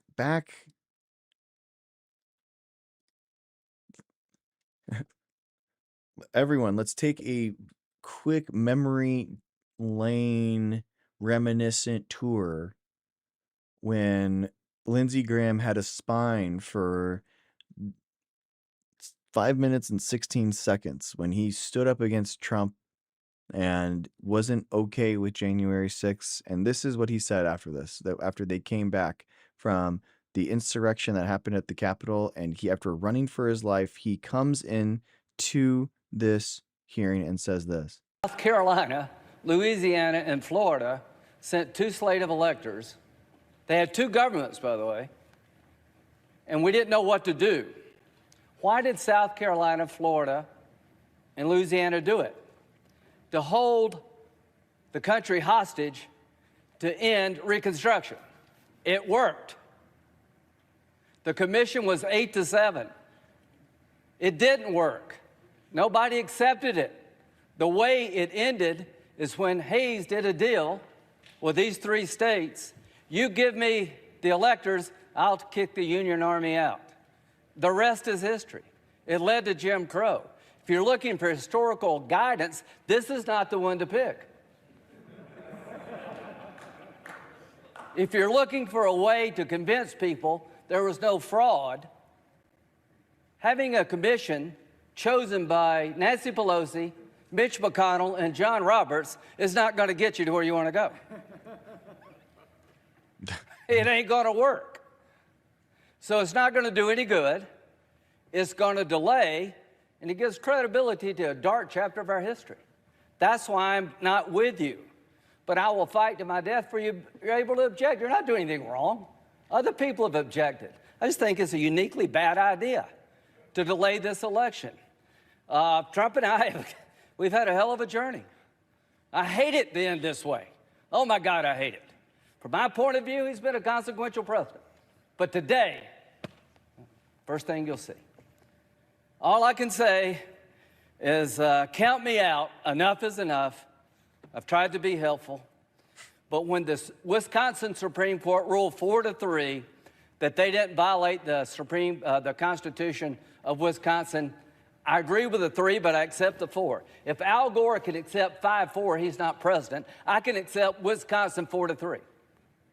Pennsylvania, it went to the Second Circuit. So much for all the judges being in Trump's pocket. They said, no, you're wrong. I accept the Pennsylvania Second Circuit that Trump's lawsuit wasn't right. Georgia, they said the Secretary of State took the law in his own hands. He changed the election laws unlawfully. A federal judge said, no, I accept the federal judge even though I don't agree with it. Fraud. They said there's 6. Imagine this. Look at this guy. Just look at the cadence of like how he's speaking. You can tell that he's being honest because he's actually, it's coming from like, it just sounds genuine. You know what I mean? He is speaking from his heart. He's not having to parse his language. He's not having to pause. Like he's, not reading off of a sheet. This is something, he's having anecdotes that he, knows and talks about, right? I mean, you can tell that he's telling the truth here. 66,000 people in Georgia under 18 voted. How many people believe that? I asked, give me 10. I hadn't had one. They said 8,000 felons in prison in Arizona voted. Give me 10. I hadn't gotten one. Does that say there's problems in every election? I don't buy this. Enough's enough. Enough is we gotta enough. End it. Vice President Pence, what they're asking you to do, you won't do because you can't. They wanted him to violate the Constitution. They wanted him to they wanted Mike Pence to change the outcome of the election. That's what he's saying. He's alluding to it right now. Talk about interesting times. I associate myself with Rand Paul. How many times will you hear that? The mob has done something nobody else could do to get me and Rand to agree. Rand is right. If you're a conservative, this is the most offensive concept in the world, that a single person could disenfranchise 155 million people. Yeah, what is that? Exactly. Isn't that crazy? Imagine one person having dictatorial control over so much of the United States. Doesn't that be wild, guys? Man, wouldn't that be crazy? The President of the Senate shall, in the presence of the Senate and the House of Representatives, open all certificates, and the votes shall then be counted. The person having the greatest number of votes for president shall be president. Where in there does it say Mike can say, I don't like the results? I want to send them back to the states. I believe there was fraud. To the conservatives who believe in the Constitution, now's your chance to stand up and be counted.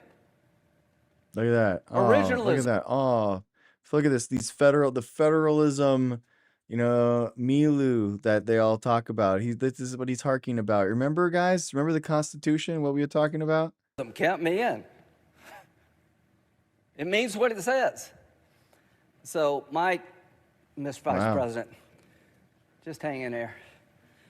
They said we can count on Mike. All of us can count on the Vice President. You're going to do the right thing. You're going to do the constitutional thing. You got a son who flies F-35s. You got a son-in-law who flies F-18s. They're out there flying so that we can get it right here. There are people dying, to my good friend from Illinois, to make sure we have a chance to argue among ourselves. And when it's over, it is over. It is over. It is over. It is over. The final thing, Joe Biden. I've traveled the world with Joe. I hoped he lost. I prayed he would lose. He won. Supreme Court, like judges that are being appointed to lifelong judicial appointments cannot say what he just said. They literally cannot say that Trump won this election. They'll say Biden was sworn in, but they won't actually say that Biden won the election. He's the legitimate president of the United States. I cannot convince people, certain groups, by my words, but I will tell you by my actions that maybe I, above all others in this body, need to say this. Joe Biden and Kamala Harris are lawfully elected and will become the president and the vice president of the United States on January the 20th. Yep. Wow. And then now let's watch how he defenestrates himself live on camera, ladies and gentlemen. Now that was those years ago. Thank Look where he is now. won. Look at this.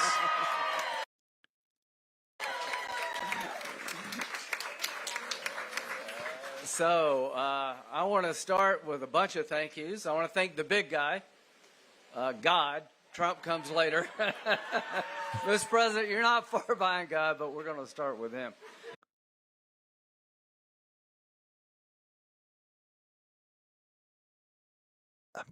Embarrassing, bro.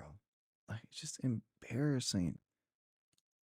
I want to thank my sister, Darlene, for always standing up for her older brother and all of my family, friends, and Mark and the campaign team. This was one of the best run campaigns in the history of the state of South Carolina. Is it? All of you should be proud. I certainly am. So what I'm most proud of is that South Carolina validated what I've been doing for our state, who I am and what I believe and what I stand for. But most importantly, South Carolina rejected garbage in the form of Mark Lynch. So what did we learn tonight? If you throw garbage at the people of South Carolina, they will kick you in the ass. So I have a lot to be grateful for. There may be a lot of self-made people in the world, but I am not one of them. I want to start with President Donald J. Trump. I just talked to him, so I know he's watching. Mr. President, when you endorsed me early on, it changed everything. You're the gold standard in the Republican world, the most consequential endorsement, I think, in the history of politics. And when you spoke, the people of South Carolina listened. And President Trump, I'm coming back to the Senate in 27. I'm going to win in November, and I'm going to help you. No, you're not. You're not. You're not going back to the Senate. You're not. You change this world and change this country. Nope. No, you're not.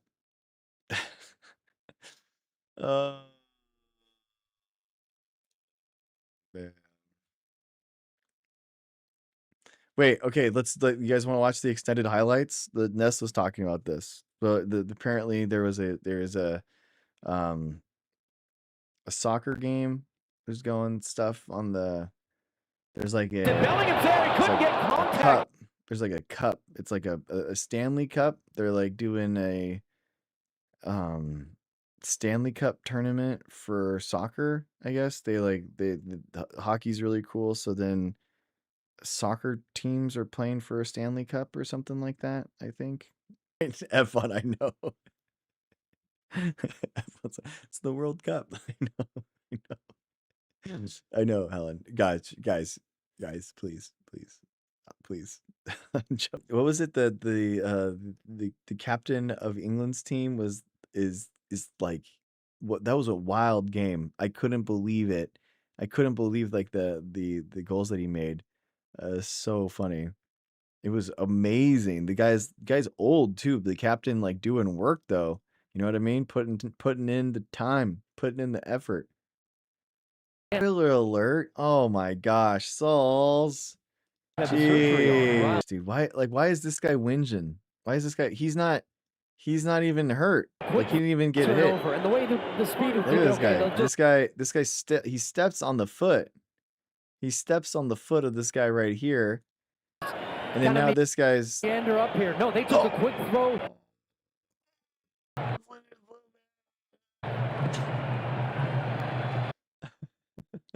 Oh my god, I immediately got a warning. I can't watch this. It's so funny. Oh my gosh, it's so funny. Yeah, sorry.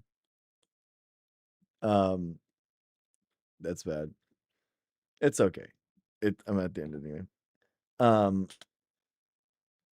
my gosh. Wow. Already got a live visibility restricted on TikTok too. That's crazy. It's disappointment. It's disappointment in its face. It's disappointment for me. Honestly, like the flopping is a big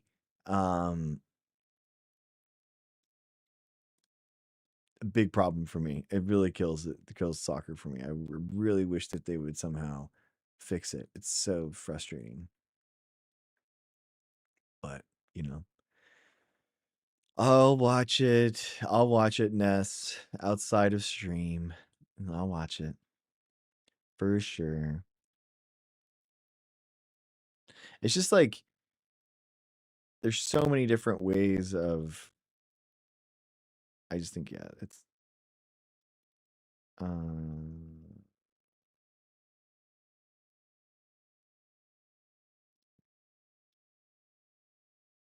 okay.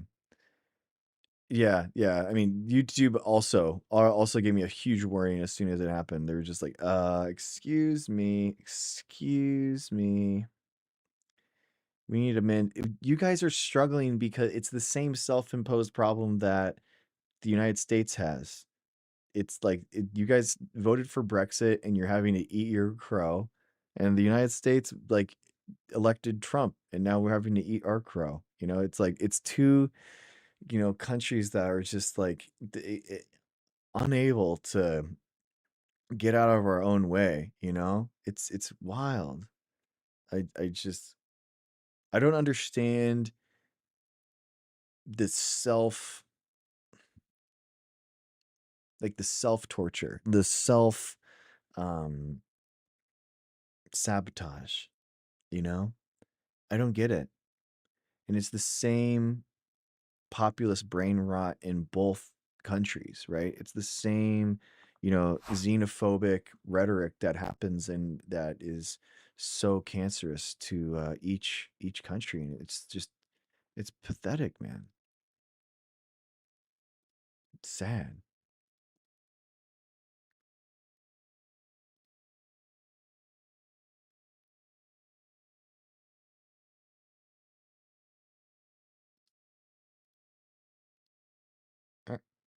Right. I like it here. Okay, that's nice. I don't get it either. We are our own demise. I know, right? It's like, what is wrong with these people? I'm like, come on, man. Gotta do better. We gotta do better.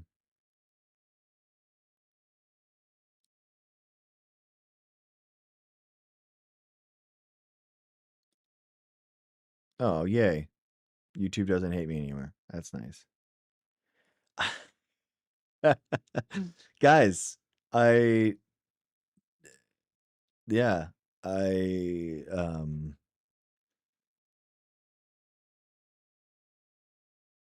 I just spoke to Mitch McConnell and Lindsey Graham today. You know, I just spoke to them, and Lindsey Graham's health condition, does not warrant me to spend any time in the hospital with him. So, you know, they're both doing the same as they ever were. Oh man. Wow.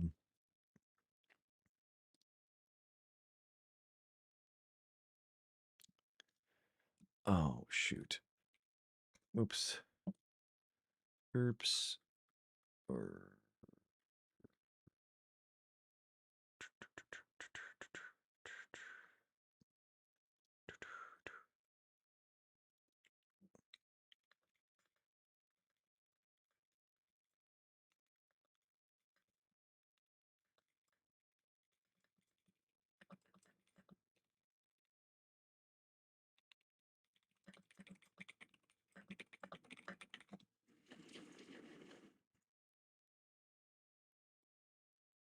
oh, that's right. That is, see, that's the thing, like that's the insanely problematic part about the Kentucky governor being Democrat is that, like, what is the point of which it's not okay? You know what I mean? What is the point that they could withhold that information? They did it a month. Why not 3 months? Why not a year? Right? Like why not why couldn't the Republican Party withhold the information for a year?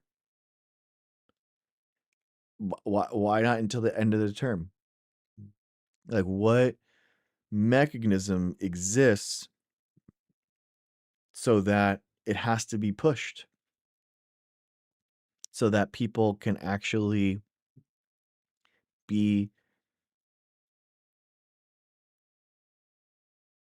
incentivized to actually follow the Constitution? I mean, it's wild. It's literally Mitch McConnell too, who, hey Dr. T, it's Mitch McConnell who famously disregarded the Constitution for Obama's Supreme Court pick. So it's very ironic that it is Mitch McConnell's Senate seat that is also being denied as a constitutional ability for the Kentucky governor, right? So the dude's entire life in living and death is all about disregarding the Constitution of the United States. The guy eats, sleeps, breathes, and decays shitting on the US Constitution. That is just the thick and thin of it. That is the thick and thin of it, man. I didn't have this on the bingo card this year. Dr. T, and yet again, the obituary fails me. Let's be real. It's like the obituary is always failing me.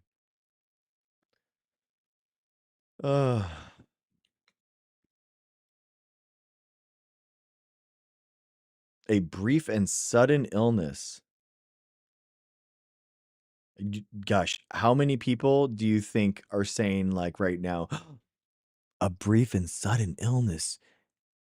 Did Lindsey Graham take the vaccine? Like, how many people are gonna say that? Like, thousands on social media? Let's search it right now. Let's search it right now and see how many people on X are saying that it was because he took the vaccine. I'm just curious. Like, let's just gumshoe thousands, like it has to be an insanely large amount.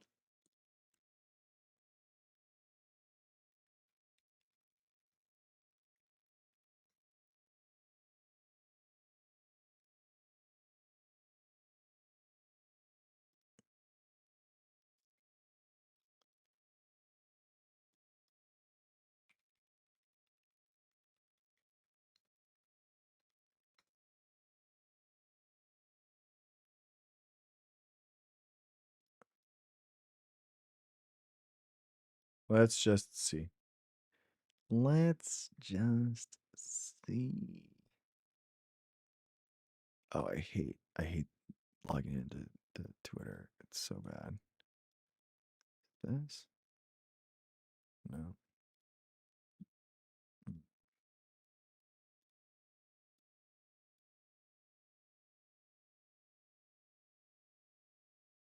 I don't want to start any of the conspiracies. That's not the problem. It's just like I guarantee you that's what's happening.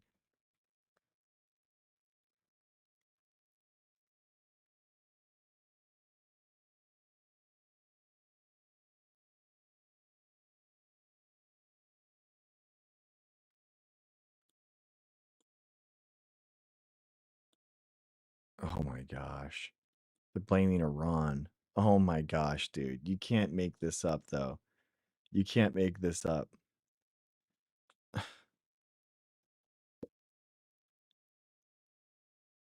Did Russia poison Lindsey Graham?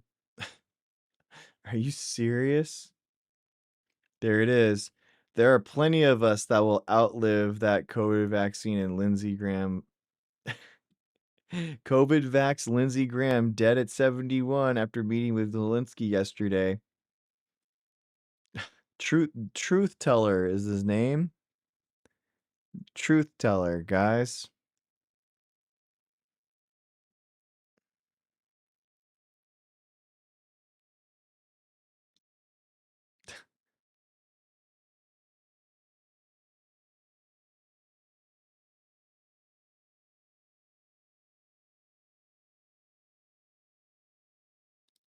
Fox on Lindsey Graham. It immediately takes the Republican conference down from 53 to 52. So from an operational standpoint, you're down to 51 votes.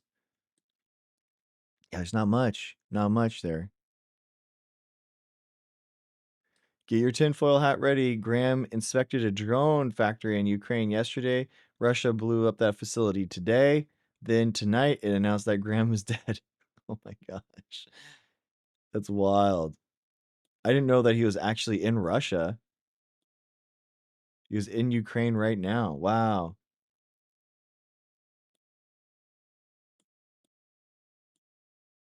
Well, look at him. What? Yes, Look at him. Buddy, how you doing? How you doing? Is there a foreign war you don't support? I support wars that Look at this guy. make America safer. Oh my gosh.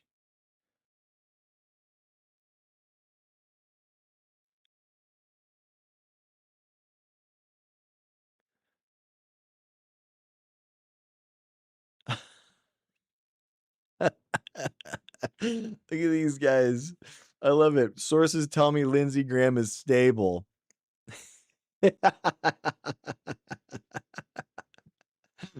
Like, come on, dude. These guys are so funny. I love it. Look at this. I'm not going to go full conspiracy theorist yet, but this was 2 days ago. Lindsey Graham looked pretty spry for a 71-year-old. To build on the lethality of Ukraine to protect itself from ballistic missile attack. If we did that, combined with creating tools. Oh, so he died in DC at his home. What is that? What is that? Guys, what's this tooth scenario? What is this? Y'all, for the love of God, y'all need to floss, dude. This is what is this? What is this? What is this teeth scenario, dude? Y'all need to be floss, dude. That looks like a looks like a horse's mouth, dude. Just like like one enamel piece, like floss, dude. You should have cracks between your teeth, man. Oh, so gross. Like just the smell. Can you imagine?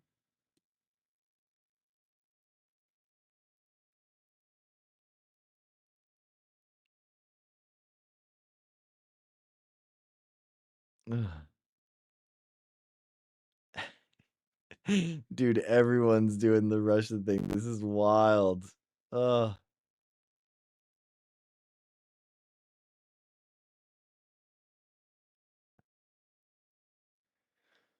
Anyway. Wait, what? Okay. Open. Connell, how is he doing? Have you heard anything? I'm going to go check right now with my office. Okay.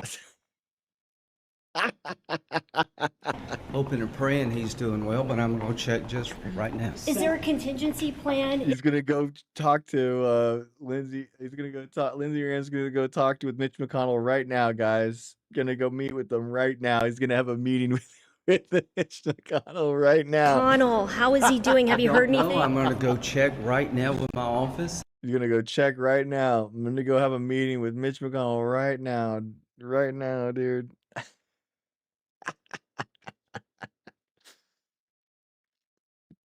Poor mouth hygiene is scientifically proven risk factor that can increase the risk of heart attack. Yes, Efan. For real. Plaque caused a heart attack. Yeah, dude. Exactly. You guys are saying the same thing. I've totally agreed. Gross, dude. Gross. Like, just so gross, man.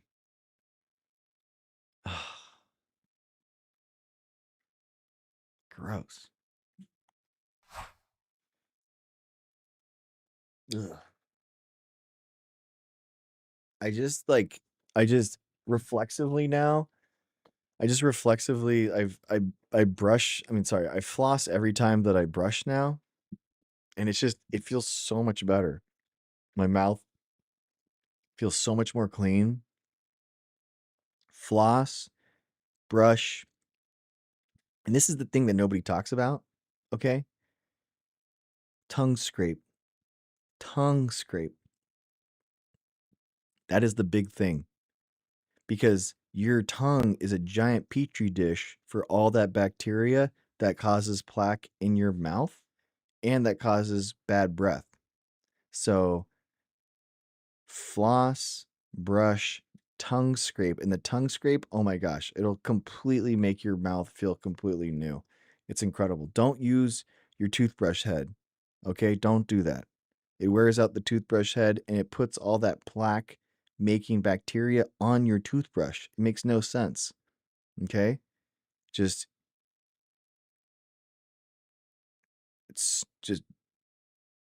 if you've never tried a tongue scraper, just try it. Please try it. I'm telling you, you'll blow your mind. It'll blow your mind. And you can have a nice, refreshed, clean mouth feel. And it's so much more effective than Listerine or anything like that. So much more effective because you're taking all those cells physically out of your mouth as opposed to trying to lice them inside the mouth. You know what I mean? Dang, you brush, floss, and brush again. Dang, dude. Okay. All right, Ness. That's wild.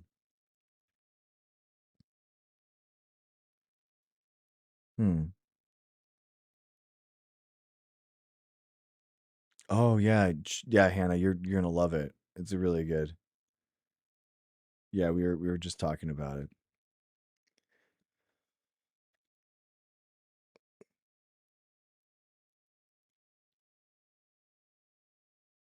Whoa, what's this? Wait, what? Kids can't stop. Here, well,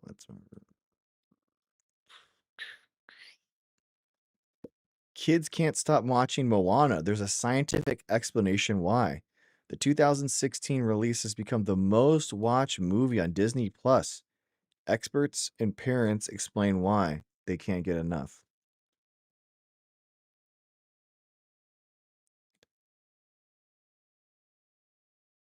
It's a malady that will probably affect more families than the July 10th release of the live action one.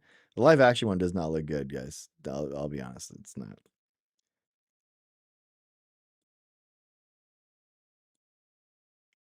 Crystal Russell, a professor of marketing at Pepperdine University in Malibu, researches why people like to consume the same stories over and over again. There is a name, she said, for the urge to seek the comfort that comes with watching a beloved show, the paradox of choice. The concept, which was coined by psychologist Barry Schwartz in 2004 book by the same name, underlies a phenomenon called the Chinese menu effect. When there are too many options, we often revert to a choice that's familiar, like having orange chicken again. So the one thing that you know for sure that you're going to like. The pull is particularly strong with children. A child psychologist, the petition of a familiar narrative can help children's brain process information, build predictions, and master the rhythms of language. The sweet spot for maximum learning, he says, lies somewhere between knowing exactly what's going to happen and not being able to predict what's coming next. Psychologists sometimes call this the Goldilocks zone. Because young children have less experience to draw from, they're able to reach this zone either with a narrative that is predictable or with a complex story like Moana that has become familiar with repeated viewing. What looks mind-numbingly repetitive to us from the perspective of the 3-year-old brain will be exactly the right level of challenge. Each viewing allows children to strengthen and refine their predictions, he said. At first, they may simply learn the broad outline of the story. Later, they'll pick up emotional expressions, jokes, motives, vocabulary, and subtle relationships between events. In a sense, they're running the same experiment again and again, but extracting new information. Which means that for a nuanced narrative like Moana, with its layered multidimensional story arc, parents might be able to make peace with the memorizing the lyrics of blah, blah, blah, blah, blah. The more complex the content is, the younger the brain, the more you have to rewatch something until it becomes too predictable and you stop learning from watching it. This cognitive feedback loop explains why children don't just rewatch films, they also look to hear the same book repeated, insist on eating the same foods, or wear the same clothes. That's cool. Why Moana specifically, not Brave or Tangled? It's a triple threat. The film features a protagonist who isn't your typical blonde Cinderella with blue eyes, a theme of empowerment, and catchy songs and dances that are just pure joy. The last factor may be the most significant. Moana's infectious soundtrack is stacked with earworms. Yeah. Memorable songs can greatly make narrative irresistible. It is pretty good. The soundtrack for Moana, it does sound a lot different than other things. You know what I mean? Alrighty, Ness. Bye. Thanks for hanging out. It was nice seeing you, as always. All right, guys. I'm going to take off. It's been so fun. Thank you so much. Stop the stupidity. Thank you so much for the gifted subs. Thank you, Efon, for the super chat. Thank you, Michelle, for the super chat. Thank you, NB, for the super chat. Thank you, Michelle, for the other super chat. Incredible. Thank you, genuinely, guys, so much.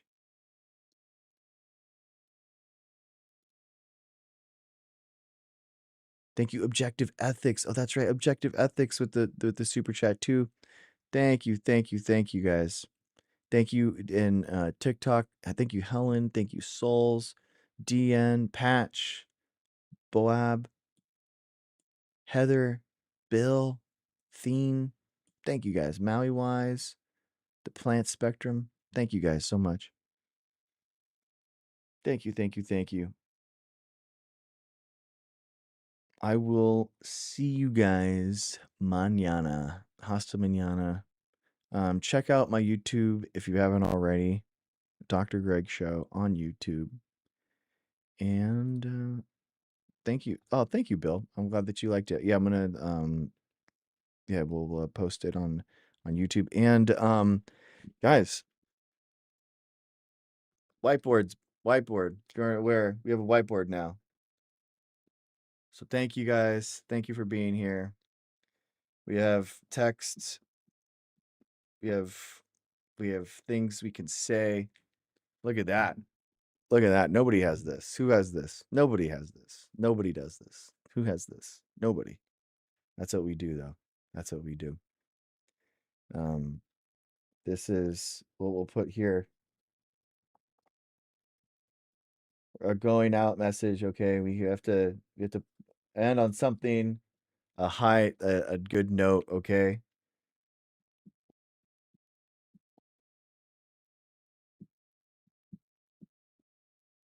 Hunter Biden. Hunter Biden, we love you. Thank you. Love you. Love you. Hunter Biden, thank you.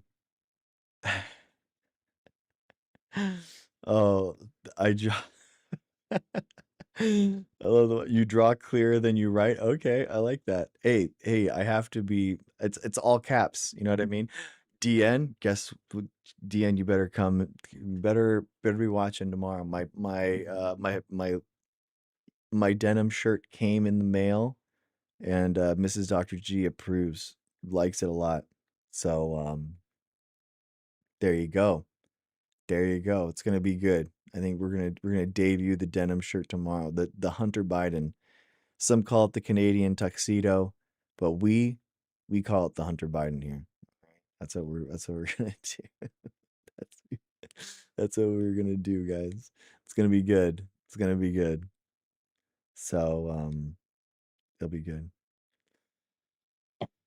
Love it. We're doing it. We're doing it. Rocket. It was funny because Mrs. Dr. G's like, you got that ironically in jest, but you actually look good wearing that. So you should be wearing it non-ironically. Pierre, thank you so much. Thank you, Souls. Thank you for the gift. With the white shirt, no undershirt. No. I'm not an undershirt guy. That's not what I do. We go all out. That's what we do. That's what we do. Undershirts are they look weird because of you can see it underneath, right? It makes the shirt look weird. It like wrinkles in other spots, and it's just yeah, you know what I mean? Just gotta have some confidence. Gotta have some confidence in it, you know? Yeah.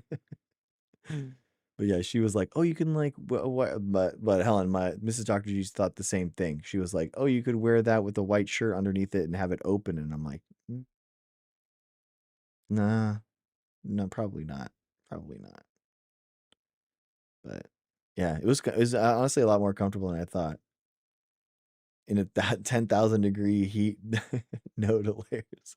Yeah, yeah, yeah, exactly. All right. Thank you guys for hanging out. Thank you for talking about honestly my issue, that the issue that I dedicated my life to was climate change. So it's fun talking about it. I appreciate you all listening and learning with me about it. And yeah, turns out extinction of humans is kind of important. We shouldn't do that. We shouldn't contribute to it. So thank you guys. Thank you for being here. Appreciate you. Thank you, Gail. Thank you for saying that. Oh, nice. That fun. Thank you. Oh, thank you, Meteor. Thank you, guys. All right. I will see you tomorrow. Hasta mañana. Have a good one. Be nice to someone. Bye.